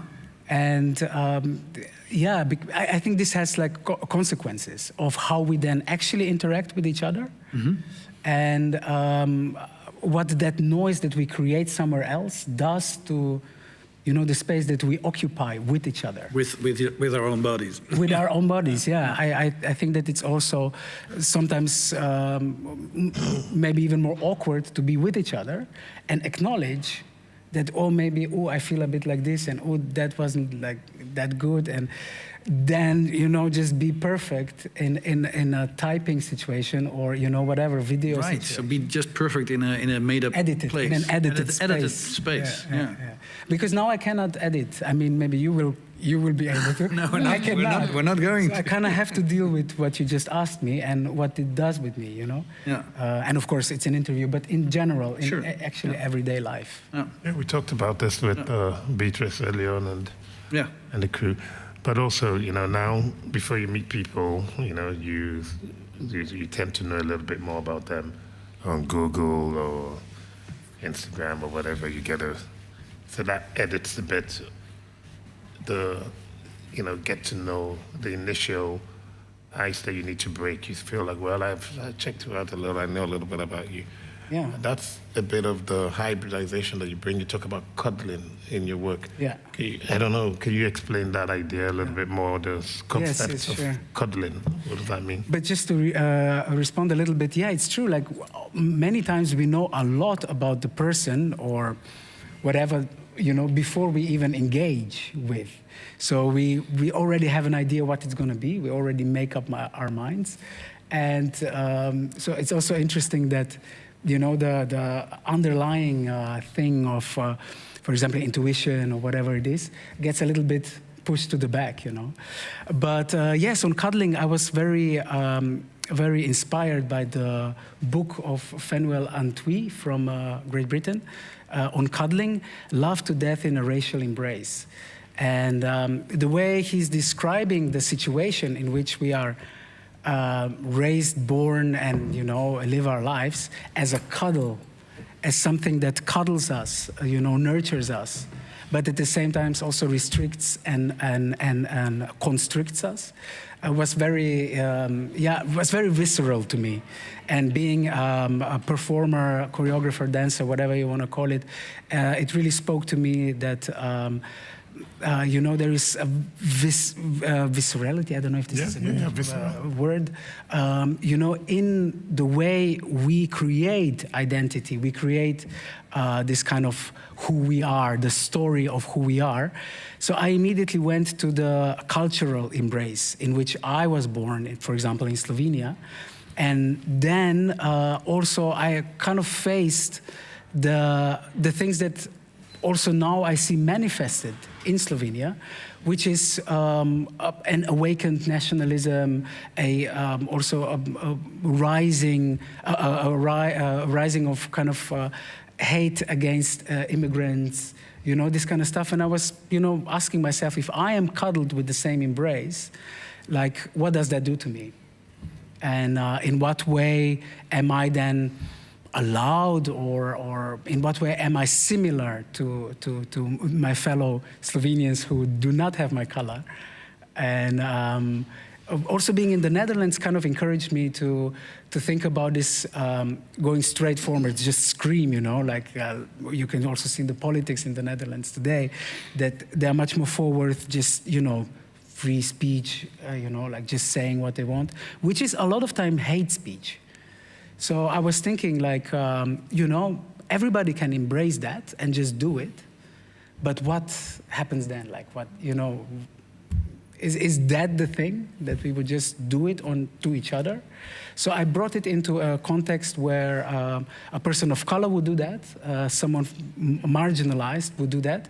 And then I came up with Robert Mugabe as, you know, also being, let's say, a personality from the non-aligned movement, a lot engaged in the independence movements in Africa, but of course Zimbabwe, and being then actually, put on this status of being a dictator and not being compatible with the West, and then also going further, being a president to his nation for way too long, completely focusing everything on himself, enriching himself and everybody that he wanted to instrumentalize, and then do the Trump, and turn everything around and use actually the fight against racism and colonialism, to I don't know, to enrich himself anyway, but then, twist our minds that, or at least the Africans, that they are very conflicted, because, and this is a story that I believe happens in Africa a lot. And it's very connected to what is happening here in the white world, so to speak. So I wanted to juxtapose this, but also say it's the same thing at the same time. Mm-hmm. Mm-hmm. We just established yesterday that we're going to do maybe the little bit more further developed performance you developed for the Salon somewhere in the autumn. So please do come back and see it. It's really something. It's fantastic. Yes. Yeah. And thank you very much for joining us. Thank you for having me. This table. Yeah, yeah.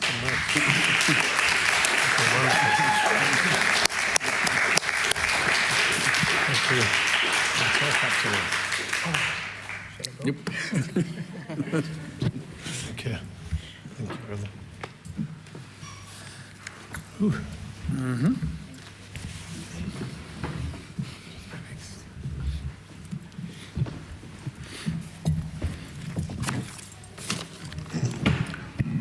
Yes, because we're casually drifting into the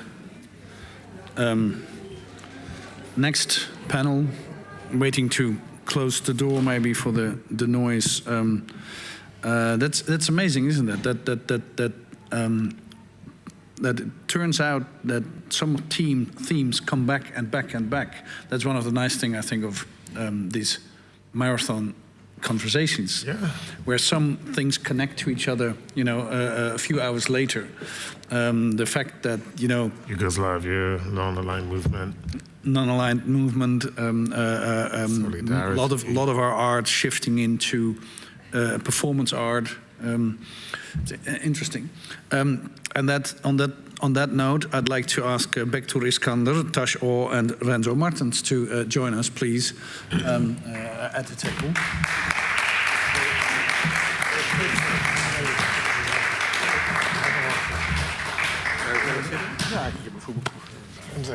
Thank you. Please.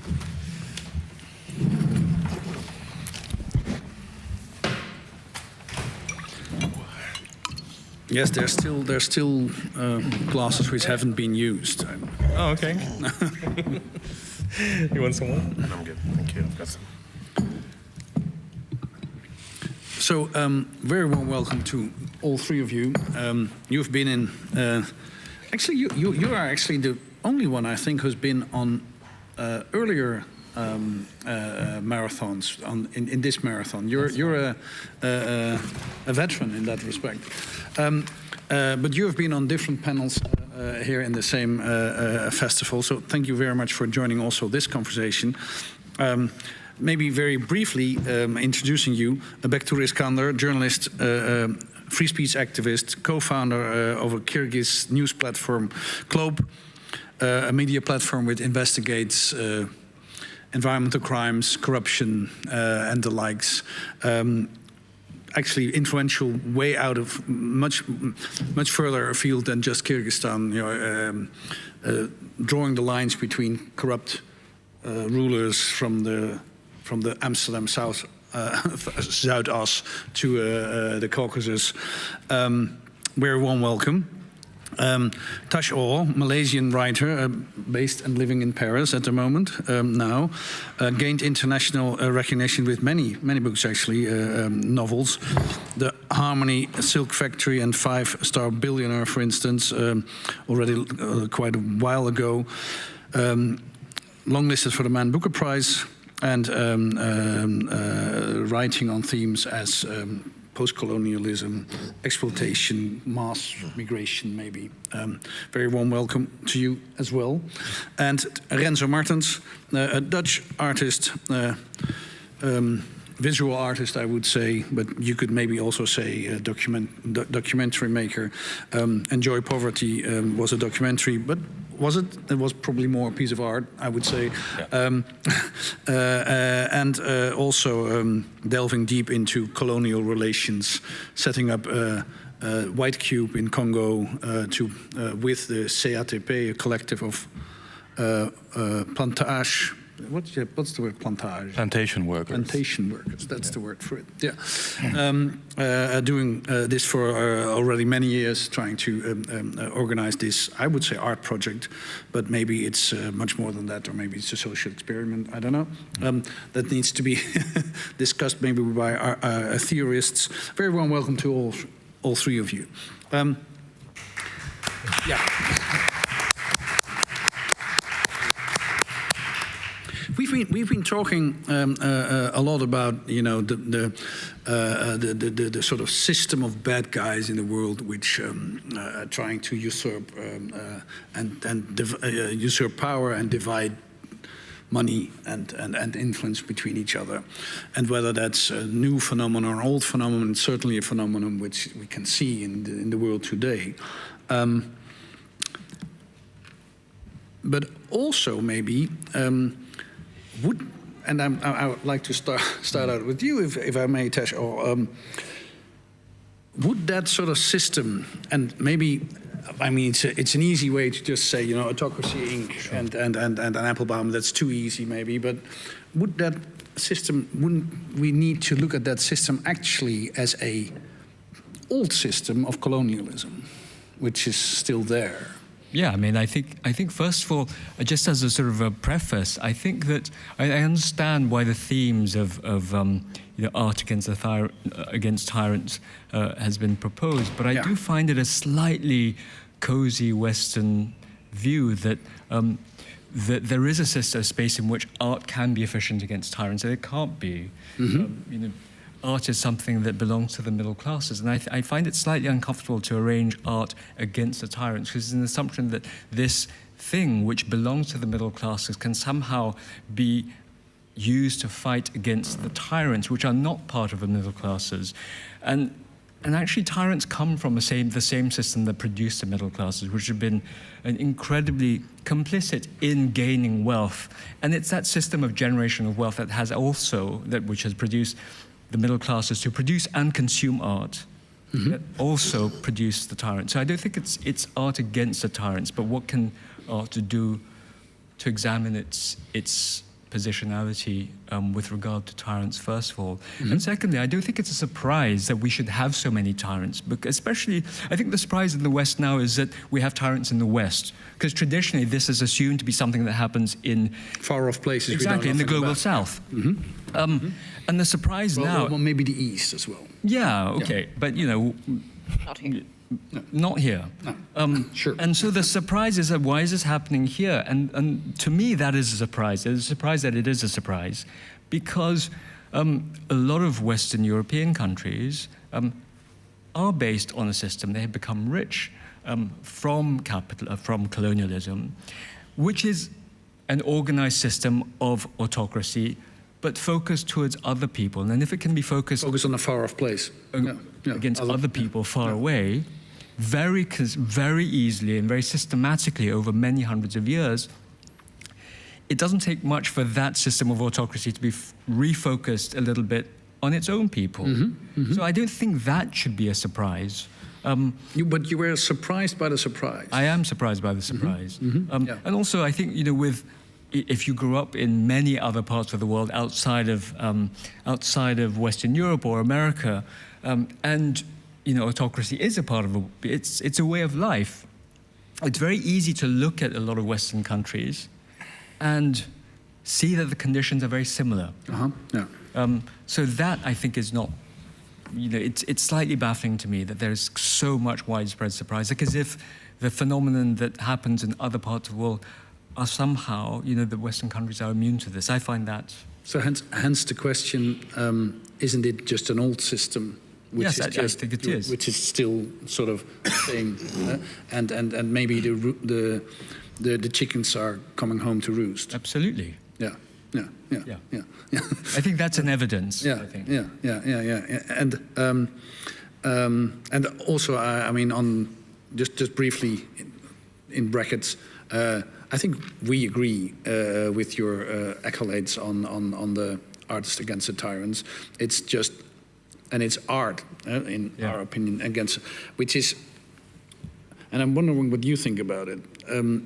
Wouldn't you say that art is in itself something totally apart from tyranny in the fact that it's suppressing? The one is suppressing and the other is freedom? Yes, but I agree with that. But I do think they're both products of the same system. Might be, yeah.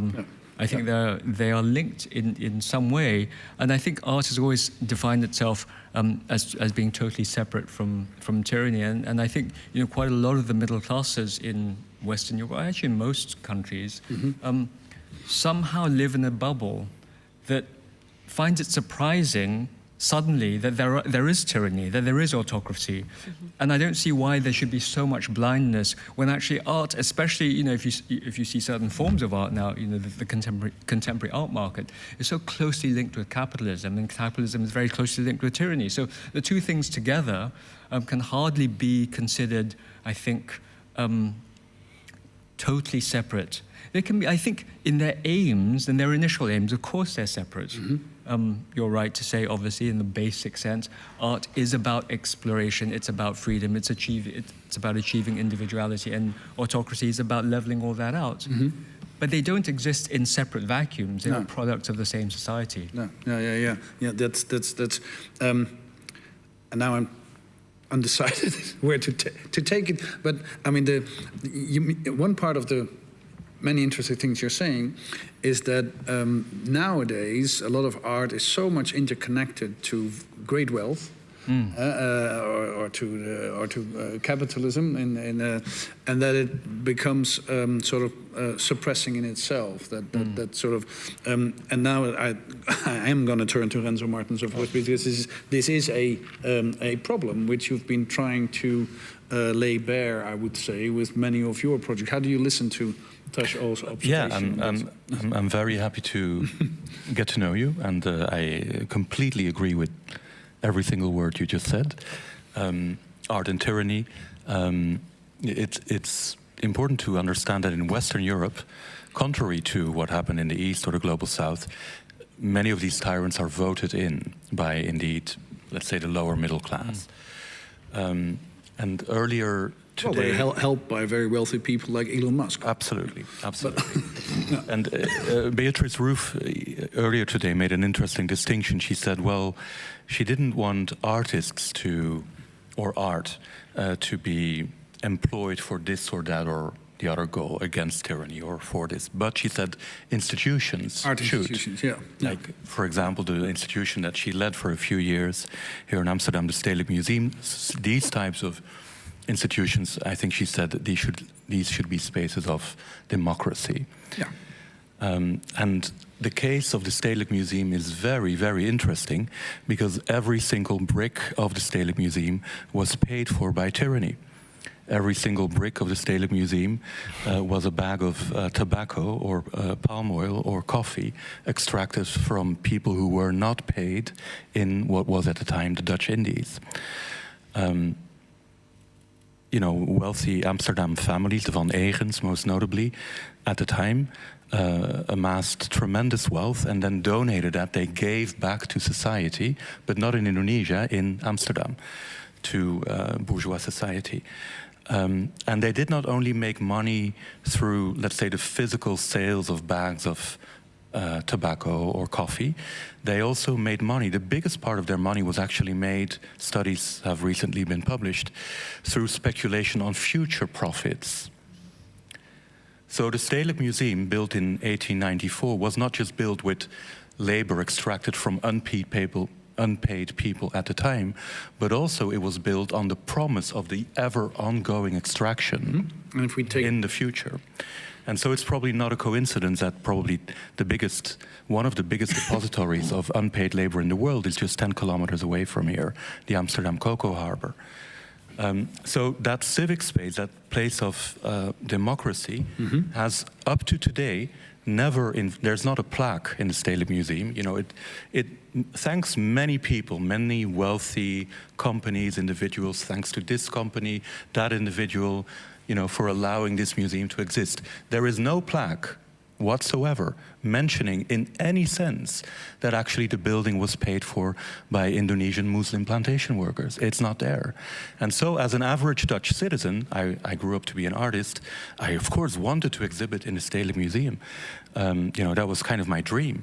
But it becomes a little bit difficult to understand that the people who paid for the museum have never ever been invited. Not only have they never been invited, no single curator, no single director of the Stedelijk Museum, including Beatrix ever set foot on those plantations to start a conversation with the communities who still live and work on those very same plantations and whose forefathers worked there, and from which profits are still extracted for, you know, the global economy.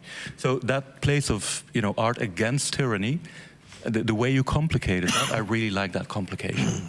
And I think there's a great opportunity. Maybe I talk too much. No. I think you should have to finish at least your thought. There is a great opportunity. If the Stedelijk Museum, it could indeed become a place for democracy. So there should be a plaque acknowledging the labor and the sweat of those hundreds of thousands of Indonesian people at the time. But it should, of course, also invite everybody that contributed to that museum. And it should reach out to all those communities. This includes Dutch working class communities who have for ages not been asked what they think of art. They are lured into the Stedelijk because they need to see Kiefer.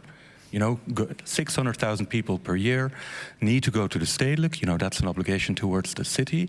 And the only way the Stedelijk at this point thinks of doing that is creating one megalomaniac blockbuster after the other. It could also simply invite communities to start with the people who paid for it, which would be working class Indonesian people. Some of them are here, most of them are Indonesia. It's not very hard to integrate those people and their visions of the future into the museum. So you would also, to come back to the dichotomy of Beatrix you just mentioned, yes. You would actually, I hear you pleading for also artists being really active in that, not only institutions. I would want the institutions to reach out to all of the communities that made the institution possible. That would include large communities of Indonesian working class communities. It also includes Dutch working class communities who laid the bricks, who cleaned, you know, who painted the walls white. These people could actually meet. Now, places like the Stedelijk Museum, by a certain idea of what art is and should not be, are foreclosing real connections between people. And now, they vote for tyrants in Indonesia and here. Back to Iskender, if you listen to this conversation coming from Kyrgyzstan and writing, you know, about especially the topics of extraction, colonialism in Central Asia, we have never, at least when I went to school and did final exams in history, which I loved, and I had that year the history of the Soviet Union was sort of the main item in the central exam, and the Dutch central exam for history. There was not a word of colonialism in it. Yeah. Not a word. So later on, you know, reading on and on, you suddenly see but listening into this conversation on institutions and on art and on how would you listen in, you know, looking at from Central Asian point of view and experiencing colonialism in maybe the similar ways or different ways, or how would you? I think I should warn that I'm not related to art anyhow. No, we described it and we asked you as a journalist. And I do journalism. Yeah. it's a bit different. Yeah. But extraction is a word which we encounter in your work. Oh yeah, absolutely. So I mean, what Tash said is absolutely resonates, with what I've been thinking. Like today, during my previous talk, I gave this example that one of the journalists from Kyrgyzstan, who I mentioned during my talk, maybe he should be now a trainer to American journalists to actually train them how to live in a more autocratic society, because for them it's a surprise and they don't know what to do and they're in panic, and we've been living like that for like many years now. So that's why I agree that I'm surprised by the surprise of people, in this part of the world that the tyranny can happen here as well. And concerning Central Asia and colonialism in our part of the world, that itself is a separate interesting topic, which also resonates with another session I was at, I think 2 days ago, yesterday, when Volodymyr Yermolenko was basically analyzing the Russian colonialism, which is largely absolutely underexplored, I think, in the West. Because Russian colonialism was different from I don't know, Dutch colonialism or French. It was like a land empire which occupied like neighboring territories and expanded and expanded and expanded, starting from the 16th century.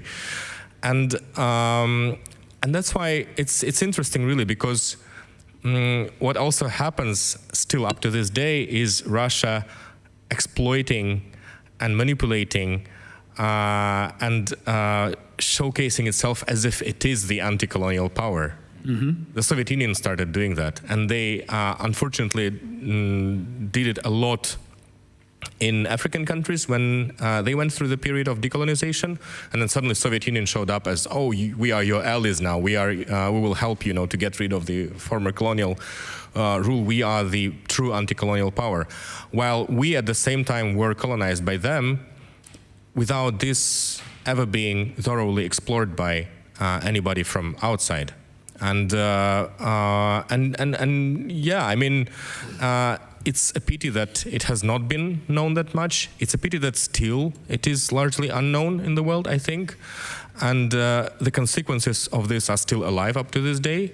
Kyrgyzstan today is still being exploited by Russia. It is now being exploited to transit, sanctioned goods to Russia, including also electronics, which are used then in the war against Ukraine. So basically everything is interconnected, and this affects the whole world. But while Europe is living a little bit in its bubble, without paying too much attention of what's going on outside, I think, which is also, what Dash is talking about, this is not explored enough, this is not known enough. And then when suddenly something horrible happens on the outskirts or maybe within Europe, everybody is like shocked and surprised, and this is like huge news, like wow. But if there was a possibility to research this before, if there was a possibility for people to be more knowledgeable about this beforehand, maybe it would not be such a surprise, or maybe people would be even, able to prepare to this. Sorry, it's some chaotic thoughts that I have right now, but yeah, this is sort of what I can. Does it come across as chaotic, Azu? I don't really think so, but not at all. Very, very well said. Thank you for sharing those thoughts. Those are meaningful words. So, if we sort of establish that this is sort of an ongoing phenomenon anywhere in the world, basically, and still going on and still going on and still, and breeding sort of a surprising surprise for countries which consider themselves very democratically for a long time. Do we see any possibility to sort of escape out of that circle of suppressing and then importing the suppression, or continuing it? Would you think that there's any possibility for that? Yeah, I mean, I think we have to think there's a possibility for that, because otherwise, we'd stop living. But I think well, there were people living in dictatorships as well. Yeah, but not living as we know it. I think we would stop living happily. But I think what I'm picking up around the table is people saying that we have to reconfigure the way we think about things. And I think part of the way we reconfigure the way we see things is to reconsider the relationship between blocks of people. So between art, tyranny, which are set in opposition, but which I think are linked, between who is responsible for producing art. So, as it's been pointed out, the people who produce art are not just the artists, it's the people who build the buildings, who produce the materials that are possible for the museums to be built. So all these things are interlinked.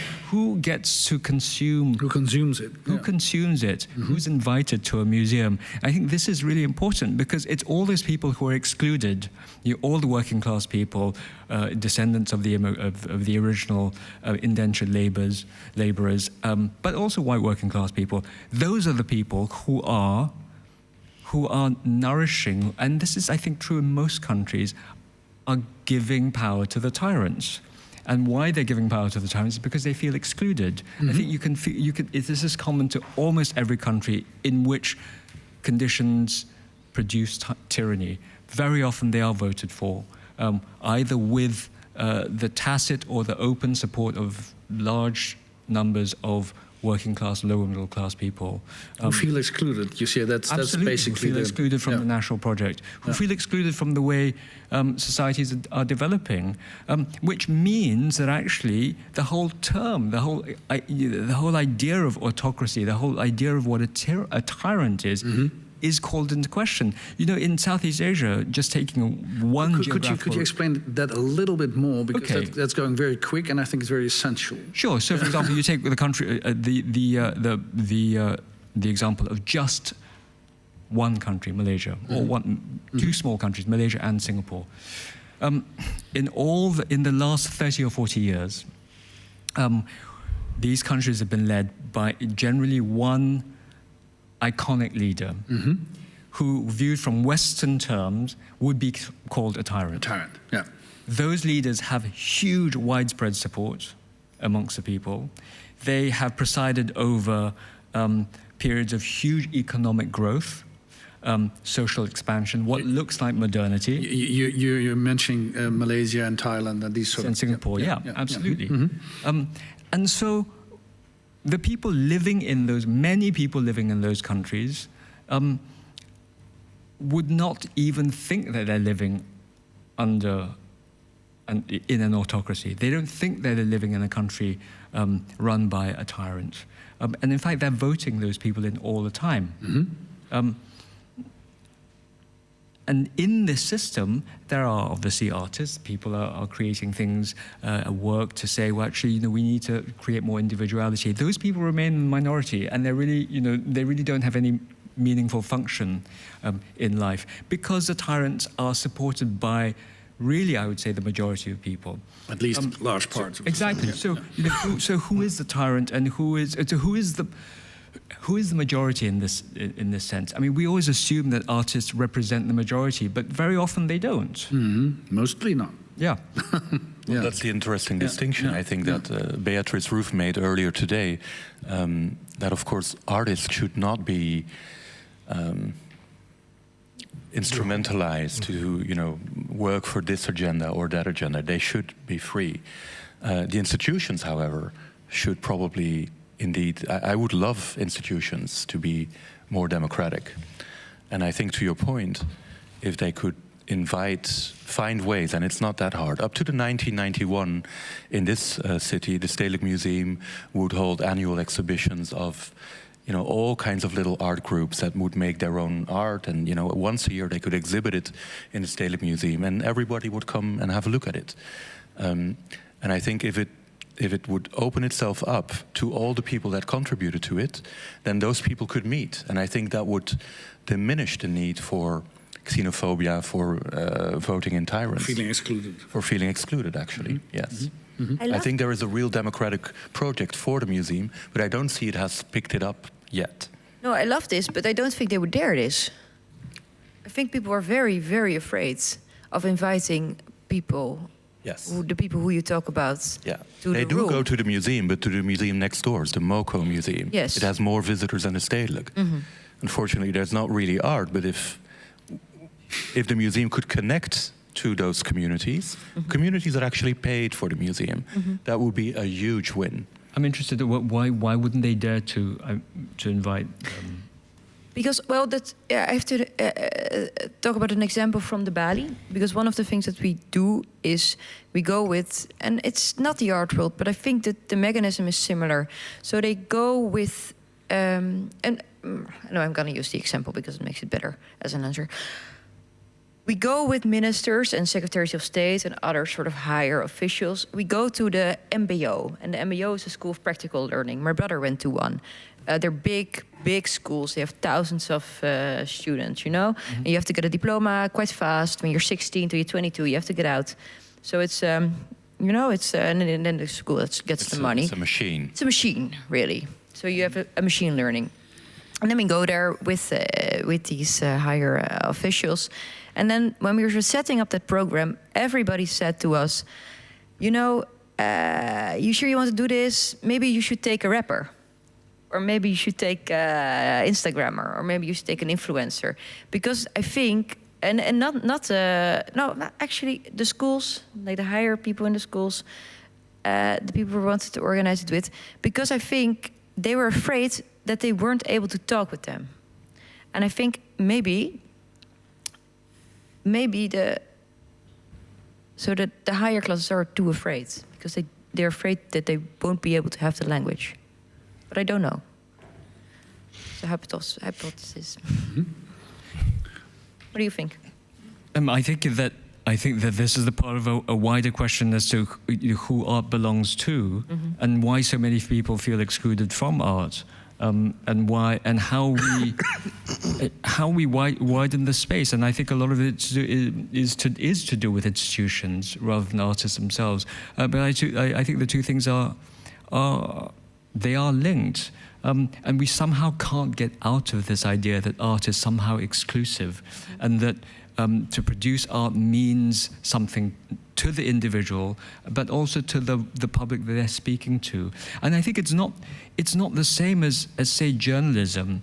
I think art and I think there is a sort of a difference, because journalism aims to be more direct, it aims to be more factual, and somehow art, I don't know how it's I mean, you know, as an artist I think you can probably speak more clearly to this, but as a writer, for example, I just know that just from my small field of literature has become very exclusive. And it's almost as if all the books that are published every year, hundreds, thousands of books that are published every year, reinforce the exclusivity of reading. And there is, it's sort of, it's almost self-perpetuating. I mean, to read a book, you need education. You know, to read a long book, you need education. And to be educated, you basically need to have that education. You basically need to be middle class. So all these things are, I think, they are linked. They are linked to the eventual state of tyranny. And they have to be broken so down. labor segregation already is part of or leads to, in your words, to tyranny? I think so, absolutely. When you see how, you know, America's a very, very stark example now of how, you know, money is inextricably linked to tyranny.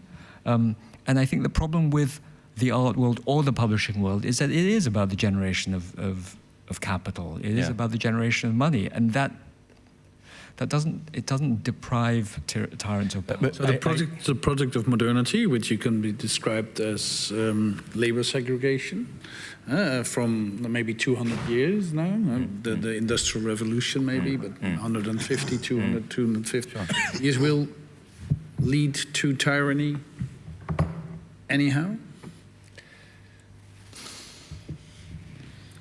We all, I think you have to be. We all thought that the project of modernity would lead to, out of the idea of the Enlightenment, would lead to democracy. Well, that was sort of until recently, the hope or the idea. No?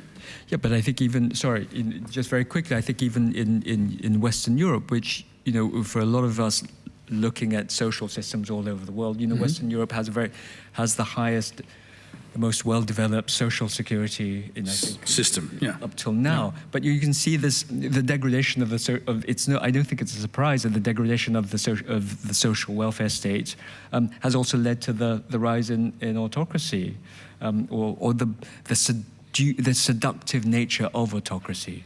The strong man talking to the masses. And it's a phenomenon that, if you grow up in other parts of the world, you can feel this. You can feel it really, really clearly, what the strong man represents. And to come back to your description of Southeast Asian countries, what would be your answer to that problem you posed so well?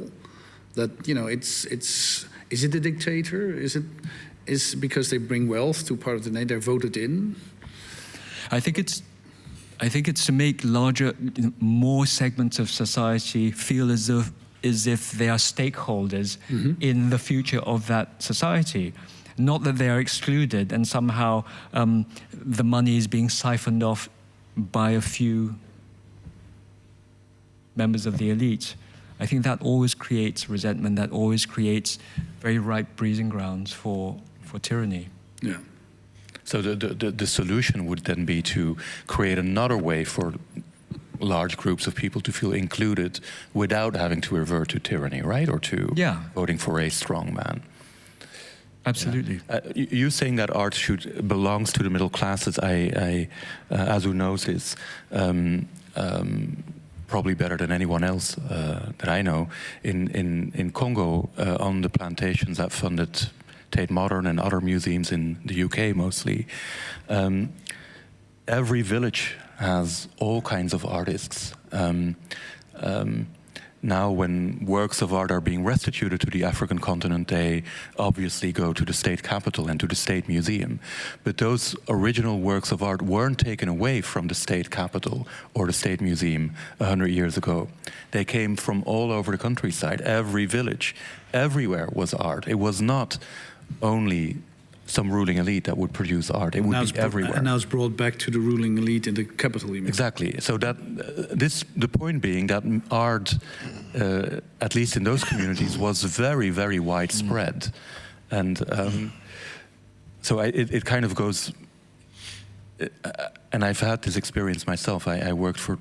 After I realized that our institutions, our art institutions, were based on the extraction of capital of rural working class African people in Congo, most notably, but same is true for Indonesia, for the case of the Netherlands. I felt that the museums should somehow be at least partially restituted to those communities to find out what they would do with it. And I could speak too long here. I won't do that, but art belongs to everybody, for certain. And I think if museums, if art institutions in the West are serious about being champions for a civil society and for democracy, it should be restituted to large communities, also white working classes. Bektur, if you listen to this and writing about extraction of Russian colonial influence on your countries, do you have any hope that a shift, which Renzo describes about recently Dutch institutions brought back bronzes to West Africa, would you think that it's a different planet, or is that actually the way forward for dealing from Central Asia with the former colonizer? Oh, I mean, the problem with Russia as a colonizer is that it's still a colonizer, And I think in this regard, when we look at the Netherlands, we are probably talking about the past more than about the present. And I think, I don't know, honestly, how it has been in the Netherlands in detail, and I don't know how much the society in the Netherlands, for example, understands and recognizes the colonial past. and what Netherlands has done to colonies, definitely I can say that it has not happened in Russia at all. Because, I mean, Russia today is basically waging colonial war, you know, and Russia still has colonies on its territory, more than 20, actually, if we talk about republics that are part of Russia. So you're talking about Buryatia or that sort of places within Russia. Yeah. And that's why it seems at the moment so far from this being rethought, analyzed, and recognized somehow. Currently, to be honest, I don't think I would myself be ready for like any reparation from the Russian government, because it would sound a bit like corruption, maybe. Because I think interesting thought. Yeah, because that's really not what we currently need, and by we I mean both like Central Asian countries, which although they are independent but are still under huge influence by Russia and are being exploited by Russia and de facto remain sort of colonies of Russia. I mean, the first thing that we would love is just Russia leaving us alone. Yes. We don't even need money from them, Just leave us alone and stop interfering into everything, ranging from language that we speak to extracting our resources or exploiting our legal, judicial, and economical system for their war crimes. So, but I mean, it's such a long process. It seems to me it will take. I probably will not witness it in my lifetime, maybe even. Sometimes it's terrifying to think about it. But it's at least a terrifying thought, yeah. But at least what I can do is, as much as I can, of course, is to basically plant the seeds for these changes to happen in the future. And one of the best tools that I see is more solidarity on all possible levels, not only, of course, in the form of art, solidarity in general, in knowledge exchange and awareness about each other. First of all, between those communities and countries which have suffered and which are currently suffering from the same colonizer, but also solidarity with other people who can relate to what we've been going through. And unfortunately, this is not happening as much as I wish it was. Unfortunately, again, because colonizers also managed to interfere into each other's domain as saviors, it confuses everybody so much. Can you explain it a little bit more? That's what I mean. I gave example with African countries where sometimes I once had amazing conversations with people from Nigeria and Kenya at one event where I realized that on one hand I know so little about British colonialism in their countries, and at the same time Britain and the West were trying to be this at some point soft power in our part of the world that would provide us with alternative to what we've been going through, that would be this sort of that would lead us to true democracy and whatever the ideals were promoted, and which meant that we were, I think, over idealizing these countries too much. And when you live under one oppressor, you first of all you probably don't even have resources to understand other oppressors in this world. You are, busy with surviving your own problem. And I still remember this even from my childhood. I was born in 1985, so I was actually a witness to the Soviet Union. And when I was a kid, it was exactly this period when the Soviet Union was collapsing, when young people of that age, and including my parents, they were looking for new ideals. They were looking for, something else that they would be able to use as an alternative to, you know, the Soviet rule, which they hated. And it was Western countries.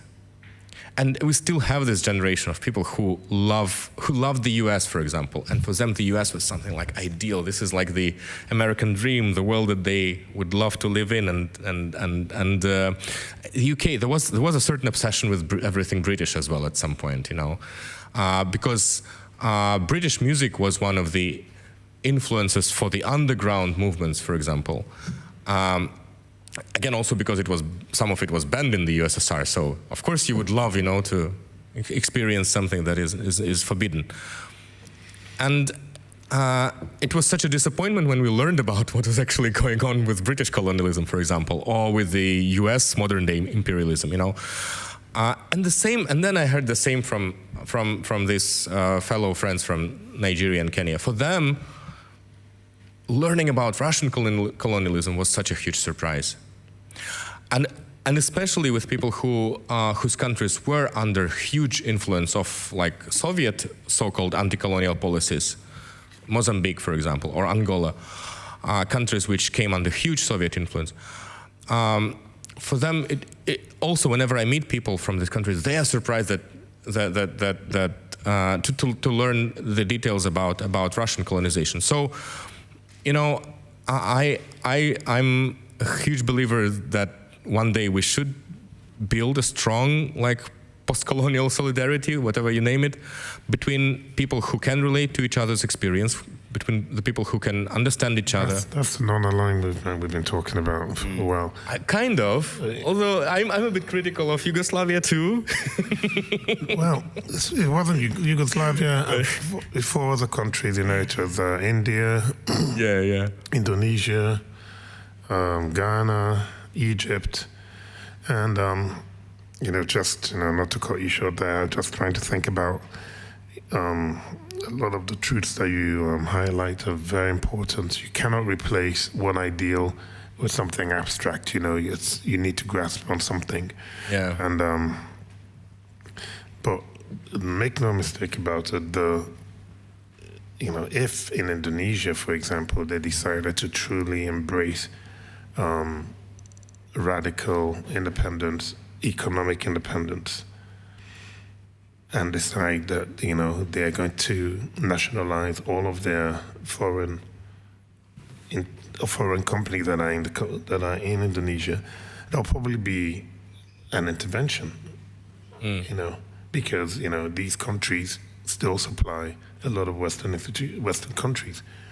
And it's not all of a sudden it's all over. It's just found a way to make it more palatable, to make it less, you know, violent in a way. But it's a chronic, perpetual state of extractivism, in which the art world plays a significant role in keeping the boat, you know, sailing along. You know, I think that a lot of the work that we do, the powerful work that we relate to as curators and as thinkers in this, you know, in this space, comes from a form of extractivism. You know, if you think about what we call fossil fuels, right? You know, the nutrients in the ground, the energy in the ground that you extract, so you sell. Well, artists make work based on more often than not, the terrible conditions or the conditions that inform the need to express themselves. It's not a hobby. It really comes from a deep space. And what happens? You know, the curator comes along and says, "Oh, I love this work, and it's so meaningful and so powerful." And then, you know, you create a gallery, you find it, you move into a gallery, the gallery moves into a museum, and the museum creates blockbusters. It's all about extraction. It's no different to the oil industry. No. You know, it's a pipe filtered through a lot of, you know, names and labels and hierarchies that extract the ingredients and the nutrients, and it ends up where? In a place that you hold to have a moral high ground, an intellectual high ground, and you hold in esteem. If it's in Paris or in the Netherlands or in London. But also to make money from it. Of course, but they ultimately make money from it. It's not charity. No, absolutely, and it's more than, I think it's more than you're right. You have it reinforces the moral superiority, the artistic superiority, but it is, like everything, like extraction always has been. Yeah. About you money. take the raw, absolutely, you process it through various channels, and you package it. It's chocolate. Absolutely, and I guess the question is who gets a nice wrapper? Who gets to consume? Who gets the nice wrapping? Who gets the nice in a place like Amsterdam or London or even Dakar, Kinshasa, other global cities, even in the global south, people have the benefits. The local elites have the benefits of both having, all the goodies and the artistic critique on the fact that they have all the goodies. And guess what? They also get to do this thing where I need to get away from this terrible, boring life in Europe. I need to live with people in the raw. And they go away for 2 weeks in Bali or in Africa somewhere, and they tell you about how these happy, poor people, and they give me so much energy and all of this kind of nonsense. And then they go back to their, consumerist, materialistic lifestyle. But the hopeful factor that I find within this conversation, I think, is the fact that, we're learning about interdependence and how these things are coming back home, right? They're coming here, the shift. People say, oh, fake news was terrible. Oh, AI, there's fake news. We've been under fake news from the beginning of time. We've been propagandized from the beginning of time. So we're not, I live in Africa, half the time. So I know it's fake news, when you listen to news about where you live and where you exist, But we're used to it, and all of a sudden it's a big catastrophe here, oh, fake news and oh, this and that. And it's the same thing with tyranny, We've found a way to cope, with these tyrants. And all of a sudden it's a new, fresh phenomenon over here, and everyone is all around and panic. And it's the end of the world, and it's a disaster.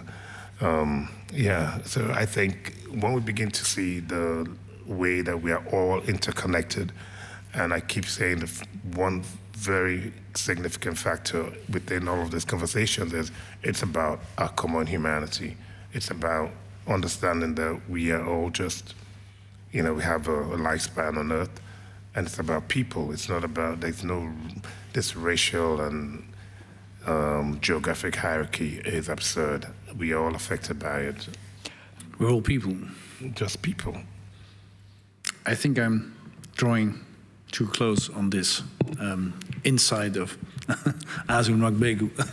Thank you very much, all three of you, for joining us in this global conversation. You wanted to say something? No, I thought you were meaning. I was just actually, stretching. I thought you had a last remark when I'd cut you short. No, I think I was just going to agree. Okay. But also to say that in order to achieve that common humanity, I think we need to sort of be aware of various. It seems like such an obvious thing to say. We need to be aware of our most basic history. So as what Bertel was saying earlier, people don't even know how other colonized countries have been colonized. And I think partly it's because, and part of the shock, as we said right at the beginning, is that the colonizer doesn't even mostly know it's a colonizer. I mean, you grew up in the Netherlands, which has generally great public education, and not one lesson is taught on colonization. It's the same in Britain and the same in France. Not one lesson in the entire. It's possible to go through your entire school year Crazy. And not know, I mean, really, not one lesson is taught on colonization. So how can you even know what tyranny was always part of? Yeah, exactly, of your own country. So this is. I think it can't be a surprise. I haven't explained myself probably. Just to put that one right, when I went through school, we learned massively about the Dutch colonial history, but not the Soviet one. Okay, but I think in that case, the Netherlands is much further ahead than most countries. To put that right, I was very surprised to learn that on the other half of the globe, the same system was. But you're right. We need to know our own history, and you're right. It boils down, in many ways, to the aspect that we're all connected. There's no hierarchy. That we're human. I think, what you started out actually in a way of saying. Thank you very much, all three of you, for coming here and talking to us. It's a great pleasure. Clash all. Back to Iskander and John Martens.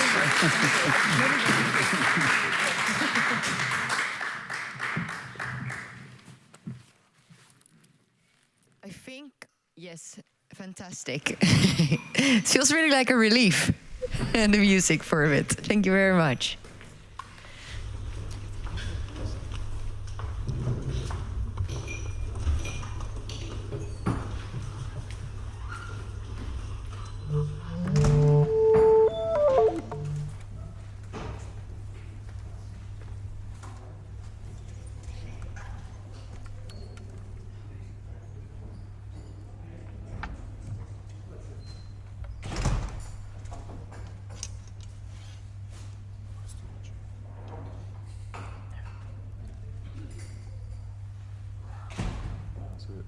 First piece what we're going to play is Francis Poulenc Sonata for two clarinets.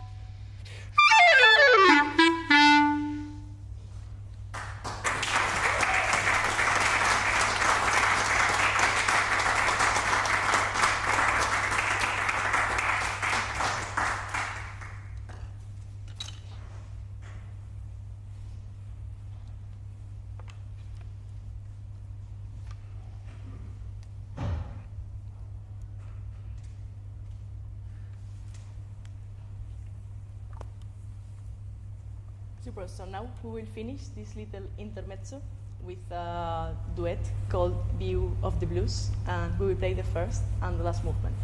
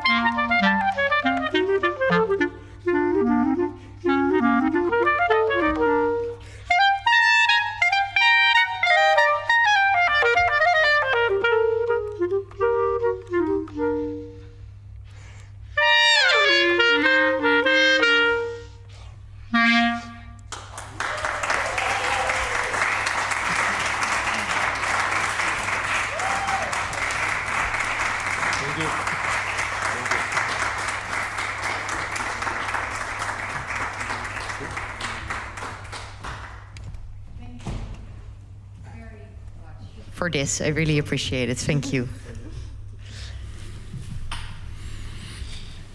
We're going to talk to someone I've only met 2 weeks ago, Luka, and now Gviniashvili. How am I doing? Gviniashvili. This is the moment where you come to the stage. Yes, please, Luka. Hi, everybody. Hi. It's fantastic that you're here. Yeah, it feels fantastic to be here. Thank you for the invite. I'm going to briefly introduce you. You are a Georgian activist who has taken part in the anti-government demonstrations in Tbilisi following the parliamentary elections on October 22nd, 2014. You were arrested multiple times now for participating, and you've written about this. And maybe just in short, after the first time you were arrested for protesting, you went back and you protested again. So tell me, what was it like the first time, and what made you go back? Yeah, I mean, the first time I was just at a protest, taking some pictures, for an article, and just got sucked in by this crowd of riot police and got very severely beaten up. Yeah. And then sentenced to 2 days in jail, which compared to the physical violence at that point, it was okay, yeah, I'm gonna have 2 days where I'm gonna chill out. You were hurt? Yeah, I had a concussion, a couple broken ribs. It was definitely not fun. There was a point when the police were stomping at me when I was okay, this is where I'm gonna die, but some journalist jumped up on the police wall with his video camera. And once they saw the lights, the boss was stop beating him up. This police, this camera was watching you. So honestly, compared to other people arrested that day, it was relatively fine. But yeah, the first arrest, it was in the heat of the action, in the moment, on the protest. So, it just lasted 2 days with a lot of violence. But it didn't feel as bad as the second one, to be honest. Did you see the footage of yourself? Yeah, I saw it after I came out. Yeah, it was crazy. So when I wasn't there, I was thinking I ran away from the police. Everybody's gonna see the videos. They're gonna think sorry, but oh, what a pussy, he ran away. When I saw the picture, it was okay, oh shit, heroic. There was actually oh, there's way more people trying to catch me than I remembered there were. Which was one of the craziest things to see. I thought it was 2 people catching me, but apparently it was 30. So it was oh shit, okay. Okay. A lot more. But honestly, after you get beaten up by 30, 40 men, I don't even remember how many there were of them. When you're in the prison cell and it's 2 days of prison time, you feel okay, it's the worst has passed. So the prison doesn't really feel that bad. It feels like a moment of recuperation, in a sense. Mm. And what happened after that? After that, I got out, and then I was okay, if I shut up, they're winning.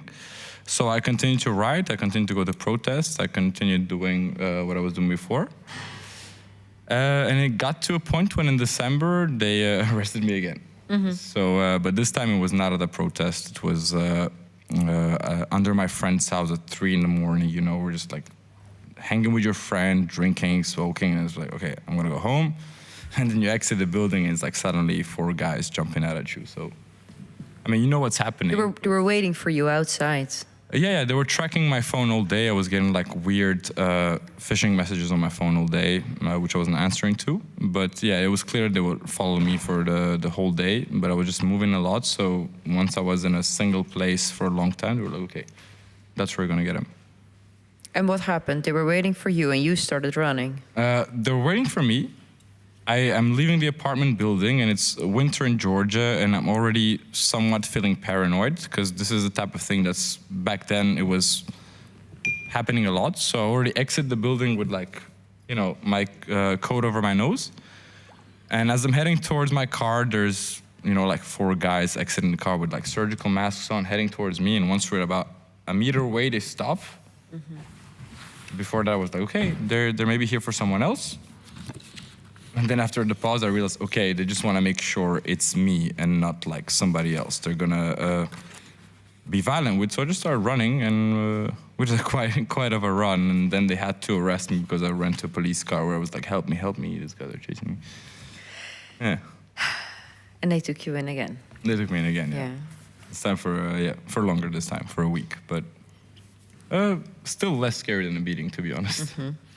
What they're doing now to the protesters, so first arresting them at the protest, and that turned into sort of a different thing altogether, where there's now surveillance everywhere. So how do, in Georgia, people deal with that, with the fact that you can hardly go on the street, and you will get caught?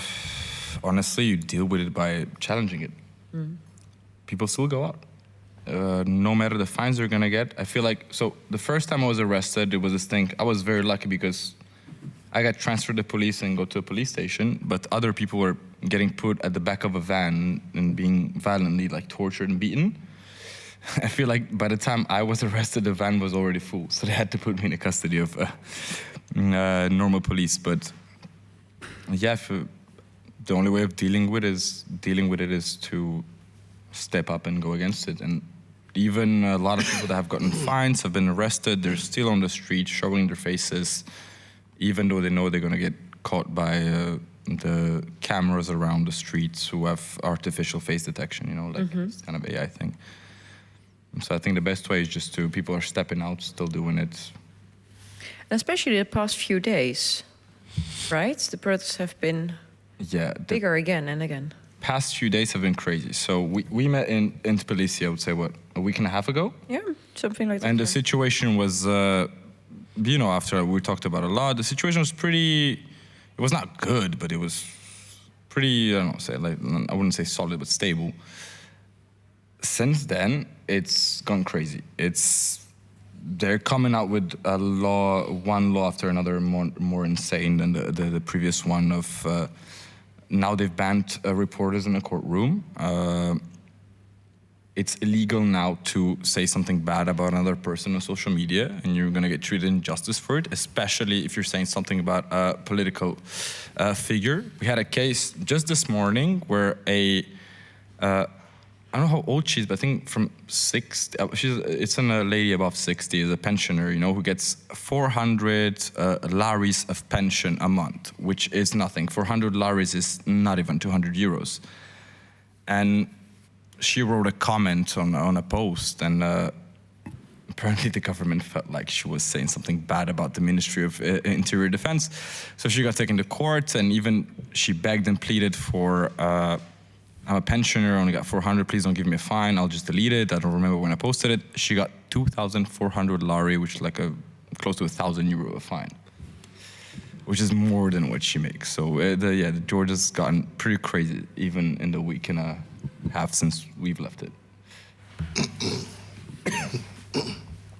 Are you, if you look at yourself, are you noticing that you're getting more scared or less scared, or what?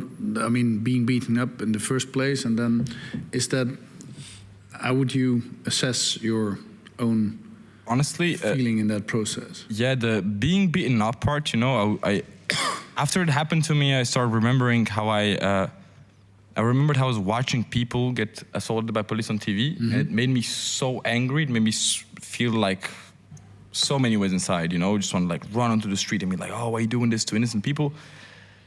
Once you're the one getting beaten up, you come to a realization like, oh, it's crazy to say this, but oh, it's not that bad. It's because the adrenaline kicks in, and for a while you don't feel any pain, so it's your survival instinct. So in the moment, it's all about you surviving, and once that moment ended, you're like, oh, okay, could have been way worse. I come out of this, and then after that, when you see people on TV getting arrested, okay, it's shocking imagery, but you know how the guy feels, and he's gonna make it out because he got the power. But the second arrest, because it was less straightforward, it's tracking you for a couple of days on your phone, catching you at middle of the week, 3 a.m. at your friend's place. That's crazy. That's some spy things, you know what I mean? So after that second arrest, and then I got deeper into police techniques they used, that actually makes you more paranoid than the being.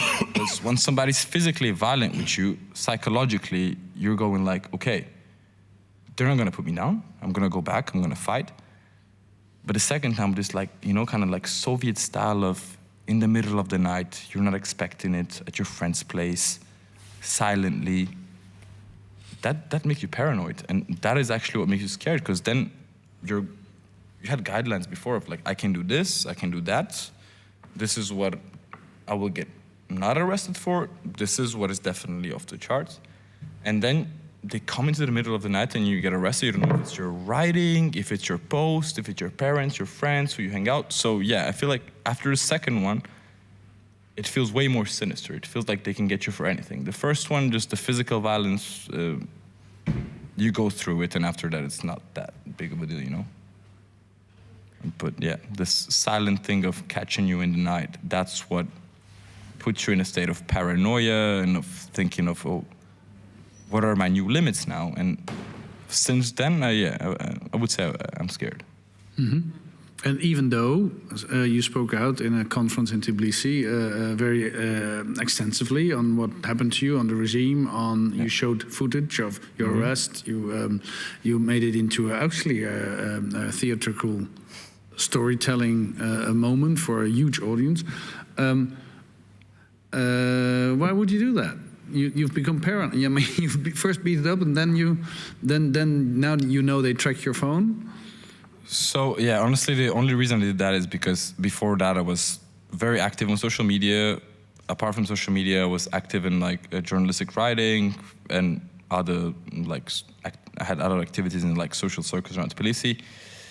But it felt like when I got arrested a second time in December, it felt like okay, is it my writing? Is this? Is that? And after that, for 5 months, I left Georgia. I went to the United States, you know, to hide out for a bit, and I just felt guilty. I just felt very guilty that all my friends are still there on the streets, and me, who has this amazing opportunity to have this platform to write whatever I think and for it to be published. And I just quit everything and just disappeared off the face of the earth for 5 months. And I felt really guilty. And then I just contacted Natalia, who was my editor for Life for the festival you're talking about. Yeah. And I was like, listen, can I do a part 2 of the story we did last year? And yeah, for me, it was like, I can write as much as I want, I can post as much as I want, but that festival in particular, it has so many opinion makers attending and listening to the speeches there. I felt like it was a bigger platform for me to express the pain of our country than just like a post or just writing a story. So I was like, let me do a story. Yes, I was scared, but it's better to feel scared than to feel like you've betrayed your fellow fighters. You feel guilty, yeah. Yeah, I felt guilty before that a lot. Yeah, so it's better to feel scared than to feel guilty. It is, and also it's not more about guilt. You know, the guilt comes from the fact of like, I'm not doing enough. You know, you're only gonna be guilty if you understand what you're fighting for enough. So we're just like more than guilty. We're just like seeing my friends. You know, I'm like, oh, I'm in Europe. I'm in America. I'm traveling. I have a French passport. I'm lucky to do this, and just looking at them. Okay, they're still standing there. Yeah, it's like I cannot stay silent any longer. And maybe a closing off question to this conversation, or maybe the other is one to come in. But you're 24. 25. You're 35. 25. 24. Okay, 25. Oh, I thought, okay, 1 year. Georgian Jim, you're down there, bold hair. You're 25, so you've grown up in a country which was relatively free and sort of what normality would, look like to a lot of people. And now you suddenly find yourself in this moment where it might be true that history in Georgia is repeating itself and it will be an unfree country. Did that come sort of by surprise, or is that something which you already knew, which might have always been in the cards. I mean, Tesh All just now on the table said, I'm so surprised by the Western surprise that unfreedom can come to your shores. What else would you be thinking if you colonize the rest of the world? It might actually happen to you. But how's that for you growing up? Was it sort of a surprise, or was it something you knew? It's a weird thing, because when this new government, the Georgian Dream, that is affiliated with Russia, they're pushing out Russian interests in our country. When they came in 2012, I was 12 years old. So 12 years old, what the hell do you know about politics or whatever's happening? But I remember that even back then, I knew that, like, okay, this guy has billions of euros. Why does he want to be, he's not going to help you. He's going to, because also before that, I've grew up in Europe, so I kind of understand the mentality of like how making money works. So I was skeptical from then on. I was like, everybody thought, oh, he's going to help the country with his money. Being a kid that lived in Europe, I knew, no, he's not going to help. He's going to take more money, to make up his losses. But being here now and looking back at that mentality I had back then, it was already on a correct way, but it's for 12-year-old, it's so like, it's so difficult to grasp the whole reality of what's happening and how it's going to go forward. And for everybody, I feel today we're all predicting future, but what's really going to happen is difficult, and especially with a regime like that, you can always be wrong. Yeah. But as I grew up and I had more education, I dug deeper into the subjects that interest me, especially in like political, sociological. I feel like around my mid-teens, like 16, 17, then I already, that's what I was already saying. Okay, like this is not going anywhere good. We have to fight for this now, otherwise it's gonna get crazier. And now we're seeing that evolution of crazier, So I don't think for any Georgian, young or old, every kid that has the power of critical thinking and access to internet, I don't think none of them think that this is going in a good way, and I think all of them are against it. But then there's a mass of people that are in the Georgian school system, no critical thinking, they cut the budget for the education, so they're just gonna vote for whoever's the best, But yeah, I think for a lot of in my generation, especially in like creative jobs, whoever have traveled, we understand what is happening, And we're all saddened by it. It pains us. But then there's this also feeling of there's nothing we can do about it. There's not enough of us. We are too few, too privileged with a good education, who understand every time they come up with a law, we see the legal language and we see the long-term effects of it. The other people don't see it. So it's a very saddening and like it's a reality check for our generation. Last year I was talking about, we're gonna win, we're gonna do this, we're gonna do that. They're not gonna do this, it's not Russia, it's not Belarus, but the tactics they're using, this KGB Russian tactics, they work really well. And I think for many of the people of my generation, my age, it's been a reality check of we have to adapt and find another way. Luca, thank you very much for coming over and sharing this sort of, I would say, horrible picture of a future which is coming to a street and a theater near you. Yeah, pretty. I do have a question for you, Luca, yes, please. If you don't mind. I'm interested in knowing a little bit about the epistemic genocide in Russia in Georgia in terms of language, because Georgian is one of the oldest languages in that region. How much of that is being eroded? How many young people speak Georgian today or can write in Georgian? So on that front, I think it's very counterintuitive, but I feel like more of us speak Georgian, because to just have a better understanding. So I was born in 1999. Every generation that came before my generation, they have experienced either Soviet Union or the younger ones, the Civil War, where they grew up in the 90s Georgia with no water, no electricity. And then in 2000, it all changed. I'm like the first generation that's born in a free Georgia. For me, what I'm seeing today is I literally see what I'm losing from what I grew up with as opposed to the other generations. In terms of language, I think for my generation, it was always taught in Georgia. We express even better in Georgia now. In the most elitist circles, I have a feeling that people are more, like trying to read Georgian literature in the original verse. But for the generation before us, that was their protest back then, because the Soviet Union was trying to suppress the teaching Georgian language, and it was like one of the biggest student movements that were protesting against, you cannot ban Georgian language teaching in Georgian schools, and it was one of the protests that worked during the Soviet Union. But I think for our generations, that's not as big of a problem speaking Georgian. I think in the recent months with the Georgian government's new law to change the school curriculum where instead of English, you're going to learn Chinese. Yeah, now we're like more on it. But I think in terms of Georgian, it's such a unique language, such a unique heritage. Any government that's trying to like push Georgian out is just... So there's hope. No, they're trying it. They're trying it, but it's not feasible. You know, it's the one lie you cannot pass under the closed eyelids of many people, because it's a language that has like no barriers. You know, if you look at Ukraine, not the same language, but it's still trying to push that narrative. And I feel like in Georgia, that narrative just gets shattered instantly. That's wonderful news. Well, at least we got a one positive point. At least, that's even better. That's better. Thank you. Yeah. That's much better. Thank you very much. Thank you. It was a pleasure. Yeah.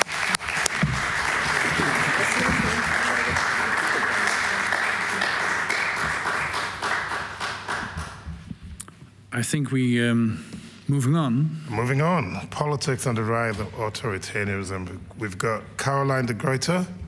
That's right. Caroline, please, would you join us? And Matej, back here again.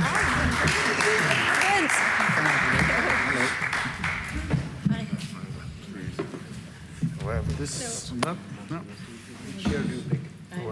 Wherever you. Okay.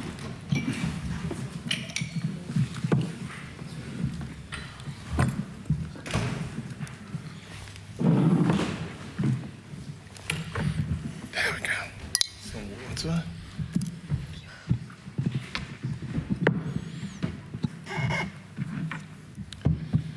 So Caroline de Gruyter, do I say it correctly? Yeah, fine. Oh, thank you.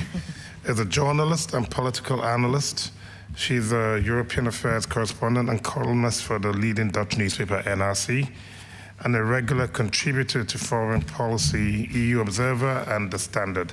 She spent more than 20 years covering Europe from different corners of the continent. We have Matej Trilka. Welcome back, Matej. We've been here, a few days ago. A few hours ago. Welcome back. A Slovakian musician and former director of the Slovak National Theatre. He performed in the prestigious European Orchestra, and he founded multiple large musical festivals in Slovakia. On the 6th of August 2024, Matej was, together with director of the Slovakian National Gallery, Alexander Kusa, was suddenly, and for political reasons, dismissed by the Minister of Culture, Martina Simkovichova. Okay, thank you. Thank you for joining us. It's wonderful to have you both here. Caroline, we are interested in I just wanted to tackle that, but... dive in, you can, Azu has a long question. Long question, okay. We've been having several conversations tonight about politics and the rise of authoritarianism, and we're curious to get a sort of historical perspective from yourself. What you think is the reason for the sudden rise, this epidemic, pandemic of authoritarianism, and why is that? Why is it so prevalent? Why is that happening all over Europe and all over the world? Well, not everywhere, huh? No. Okay. Well, it's spreading. Sometimes the glass is half full, but it's also half empty. Yeah, and I think it depends very much what centrist parties do.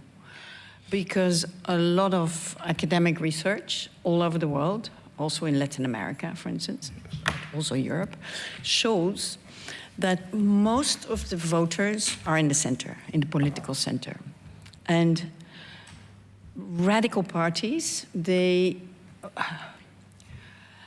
is a certain reservoir in radical voters, which is I mean, on the right, it is perhaps, you know, real far-right ideologues is perhaps 10% maximum. And then you have the reservoir can go to 30%, 25, 30% maximum, with voters who have certain grievances. And the far-right leader or the far-left leader, but very often far-right, promise them, you know, paradise. And so they might be tempted in certain circumstances. Economic recession always helps, you know, that kind of thing, to vote for those parties. But maximum, like 25, 30%. So on their own, they cannot govern. Unless there is a coup d'etat, then the story gets different. So they need center-right or less frequent, but center-left parties who are willing to form coalitions with them and get into government. You see this in several countries. I think your country is different because it happened on the left, but it's the same mechanism. Not anymore. You describe exactly what's happening in Slovakia also. Yeah. So what you see, interestingly, in countries where the center-right refuses to get in to form a government with the far right doesn't get into the government. We had this situation for a while in the Netherlands, between 2012 and a year ago, because the center-right had been in the government with the far right. They got screwed. The prime minister got mad and he said, look, these guys are there, they're far right, but you can vote for them whatever you like. I will not govern with them. So a vote for the far right becomes a lost vote. Mm-hmm. So the ideologues will vote for these parties, but those who want clear results, they will not. And you see in many countries, and this is the worrying story, in my view, you see center-right parties moving further and further to the right. Sometimes they almost disappear, like Les Républicains in France. And so they disappear, and what happens is that the far right gains from that. You see in the United Kingdom, for instance, that the center-right, the Tory party, they moved further to the right, to the extreme, in order to get back voters from UKIP. But they moved so far to the right that they completely dissolved themselves and became UKIP. There was no need for UKIP anymore because the Tories were the far right. Same you see in America.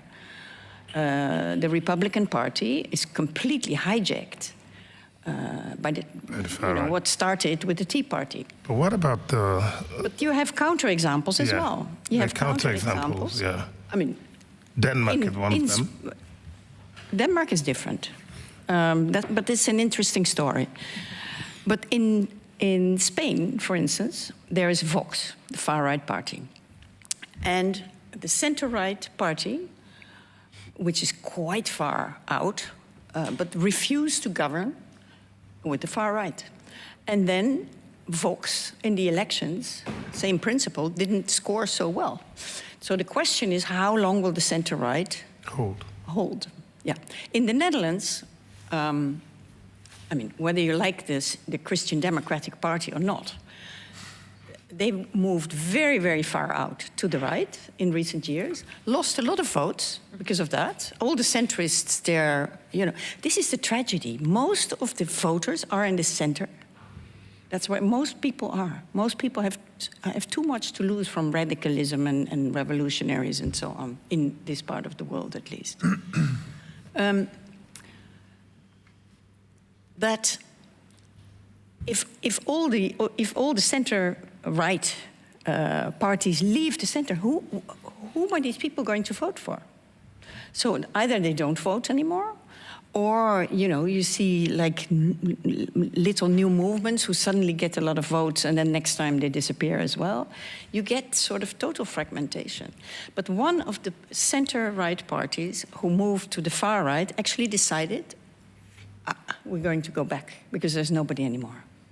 So it's not voters who think, okay, now, we need to kick out all the migrants and so on. These are political decisions taken at the top of political parties. So either they go out, far out to the right, or they come back to the center. And the Christian Democratic Party in the Netherlands decided, okay, there's nobody in the center, we go back. And what you see, it takes a long time because they lost confidence, they lost trust. They lost legitimacy. Yes, so it took at least a year for that party to sort of start growing again. But now they're I think, the third party in the polls. So it is without the center-right, it doesn't happen. It's incredible. Almost never. Voilà. Mathod, can you relate to these tectonic shifts in political machinations, and is it driven by the people, or is it driven by events, or rather is it driven by tech billionaires controlling the narrative and shift in policy? First of all, I'm a culture manager. I don't have the same education and knowledge as you have, so let me be a little bit more, let's say, amateur in my judgments. But you described the situation precisely. The government which is at power, or the party which is at power, it's a social democrat party. Mm-hmm. Fico is the prime minister for the fourth time, so he's been in power for 16 years. The country is sinking down in all the rankings, and he still keeps the power and keeps. He's a very powerful leader that we have to admit. And he's able to fool people, enough people, all the time. You can fool some people all the time. So he's social democrat because there is this sentiment of communism, especially in the older generation, which have fast forgotten how bad it was during 40 years. And you're right with the percentages. So he's social democrat, but he's basically becoming to act very fascist. He's basically acting very far right. For now, his coalition is made of this fake social democrat party, which is doing nothing socially democratic, nothing. Then the second coalition partner is called Hlas, which is Voice, which is actually all of the members of Hlas actually came from Smer, from this party. So basically, the organism separated into two to make a proxy party. The leader of the proxy party became the president. So yes, if you need Pellegrini, so if you need to sign the laws for Fico, it's done. So these two are like complementary partners in the crime. And there is this Slovak nationalist party, which is the oldest political party in Slovakia. And it's just disgusting, these parties. And Šimkovičová, Minister of Culture, she comes from Slovak Nationalist Party, and she's openly fascist. I was telling in my first entrance few hours ago, her quotes that I might repeat for you, that gay community, LGBT community is responsible for dying out of the right race, for example. She says this in an interview. Or they put out a campaign billboards that Slovak Nationalist Party stopped financing all LGBTQ plus projects, etc., etc. And that from now on Slovak culture will be Slovak only, no mixtures. So she's openly fascist. By the way, in one of the interviews I said that she's a fascist, and now I have criminal charges against me. So I go to police and to court. But compared to the guy who was just before me, thank you for inviting me, because all my troubles seem to be so irrelevant. Compared to the Georgians, you mean? And compared to many stories I heard today, actually, thank you for doing this, because you put things in perspective, and actually it's all very relative. Actually, we are doing I don't know if this is so such a far so good. I'm sort of joking, but yeah. So now we see that Fico is falling down. He fell from 25 to 18. The strongest opposition party is called Progressive Slovakia. They are at 22, and in 2 years we have parliamentary elections, and it's clear that it's the proxy party that will give out the cards, because it's the centrist party, and basically they are whatever they need, like they go with the flow. So now they are something, but they are ready to be anything else. And so what we hope is that Progressive Slovakia will, we hope, it's terrible to say it, but they will maybe do coalition with the centrist party Hlas, and hopefully all the other parties will be able to pass through the elections, because Fico, what he's now trying to pass as new law is that he wants to raise the quorum from 5% to be able to enter the parliament to 7% and maybe higher. And he's openly speaking. He visits, like our prime minister, he goes to Moscow, as you know. He was the only European leader who went to Moscow to celebrate the end of the Second World War. He goes to Vietnam, he goes to Kazakhstan, and these countries he described as the role model for Slovakia. I see. So he goes very quickly towards one-party government. And and his electors are like, yeah, it's a good idea. It's less mess, one party. We remember it was actually quite easy. So it's shifting, but I'm not so pessimist. You're right that the centrist party hopefully will get the idea, but Slovakia is a different story than Netherlands, of course. Yeah, and then we have Austria. I mean, there are many examples. The most beautiful example, actually, is in Germany. During the migrant crisis, or refugee crisis, 2015, you had the CSU, center-right, Christian Democrats, and you know, AfD, the far right, started to beat the drums in a xenophobic way. So they grew. And so the CSU, they rapidly moved to the right to capture back votes. And of course, what happened, the more they went to the right, the more the AfD, who has nobody to its right, jumps even further to the right. You know, they're completely free. There's no end for them. Until, you know, this went on for 18 months, and 18 months, so the CSU became a xenophobic party. Yeah. And then suddenly it stopped. They went back to the center. A few months after this happened, so they came back to the center, there was an interview in Die Zeit, and they should have put it on the front page, but it was on page like 13, with a little picture of the SecGen. You can still remember it. Yeah. And yeah, I remember it because it was so good. Well, that's nice. Yeah. So an interview with the guy. First question, what's happened to you? So why did you first go out, far right out, and then you come back to the center? What's happened? And he said, well, it's very simple. Du kannst ein Stinktier nicht überstinken. You cannot do worse than a... You cannot overstink a skunk.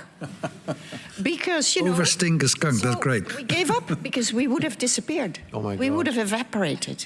So we cannot win this game. This is what the VVD has been doing in the Netherlands, the Républicains in France. I mean, the list is very long. The ÖVP in Austria. Now, the FPÖ, the far right in Austria, where I've lived. I used to hop over the border a little bit to come to Bratislava. Not too much, but a little bit.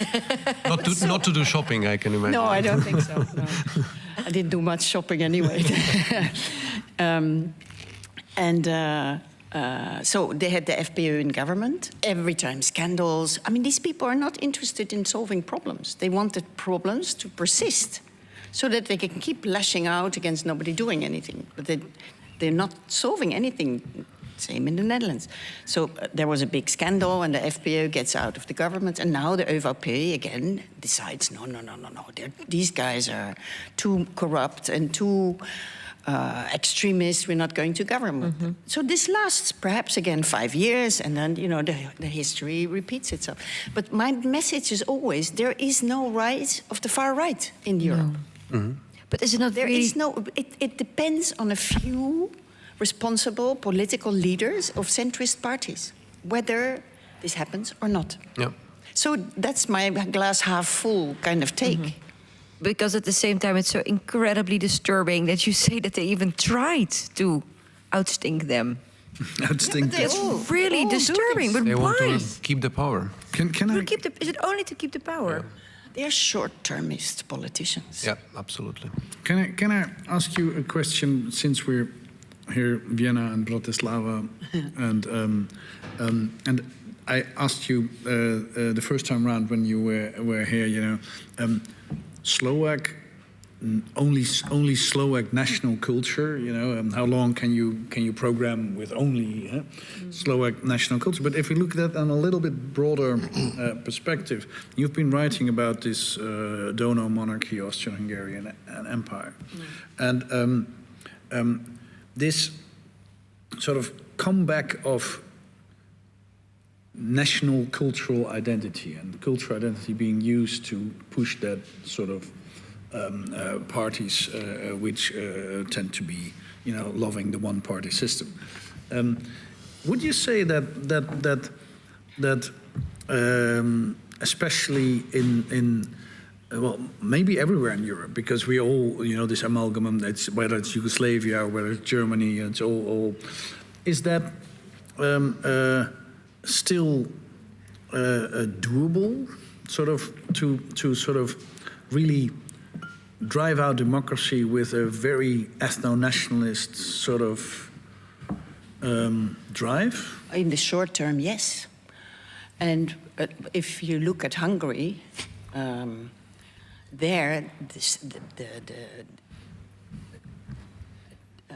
Viktor Orban was occupying the whole right. He became everything, the center and the extreme, in a way. It's like the Tory party and it's like the Republicans. And then it's much harder to get them out again. Because it's bigger. There's no center right anymore. And how did he manage that? Because and indeed, you're saying it's like maximum 35%. You just described, but there it's over 50. Yeah, because if there's Erdogan did the same thing, of course. Yeah, if there's no alternative. But in Hungary, I think it was. Well, there's a specialist in the room who knows much more about Hungary than I do, but.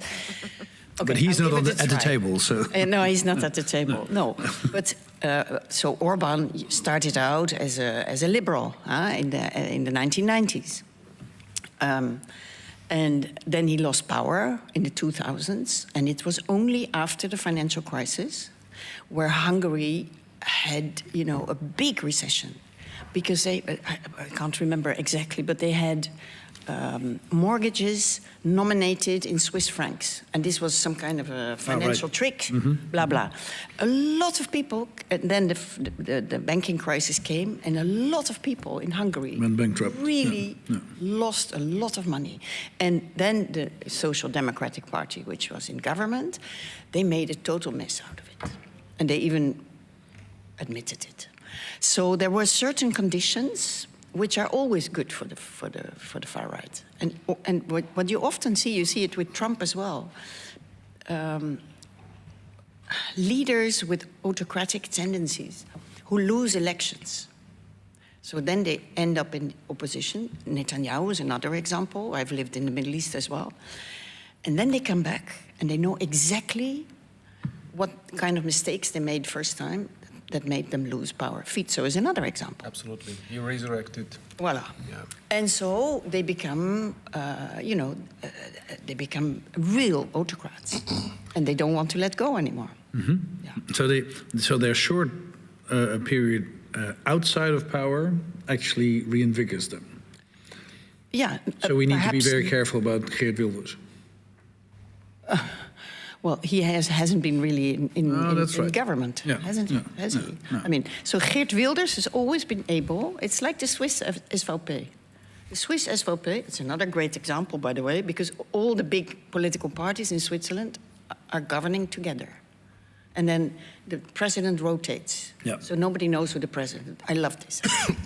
But, so in the first real extreme right-wing party that grew to like 28% in Europe was the SVP in Switzerland, UDC in French. And Zweierische Volkspartei. Yeah, and so they immediately got ministerial posts. So everybody governs with them. And what these people often do is, so they have responsibility in power, but then they attack the government from outside. We've seen the same thing in Holland. We've seen something like that in the Netherlands as well. Yeah. And so what I think, but you mentioned Denmark. I think Denmark is very interesting. Denmark had a very well-developed far-right party. But Denmark has now a social democratic government. And they were very Eurosceptic, and the far right was very big. And all of a sudden, Denmark now feels incredibly insecure. They are smashed on the head by Russia with all these leaking tankers coming by. I mean, we're waiting for an accident to happen. There are Russian planes that are flying without transponders, so you can't detect them, just over the airport in Copenhagen. A few times there have been almost accidents with passenger planes. I mean, just think of an accident happening. Moreover, under Trump, Denmark, which is a very transatlantic country, that's why they're very Eurosceptic as well, they get completely thrown under the bus by Trump. Yeah. Trump wants to take Greenland. He likes to grab things and also grab Greenland. Yeah. Yeah, and he's insulting the Danes. I mean, a lot of Danish soldiers died in Iraq. Perhaps they should not have gone, but they went to help the Americans. Bloody hell! And now the Americans are laughing about it. So the Danes are getting scared. They gave all their weapons to Ukraine. They're totally exposed. So something is happening in Denmark, and this social democratic, but very Eurosceptic Prime Minister, Mette Frederiksen, is suddenly pushing for Eurobonds and for all kinds of, a defense union in Europe. She's becoming a very strong European. I mean, self-interest, but a complete U-turn. But the interesting thing, when our leaders make U-turns, they duck and they deny it. In the Netherlands, our Minister of Finance supported the Eurobonds for defense, but he says, yeah, but these are not Eurobonds. I mean, bloody hell, a Eurobond is a Eurobond. Don't deny it. Yeah, a rabbit is a rabbit. Yeah. Yeah. Especially when it hops. Yeah. So, but she doesn't do that. And she goes on television, she gives a lot of interviews to the newspapers, and people ask her, so why did you turn 180 degrees? And then she says, very good question, and starts explaining why she turned 100. So she's telling a bigger story. Leadership. It's rare. That's rare. Is very rare. And the interesting thing is, the far right in Denmark is completely tanking. They're going down. They're in free fall. Interesting. Also because they don't really want to rule. They just want to be in opposition a lot of times. Yeah, but they want to be big in opposition. Yeah. Yes. So when they have the power, they don't know what to do with it. Yeah. If we can take this conversation a little bit to another political level, because you, once you've been dismissed as director of the National Theatre, you recently came up with, quite kind of recently, with the pamphlet to a petition to the union to take care of artistic freedom in Europe. In my mind, artistic freedom might be sort of an answer, maybe not the answer, but part of an answer to authoritarian rule. But maybe I'm naive or romantic or from the 19th century. But still, I think it might be. But why would you think that would help Europe and maybe Slovakia at this moment? What's so important about that? The document called Bratislava Declaration, it's not about Slovakia. The text was composed by several experts from several countries of Europe, and it's a document that should launch a process of legislative support for freedom of arts within the European space.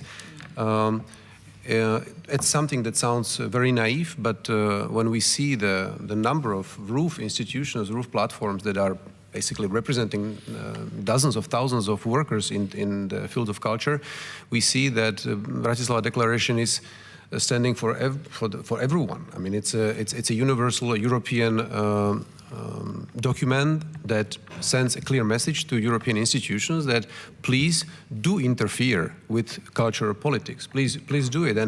And the fact that it comes from Bratislava, from Slovakia, is Russia is probably more successful with disinformation and propaganda than in other countries because it used to be a Russian satellite. And when I'm reading that Russia is, the budget for the media is like 1.5 billion in Russia, and Europe is spending 5 million to fight disinformation. So you see, I mean, there is a huge gap between, and Slovakia is completely victim of Russian propaganda. Fico is not really a socialist. He's not really a fascist. Like he's kidnapped by Russians.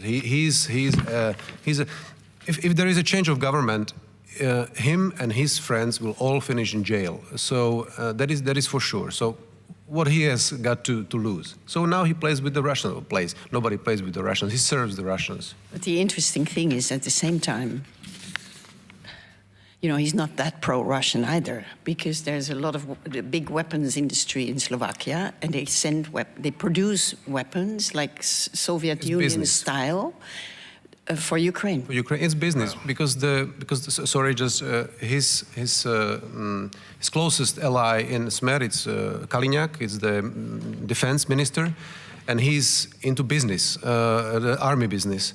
So yes, exactly.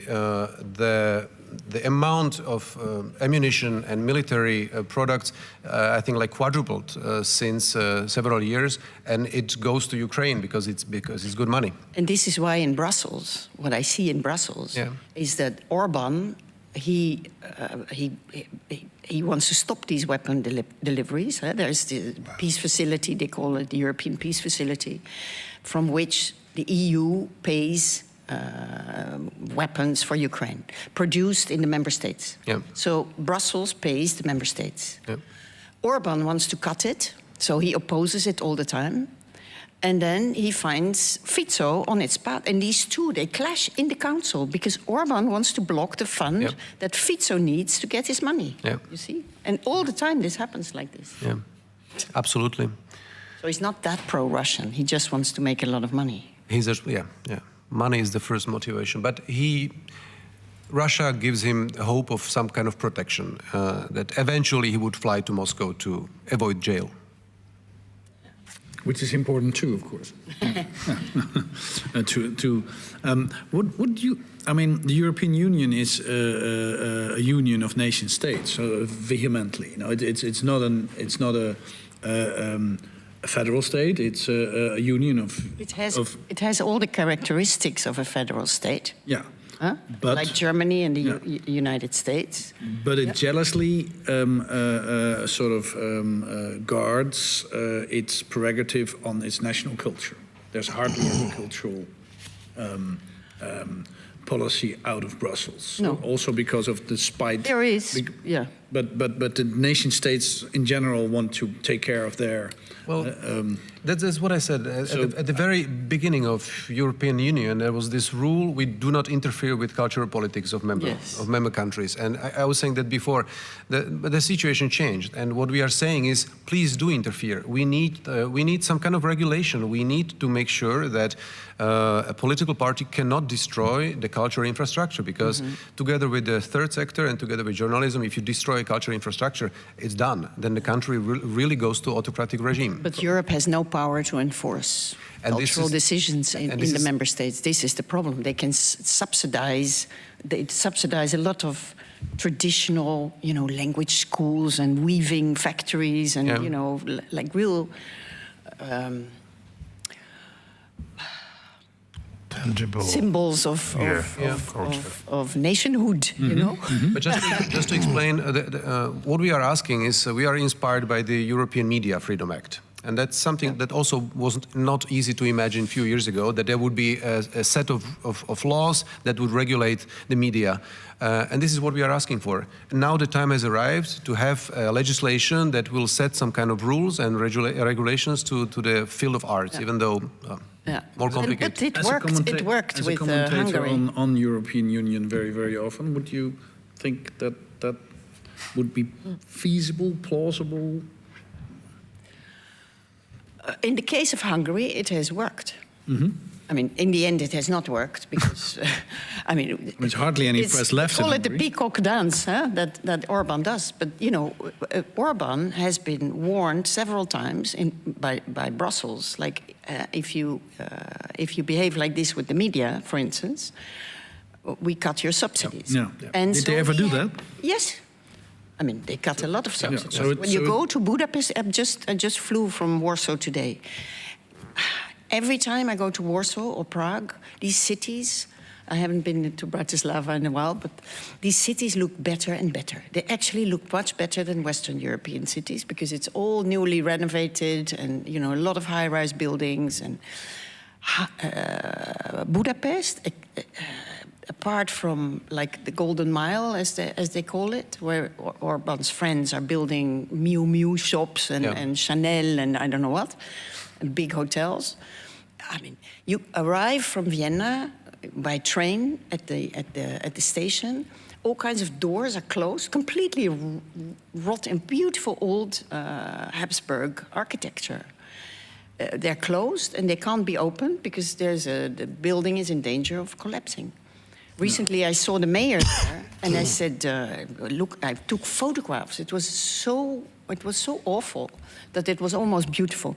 So I showed him the photographs, and he said, "Yes, but you know, the cities are in the hands of the opposition, and Orban, I mean, billions of euros that he doesn't get from Brussels, and he makes us pay because we can hardly get any money, and that you see in the streets the sidewalks are completely full of holes and potholes, and I don't know what. There's no money to repair all that. So you would advise Mathieu to go on with this sort of endeavor to try to have an act, a European act. Of course. Yeah. Because it could work. Yes, of course it could work.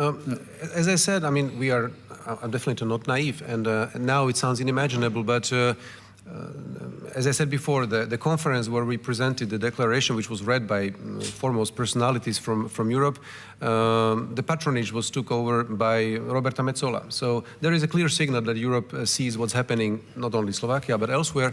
And it sounds very idealist or naive, but imagine just the fact that the cult committee, the culture committee, they opened the subject. I mean, we just need small signals that the European institutions are actually seeing the problem and considering to find some solutions. It will take years. And they realize in Brussels, but also in some capitals, I mean, Orban is totally sidelined in Brussels.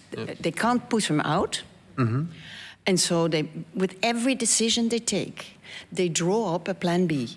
So, okay, if it's not 27, then we draw up. Sometimes you really have to set up a different international treaty with 26 just to overcome or bypass the blockade. They do it each time. But, you know, Orban is alone. What happens if there are like 3 or 4 of them? Yeah, absolutely. Then they have a problem. So they're very worried about, they're just totally fed up with Orban, but they're very worried about Slovakia. So that's why I think Metsola, they all want to act. Yeah, and but they have to be careful because if they lose Slovakia, they have one more problem. Yeah. They have one more problem. Yeah, so they need, you need carrots and sticks. There's elections coming up in the Czech Republic, and Babiš might win. And it is very important to explain that Slovakia will not be the leader in driving this process of this legislation. I mean, we need international partners to drive it in the European institutions. But it's important that it's called Bratislava Declaration. It's a signal that the other partners realize that Slovakia is burning. So that's the thing. I'm gonna thank you both very much for this Central European, and as central as you can get, because it is the real center. Actually, Bratislava probably is sort of the real center of Europe. Of the world. Of the world for sure, but maybe even of Europe. Yeah. Thank you very much, both of you, for coming here, Mate and Caroline de Gruyter.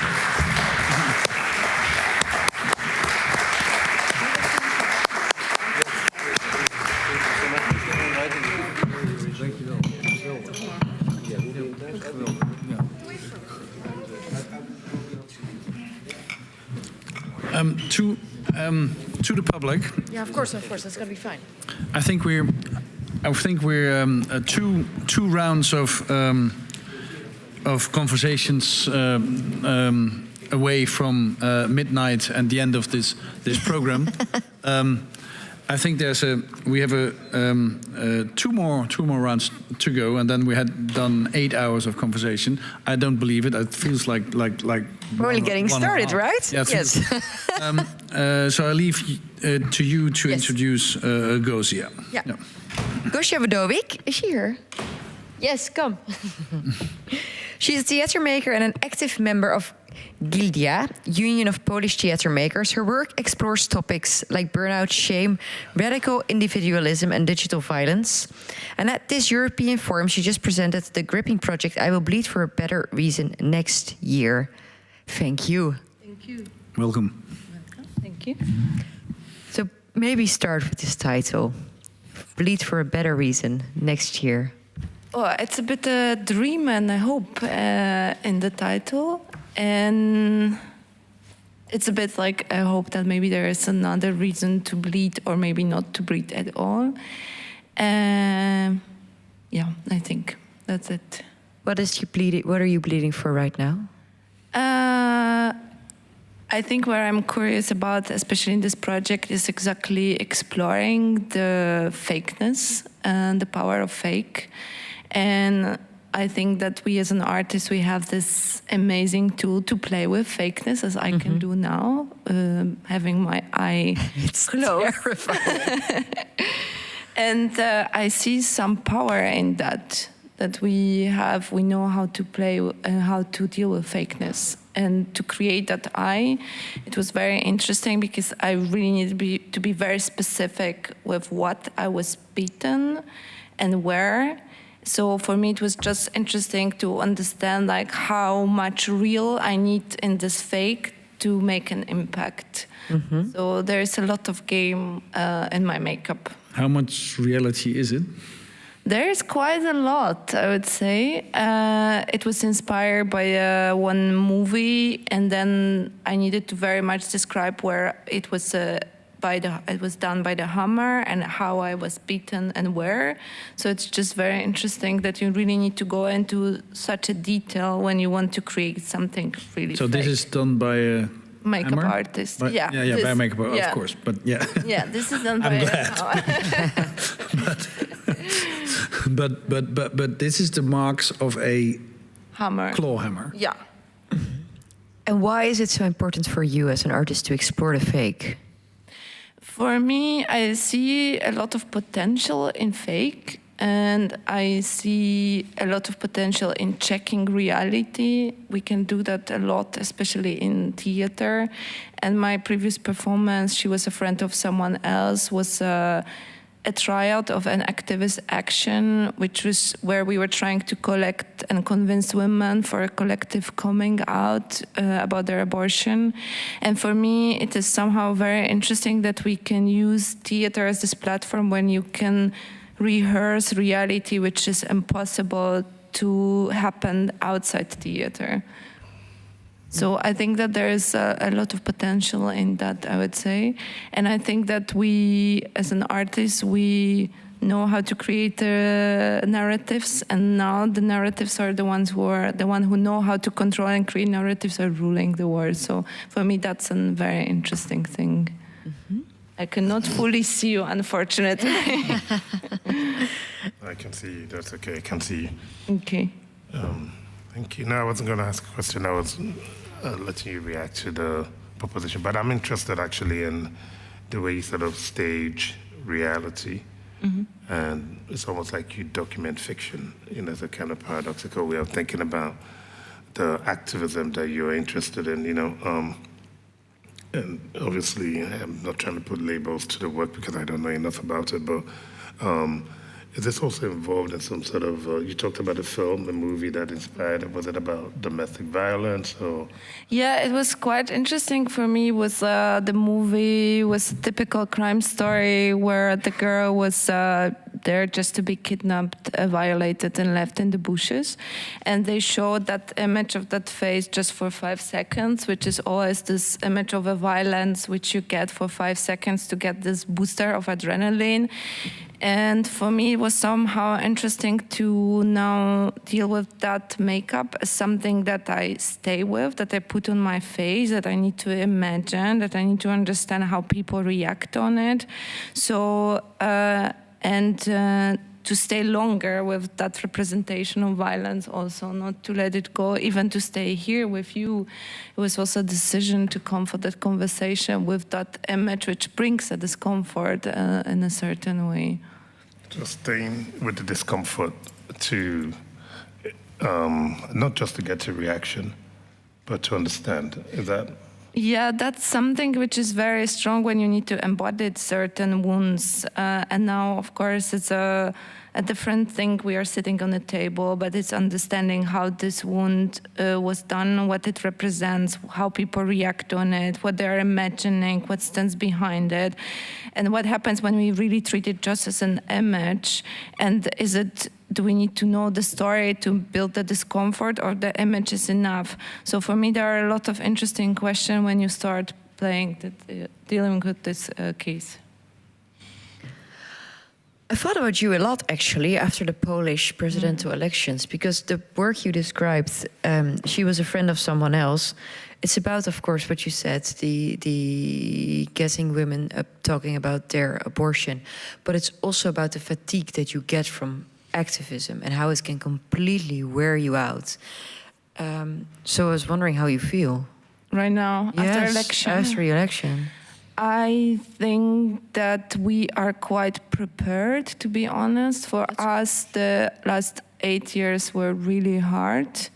And because we could not get any support from the government in many, many, many cases, not only arts, we somehow create this network which is working, of like the different organization, different association, foundation. So somehow we create, in a way, parallel reality to the one that is created by the government, and somehow we created a lot of tools to really make certain things work.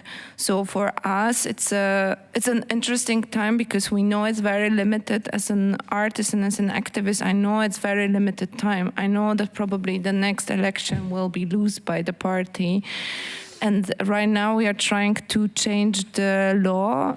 We try to change the law in the way that it will somehow still support the artists and give them a freedom of speech, even if the government won't change. Because what is very dangerous is that after 8 years, there were so many institutions had changed by more conservative ones, but suddenly when the new party came, they also changed immediately those who were conservative ones into those who are much more progressive, and they use the same tools. So then in the end, you start to be very afraid as an artist, because that means that each time there is a new government, there is a new power, there will be a new hat in the institution, and this cannot work that way. So for us, it's now to understand what can we do to somehow create a certain stability and what can be done in the law. How far along are you in answering that question? What can you do and how far along?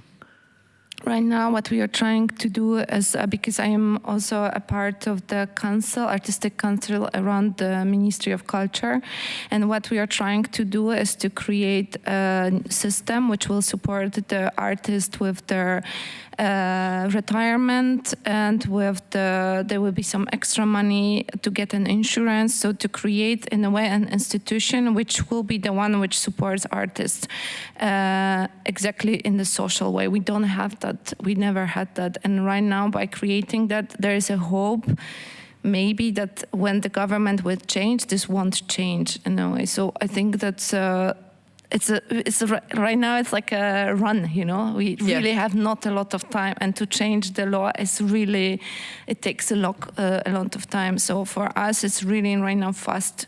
And all of the associations, all of the organizations are meeting, consulting, bringing the comments. They're really all fighting, because we know that probably in 2 years we will have a different government.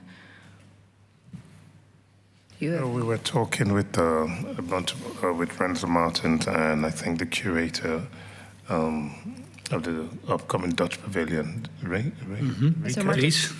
no, the curator, Rika and Dries as well. We're talking about burnout.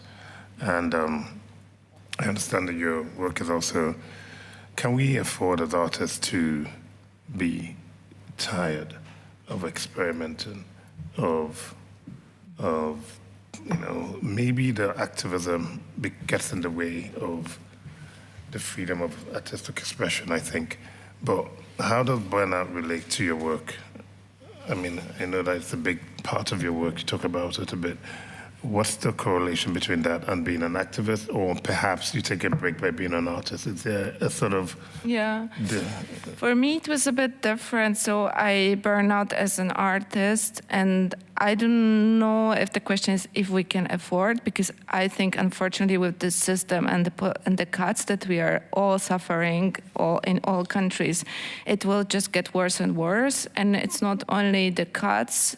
And if there are cuts, the people need to work more, and they need to prove more, and they need to, in a way, be present more. And because of that, they somehow cannot really focus on what is their artistic needs. So I don't think it's a question if we can afford it. I just think it will happen, and the new generation probably will suffer more and more with that. And somehow to understand how can we take care of those people who went through that burnout, I think it's a more relevant question. And about the, sorry, I don't know, the second question? No, it was just a bunch of ideas, basically to understand a bit more about your thoughts about burnout and how you navigate that. Yeah, and I think that one thing which we need to say is that the burnout is not individualistic thing. So I, as a person, I'm a part of the system, and many activists are saying the same thing. So if you have a group which is an activist group, and there is one person who gets burnout, and this person doesn't communicate that she or he is going through a burnout or a certain exhaustion, he or she start to create more job to the other, so the other starts to burn out too. So in a way, in a very weird way, like burnout is a bit like a virus. So somehow I think we should not treat it as an individual thing, but as something that is spreading. That's why I have a feeling that because there is a whole generation of people who went through burnout, probably they're making the other people also going through burnout. So for me, it's and as an artist, I divide I really divide my artistic practice, or I not divide, but I spread. So one thing is my artistic practice, and one thing is my activist practice. And I do that because in my feeling, when I do an art, it's about expressing myself. But when I do activist, it's about working for community.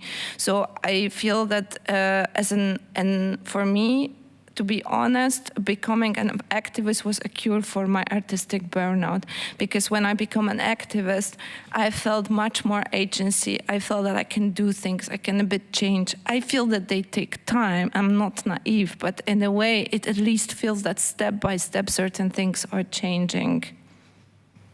That's special. Thank you very much for this conversation. Thank you. I really hope you make the finish line within these 2 years. Thank you very much. Good. Thank you. Yeah, thank you for your insights. Wonderful, and I'm absolutely. It's fascinating. It's really also it's frightening, but the thing in myself that wants to look at it all the time. What does that say about What does it say about me? It's. Thank you very much. Thank you very much. Thank you very much.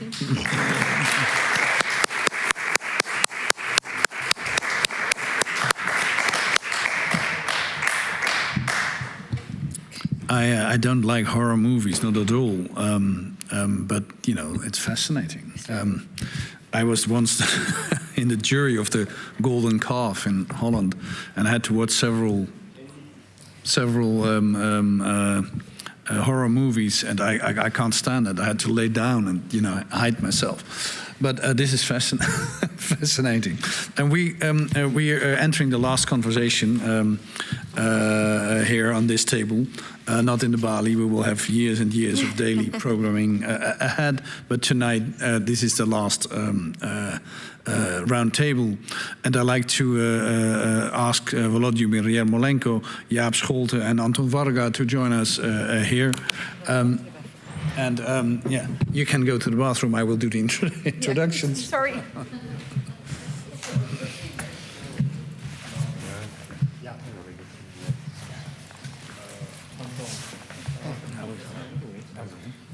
Heel graag. Ja, we hebben geen speciaal. Anyway, you want to have some. Hallo Anton.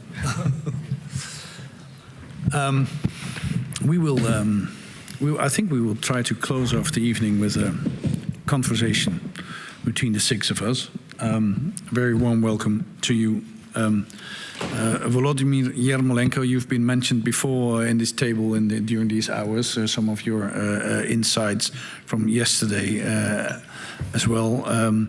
Philosopher from Kiev, writer, podcast maker, and one of the most outspoken or one of the most eloquent voices about Ukrainian culture and endeavors, I would say, for the past years. Very warm welcome. Jaap Scholte, one of our main Dutch writers, living in Budapest most of the time, but also here in Amsterdam. Prolific novelist, also very much involved in recent years in bringing cars to the front line in Ukraine. Very warm welcome to you as well. And Anton Varga, earlier today also in a conversation in Art Under Fire, and one of the Ukrainian artists of Open Group. A very warm welcome to you. One of your artworks of Open Group, which we are part of, is we can see in the film hall next. No more. No more. You could. So you're too late now if you want to see it. But I believe many of you have seen it. We saw it in the Venice Biennale, and I think it's a terrible, impactful work of art of citizens imitating the sound of the grenades and bombardments on Ukraine at this moment. And it's so many layered art project. Also, and you just mentioned this before in the conversation I was listening into, I mean, the single fact that human beings need to recognize the sounds from the things falling from the sky in order to survive. So how you have to adapt in an environment in which you depend on your knowledge of different sounds in the air, which is one of the aspects of it. But so how it's influencing people who actually live, through these moments through these years of wars, which is bringing me maybe to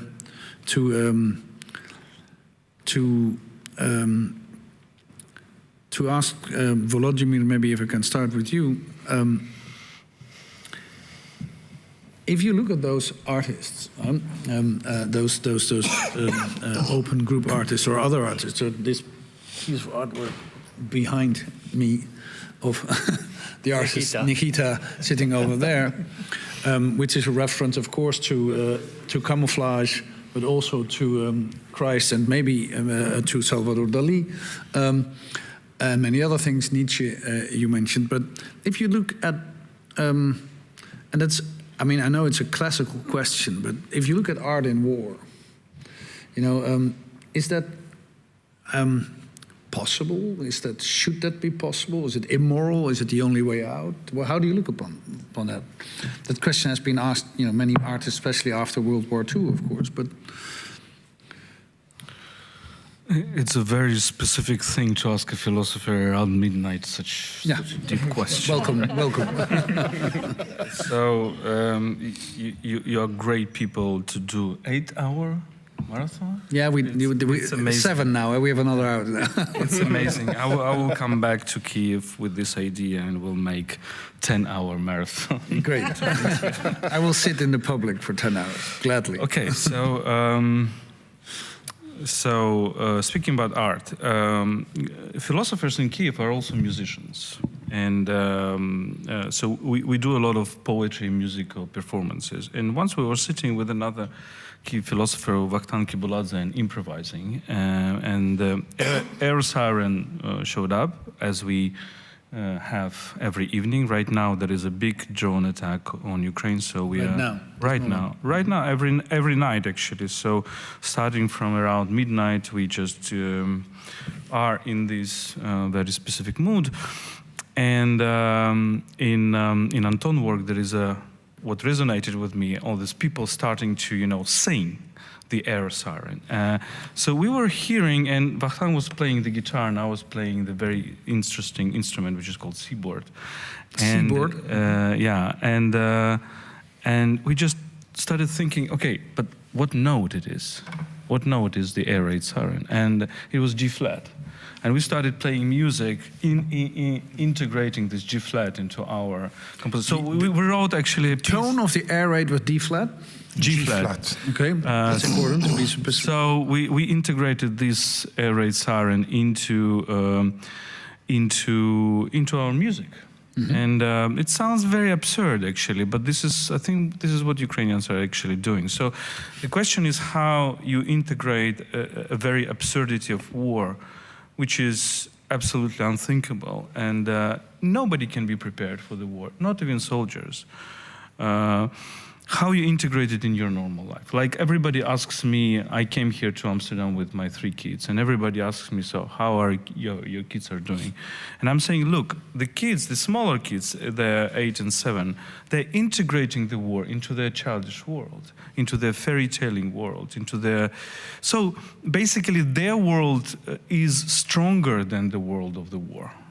It's not they are traumatized by the war. Hopefully, there were not still events in our family that were too much traumatizing for them, but of course we never know what will happen next. But so far their kids' world was stronger than the world of the war, and they the war became an element of their place. All these explosions, the Russians as mythical creatures, and of the underground world and everything like that. Mm-hmm. So I think when I've seen what you guys have done, it's very interesting, because I think what you're trying to think about is, because culture is basically the translation of experience. Culture is an attempt to translate the experience. And the problem is that the experience is not translatable. You cannot translate the experience. I cannot explain to you what it means to be under drone attack unless you are under drone attack. I cannot, and what... you cannot translate it, you cannot...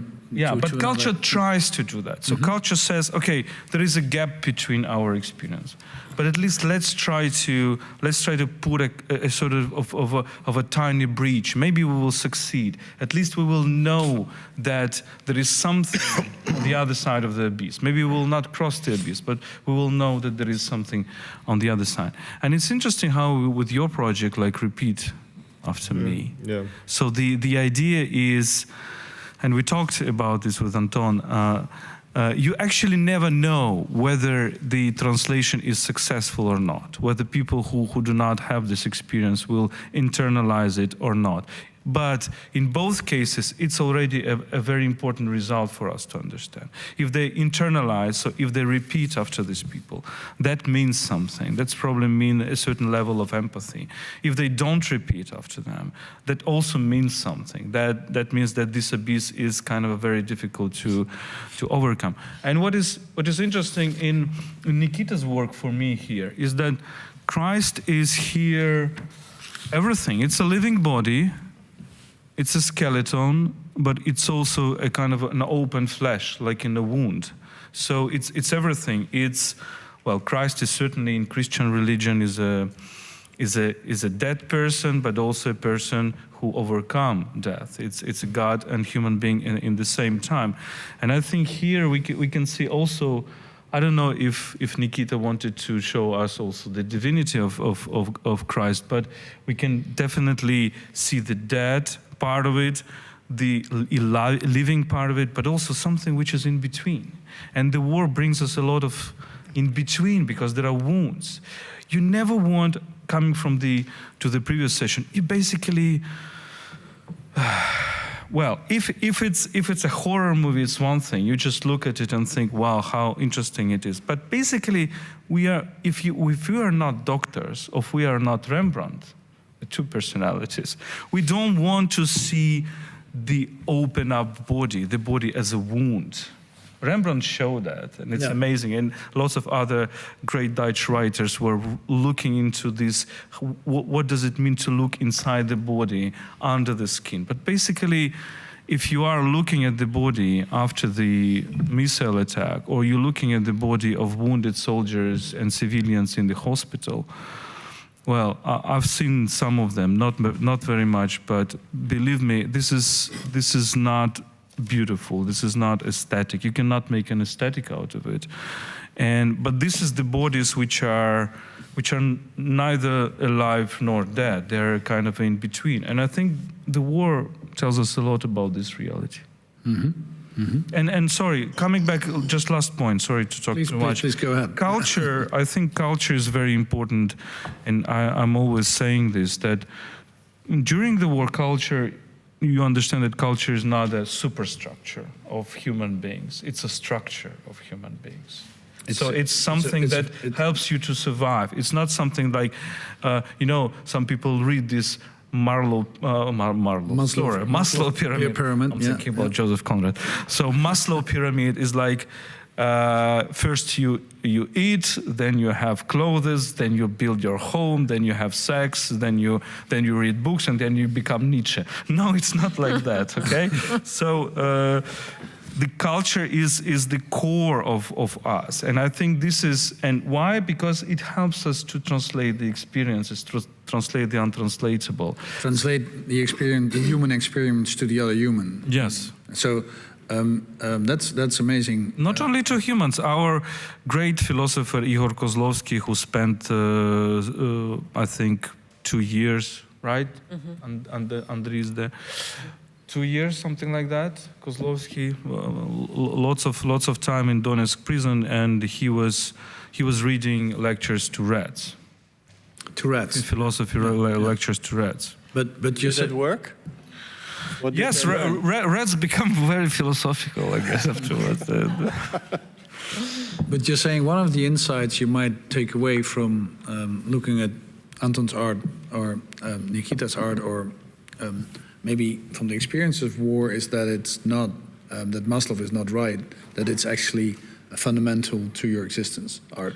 No, Maslow was right. The interpretations of Maslow are very bad. Maslow was actually saying that you can only become the full human being when you are creative, when you're making culture, when you're following the values. And I think this is what we learn in this war too. Mm-hmm. Can I ask you, how close do you think you can get, if culture is a way of translating the experience, how close do you think culture can bring you to the actual experience? I don't know, it depends, but what I'm afraid of, sometimes of this is aestheticization. We have this, culture has lots of this also aestheticization of violence, aestheticization of war, or using and abusing this experience. I mean, we should be very careful about this. So we should be very careful about the intentions of the artists, or the way how... I'm very skeptical about every way to aestheticize violence. I'm very skeptical about showing violence in movies and making violence as a kind of an aesthetic tool, because the more an artist wants to make violence an aesthetic tool, the less he or she understands what a violence is. That's my perception of it. Like, how in the way when you start thinking about violence as interesting, you go away from understanding what violence is, because violence is not interesting. The Etche Temelkuran on that chair earlier tonight said, as a writer, I have the duty not to tell too much of the dark. I have to look at the light. I agree, of course, and that was also the topic of a little bit of our conversation with Anne, and yeah, this is the topic of my thinking all the time. Therefore, I'm talking about chiaroscuro and Rembrandt and Van Honghorst and Caravaggio and everything. Yes, of course, the war is a topos of extreme pain, but also extreme joy. That's the paradox. It's a topos of extreme suffering, but also extreme happiness. Because sometimes you're so happy then your family member or your partner or your co-soldier is alive, for example. But Caravaggio depicted violence in his own way, and I like him not because of that, because of different reasons. Okay, so I just wanted to check.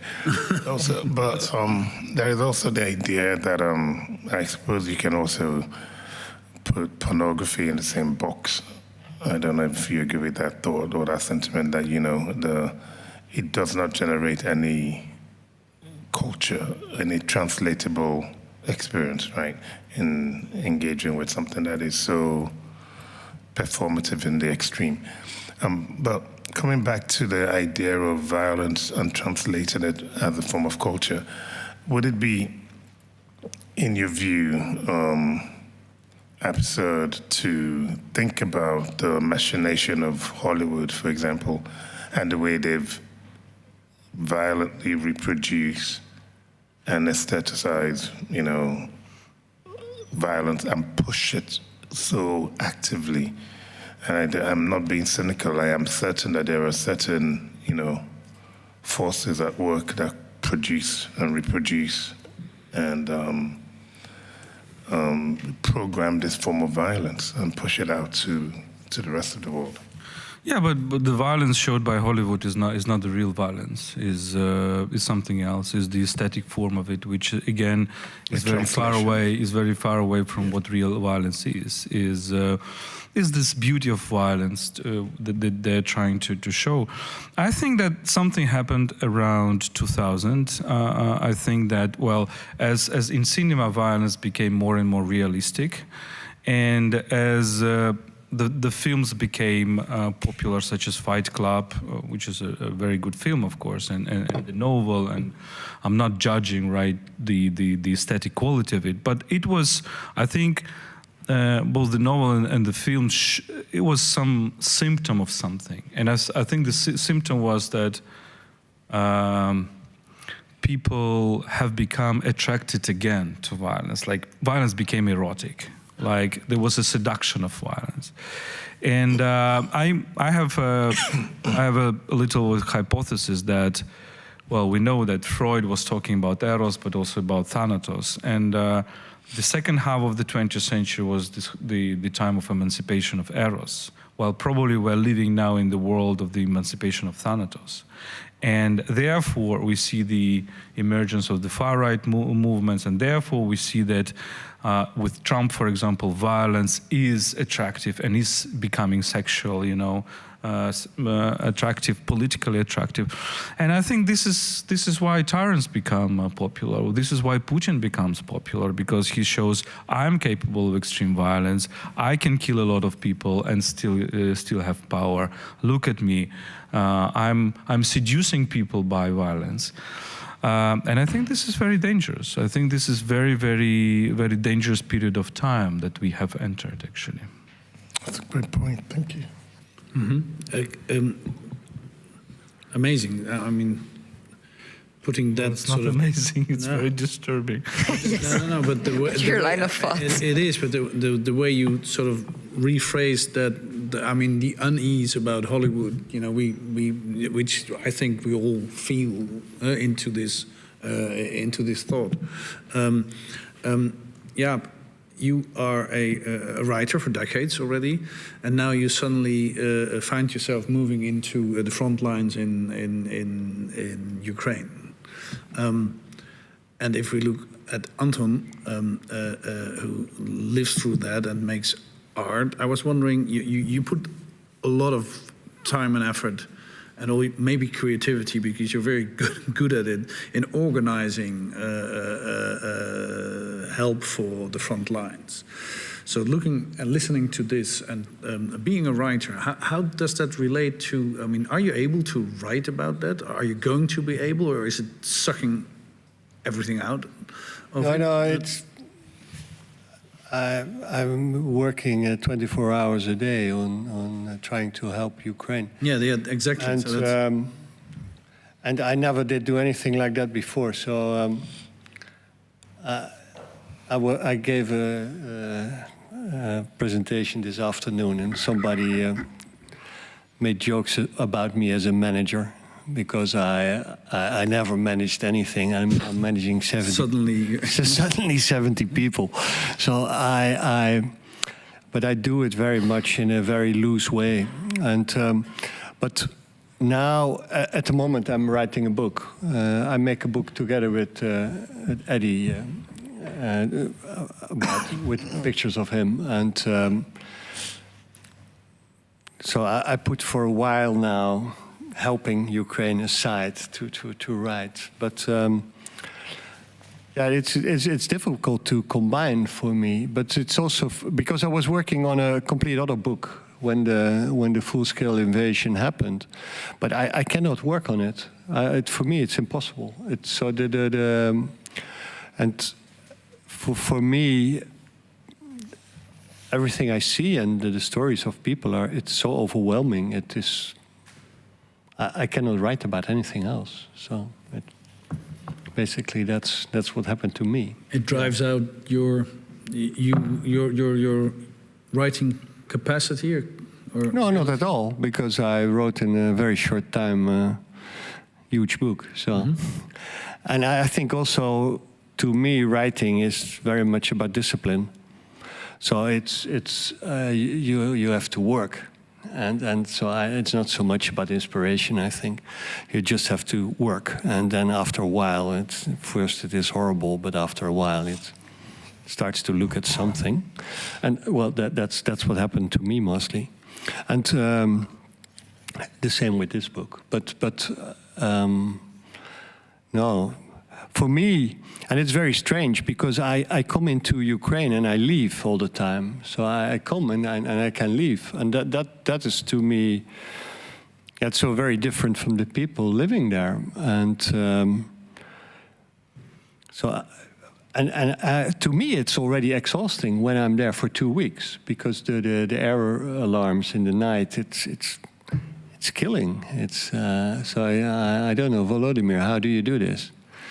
Can I jump in? I think Jaap is too modest. I mean, that's for me. Jaap is for me the real model of the current, intellectual and writer. He comes to Ukraine with a group of Dutch writers and rugby players, right? Yeah, that's a very good combination in the current times.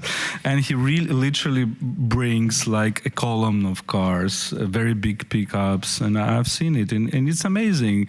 Like it's not this thinking of far remote country of which we know little. The Chamberlain's thinking about Czechoslovakia in 1938. I mean, it's amazing. So, chapeau. Sorry? Do you play rugby?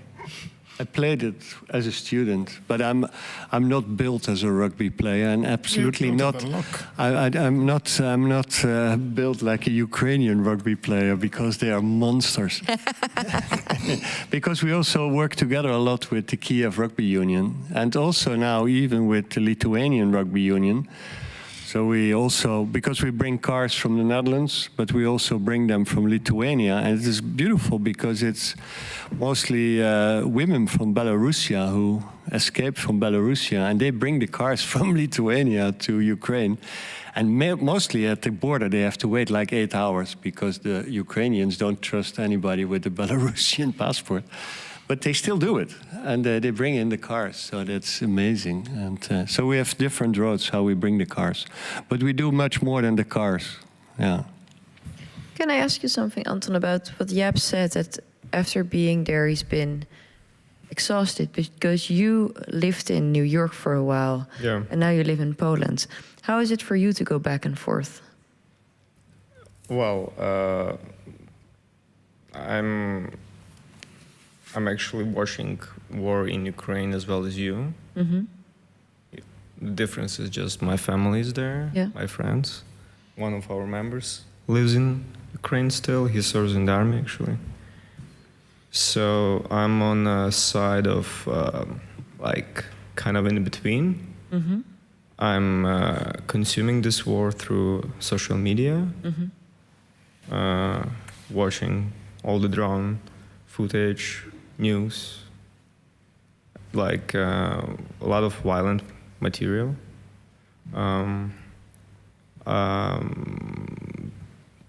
And in the same time, obviously, like I have my, I have people that I'm worried about like every day.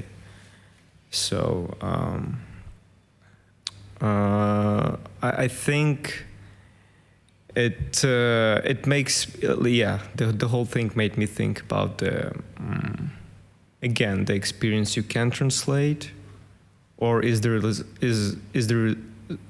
it a real goal like to translate the experience? I don't think it's possible. Like, and you said it from the very beginning. That's why I think, and maybe it's delusional actually. Maybe it's just because I'm an artist and I'm trying to like come with this sense of like what I'm doing. But like I believe that it's art itself creates like experience. So it's not just like translation of somebody's experience. It's like an experience in duration, depending on like of every viewer or like who encounters the piece of art. And then again, it's like that's where I have to. But what you said about the abyss, and like we create this work where Dutch people can meet Ukrainian refugees who like trying to teach them this like expertise and sounds. So they're like encountering Ukrainians first, then they encountering their experience. Can they like feel them? Can they feel like what Ukrainians like felt when they like went through those difficulties, like trying to survive the combat zone? No. But they're like in this situation of like, what should I do? Can I learn? Can I hear? Do I want to listen? Can I repeat? Actually, can I repeat those sounds? Can I allow myself, yes, to repeat those sounds? And then so then it also brings us back to this, like where I am. Am I like just watching this war from outside? Like, am I consuming just this war as like I will be consuming another war like in 2 years, right? And I guess so. There's like many layers, right? The abyss exists, obviously, yeah. And I think that's what Anne Applebaum was also like in your conversation. She was mentioning this, like the gap that you cannot cross it. And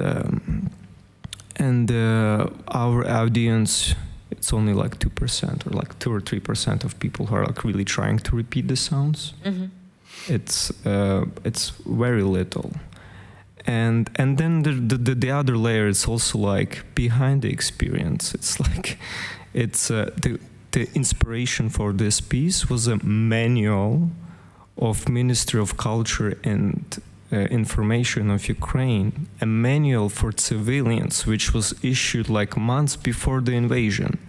So when official Ukraine was saying that nothing is gonna happen, we will be fine. Like with the other hand, they issued this manual. In case something will happen, you should know this.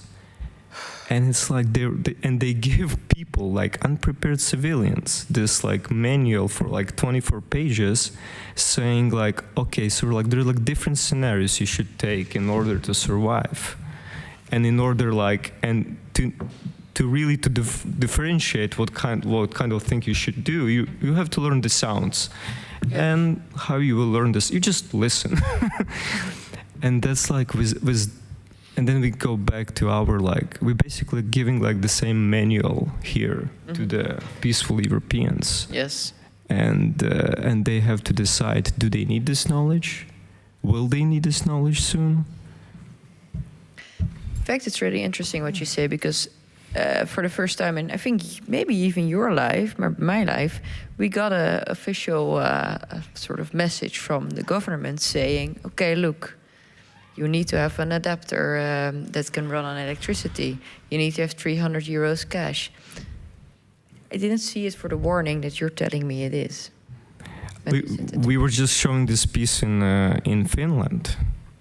They knew. And in Finland, they were like, they were very serious about this. Like, they were like actually asking, like, do you think we should learn these sounds? Not just like watching the video, but like, do you think we should like really be serious about like learning the sounds? I want to know about the what, you know, how this big showcase at Venice Biennale, what did that do to this translation of this idea within the context of a big art wall showcase? What did that do? How was your sort of reception of it as an artist who participated at the Biennale last year? What did it do for you? Well, it was a really good experience. We were able to show this work in Polish Pavilion, which is in Giardini, like in Giardini. It's very visited site. It's not like Ukrainian Pavilion is. Now we're talking about this like details of art world, but like Ukrainian Pavilion is in the very end of Arsenale. It's like it's not so many people actually like even getting there. And so in Polish Pavilion, it was a really nice exposure. A lot of people went and saw it, and yeah, we got a lot of invitations. And you saw our piece at Venice, right? So that's why I'm here, and and we are just grateful for every chance to show it everywhere in different like adaptations. Just because it's another like again chance for us like to keep talking about the war and raising the awareness and saying that the war is there and it's actually getting like nothing is resolved. It's getting even worse, especially after like the situation with US. I in the summer of 2022, then I met Volodymyr. We came to Ukraine, and our idea was to make a documentary about the role of art in a war, and how we could never sell it to Dutch national television, so it's stranded. We have 25 hours. But we went then there to interview, and we also interviewed Volodymyr and all kind of artists, writers, and then we were also in Uzhgorod in this huge flat, you know, with all the artists. Mm-hmm. And I don't know if I can. We saw like 7 roles an artist could take in the war.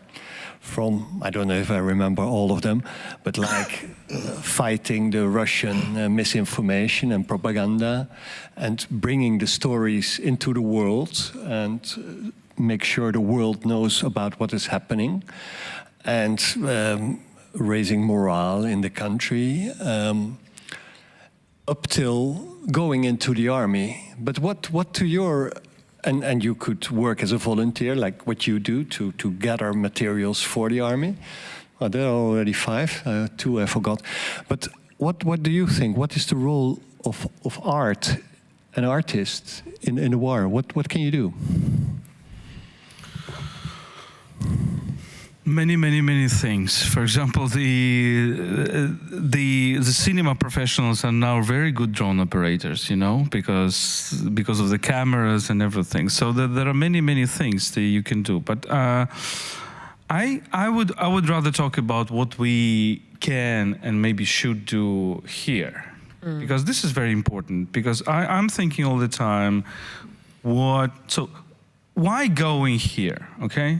Why spending 24 hours to come here? I was wondering about that, actually. Instead of enjoying another beautiful night with Russian drones. I think that the message from Ukraine is not the message of suffering, is not the message of victimhood, is not the message of how poor we are, that we are bombarded every night for 3.5 years, and some parts of our country are bombarded for more than 10 years. It's not our message.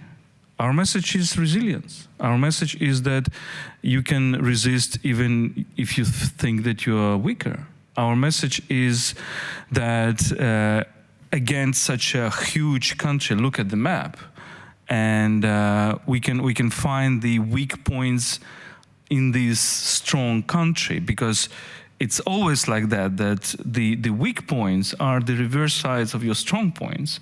Okay, we have a country of big geography, so let's try to turn this big geography against itself, and this is what Ukrainians are doing. So I think that's the message. That's the message. We are living according to Václav Havel, you know, the power of the powerless. Yes. And I think Europe is now living a little bit according to the upside down Václav Havel, the powerlessness of the powerful. Yes. And I think the message that we are bringing, the Ukrainian artists are bringing, Ukrainian intellectuals are trying to bring here, is that we're not victims. Yes, we're suffering, but we also show the strength in this suffering, and we can actually go against the tide. And this is sometimes I feel it in some Western European countries. I feel like coming from Kyiv, and I'm like, okay, at a certain point of the conversation, I'm saying like, do you want me to tell you about Ukraine, or do you want me to be your psychotherapist? I'm feeling like that, okay? Because everybody is complaining, like everything is bad, the governments are bad, the corruption is everywhere, blah, blah, blah, no, everybody is weak, European Union cannot take decisions. And they say, guys, you're so strong. Yes, Russia is strong, the tyrannies are strong, the China is strong, Trump is strong, everybody wants to be strong, but Europe is strong. And I think, yeah, we had, I was listening here, you had a very, very good conversation about European colonialism, and that's a very, very, very good conversation, and very rightful conversation. But the difference between European colonialism and Russian colonialism is that you cannot have this conversation in Moscow. And you will not have this conversation for a very long time in Moscow or in Beijing or in some other parts of the world. So we should look at the bright sides of this basically dark picture. We should look at our strong points. I think that's very important. So please be the psychoanalyst, like you just showed. I don't charge too much, so it's.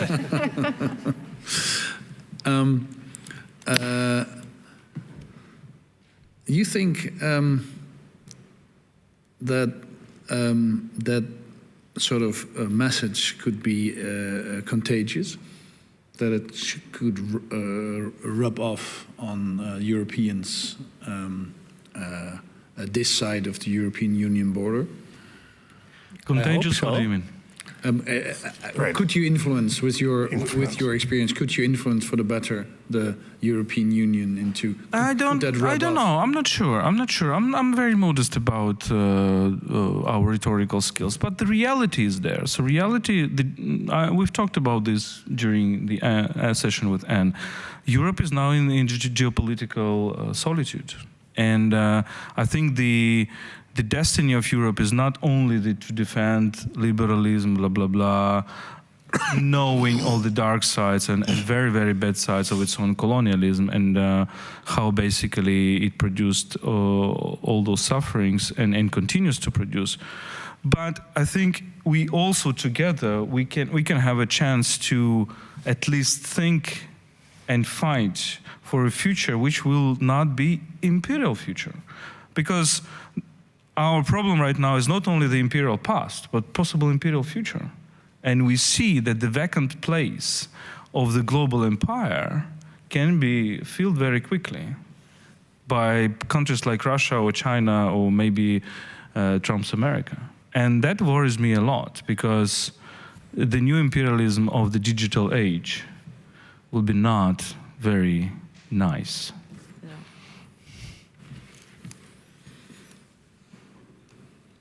It's about the imperial future. our time and not about the imperial past. Well, it's also about imperial past. We should all learn about imperial past. And for example, for me, I don't have any illusions about. I mean, I don't have this, nice white, wonderful image of Europe. I wrote a lot about European colonialism for Ukrainian audience. It's very important that we also understood, and we don't have these illusions, because sometimes Ukrainians have this illusion, oh, Europe is an El Dorado and everything. We need to know the history, how this El Dorado is produced. But I think it's an important part of European history is that these forces of violence were always counter-attacked by the critics of violence. And if you take the Spanish colonization of the Americas, you immediately have the intellectuals who say, no, this is wrong. This is wrong to enslave people, and et cetera, et cetera. You don't have it in the countries like Russia.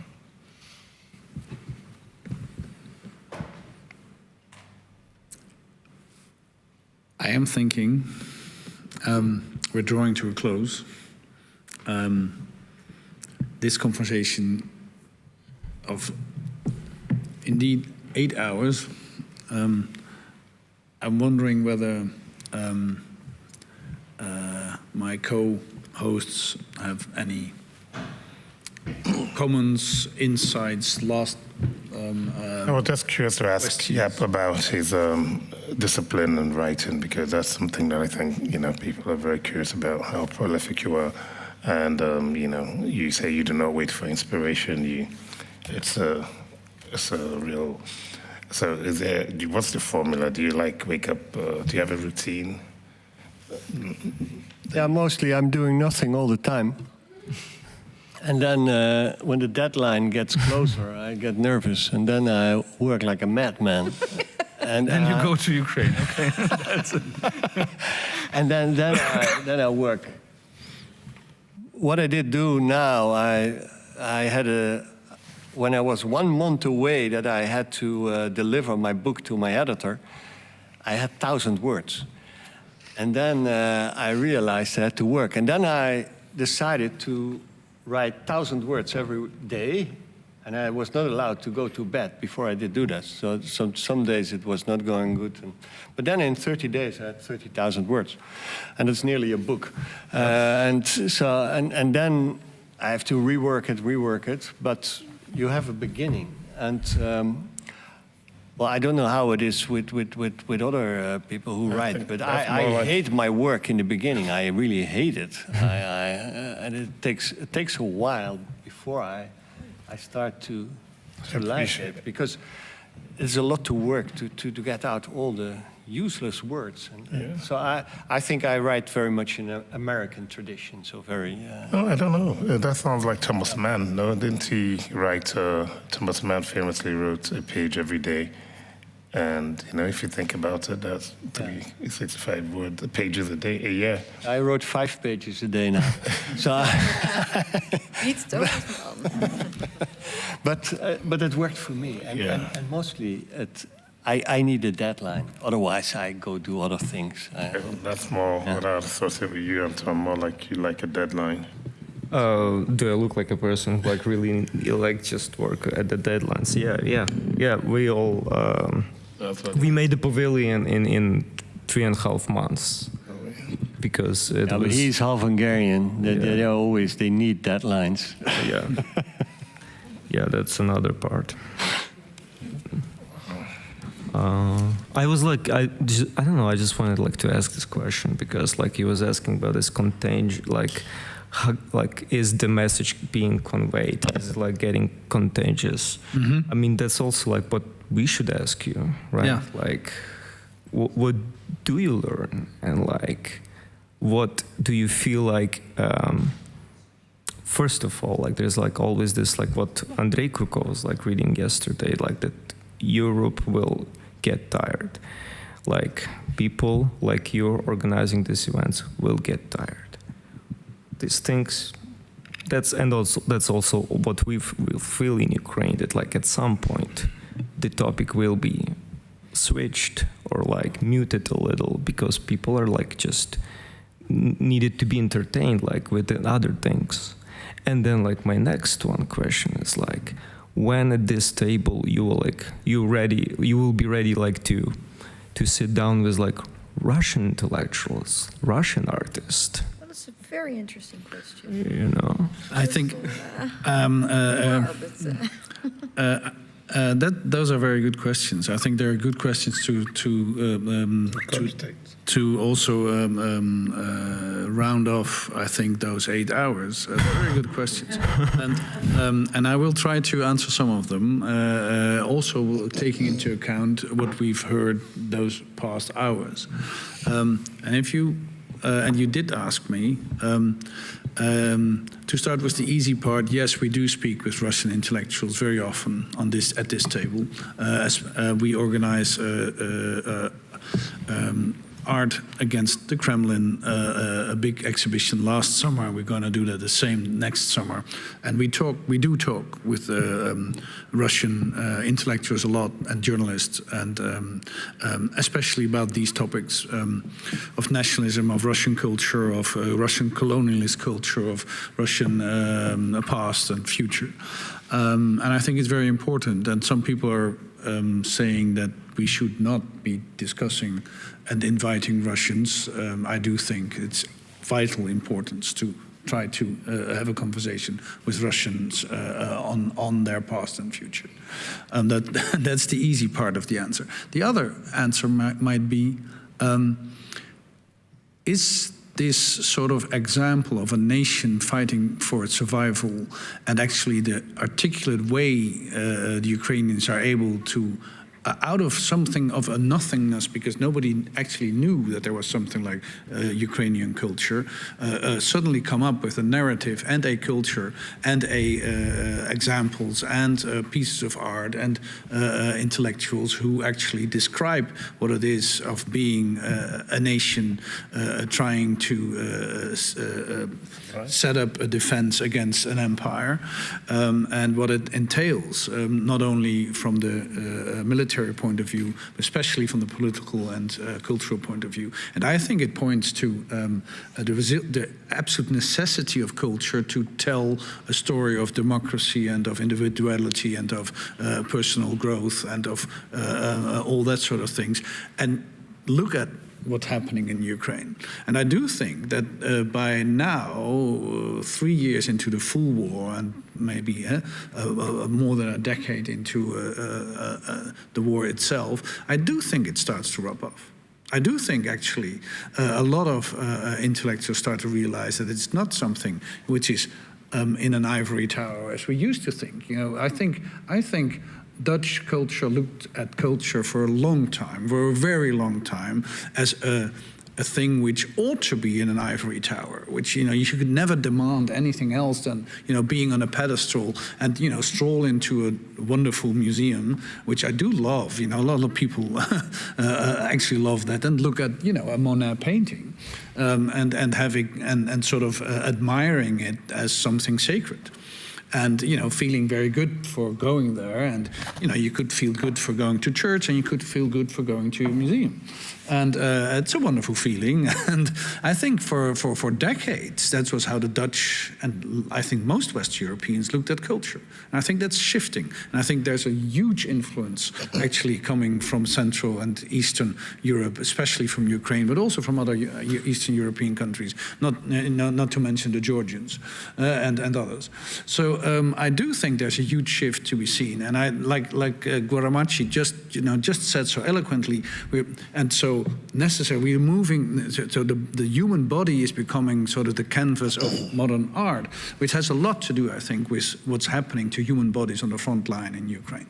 That shift has a lot to do with it, I think, and other places in the world maybe, but I think especially to European culture. And I do think, actually, that there's a big chance, actually, a huge chance, that this will be, and Trump plays a big part in that, but I think a bigger part plays the Ukrainian war, that Europe will find its strength to and suddenly realize that it's a real asset to be a society under a rule of law. And I think the rule of law comes first. Democracy is nice, but rule of law is more important. And I think that people start realizing that if you don't want your children to die in horrible circumstances, it might be a very good idea to take care of the rule of law. I might be too optimistic, but you see the signs everywhere. And you see the signs of Alternative for Deutschland also everywhere. There's a lot, you know, and that's partly, I think, because of the influence of oligarchs from the Kremlin and oligarchs now from the other side of the ocean. That's partly why they're doing so well, because they put money and effort in it. But I don't think the real idea of the value of the rule of law is actually going away. It's recurring. It's revitalized, I think. So, can I add something? I think rule of law is very important, but what is also very important is the idea that human beings are irreplaceable. And for me, a very important thinker of the 20th century is Hannah Arendt. And Hannah Arendt, remember, she describes radical evil as when a system makes people superfluous, replaceable. And I will tell you a story which connects a lot of the dots.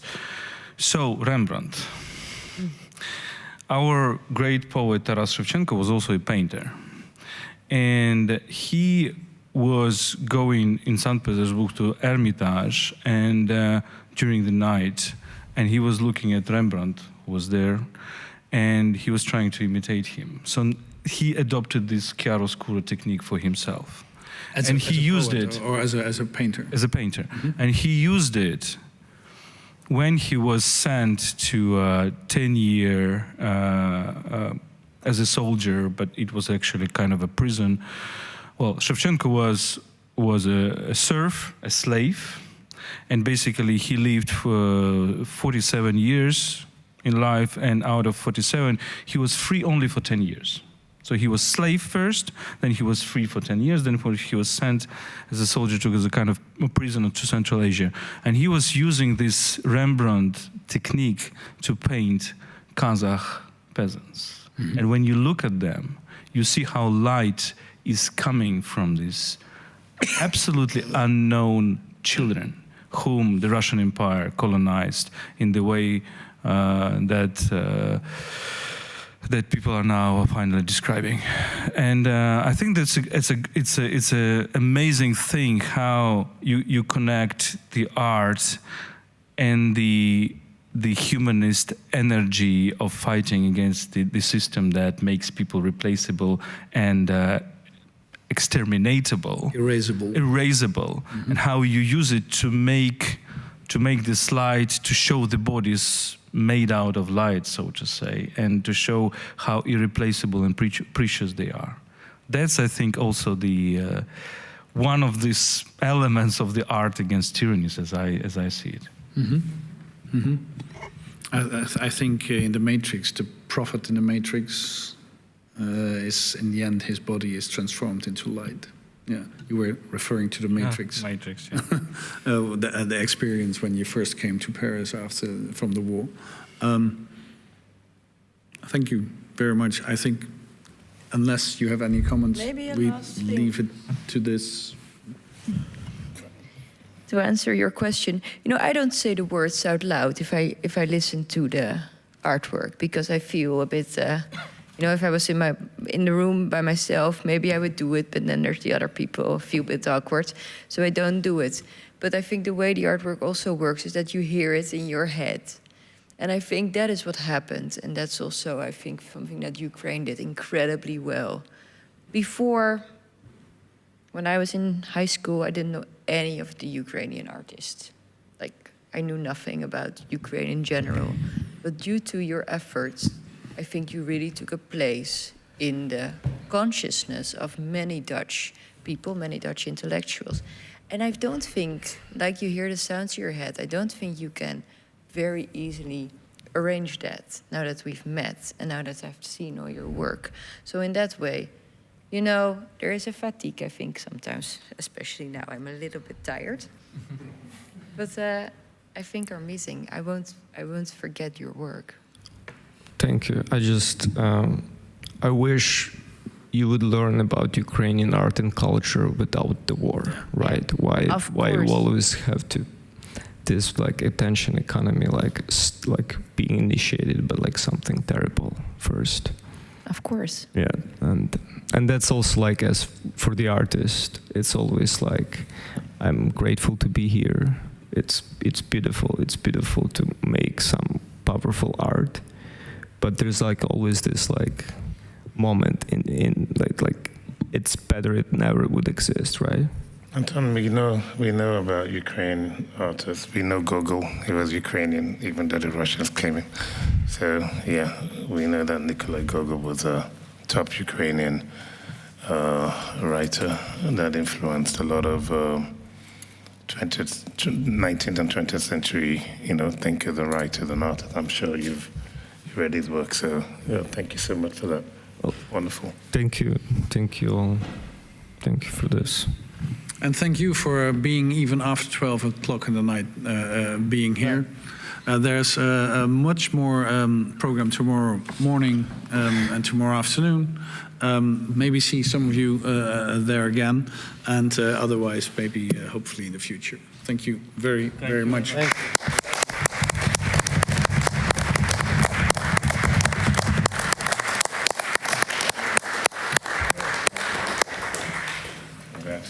Thank you.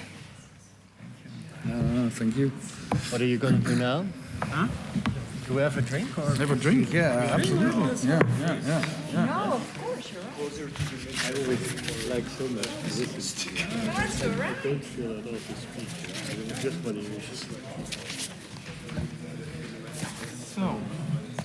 So don't send me a photo with Tommy.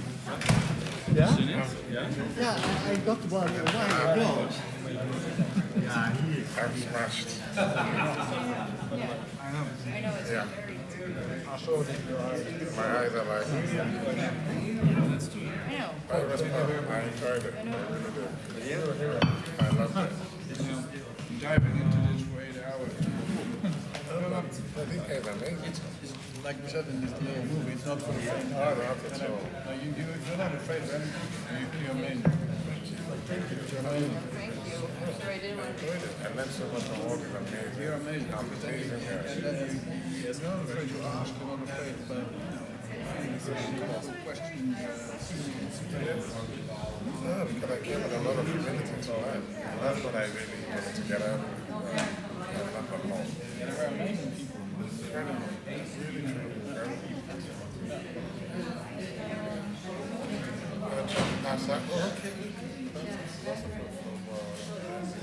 She's very good.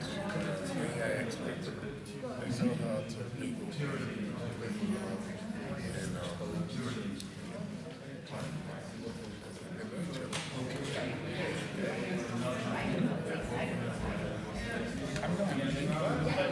I'm gonna head out. I can't.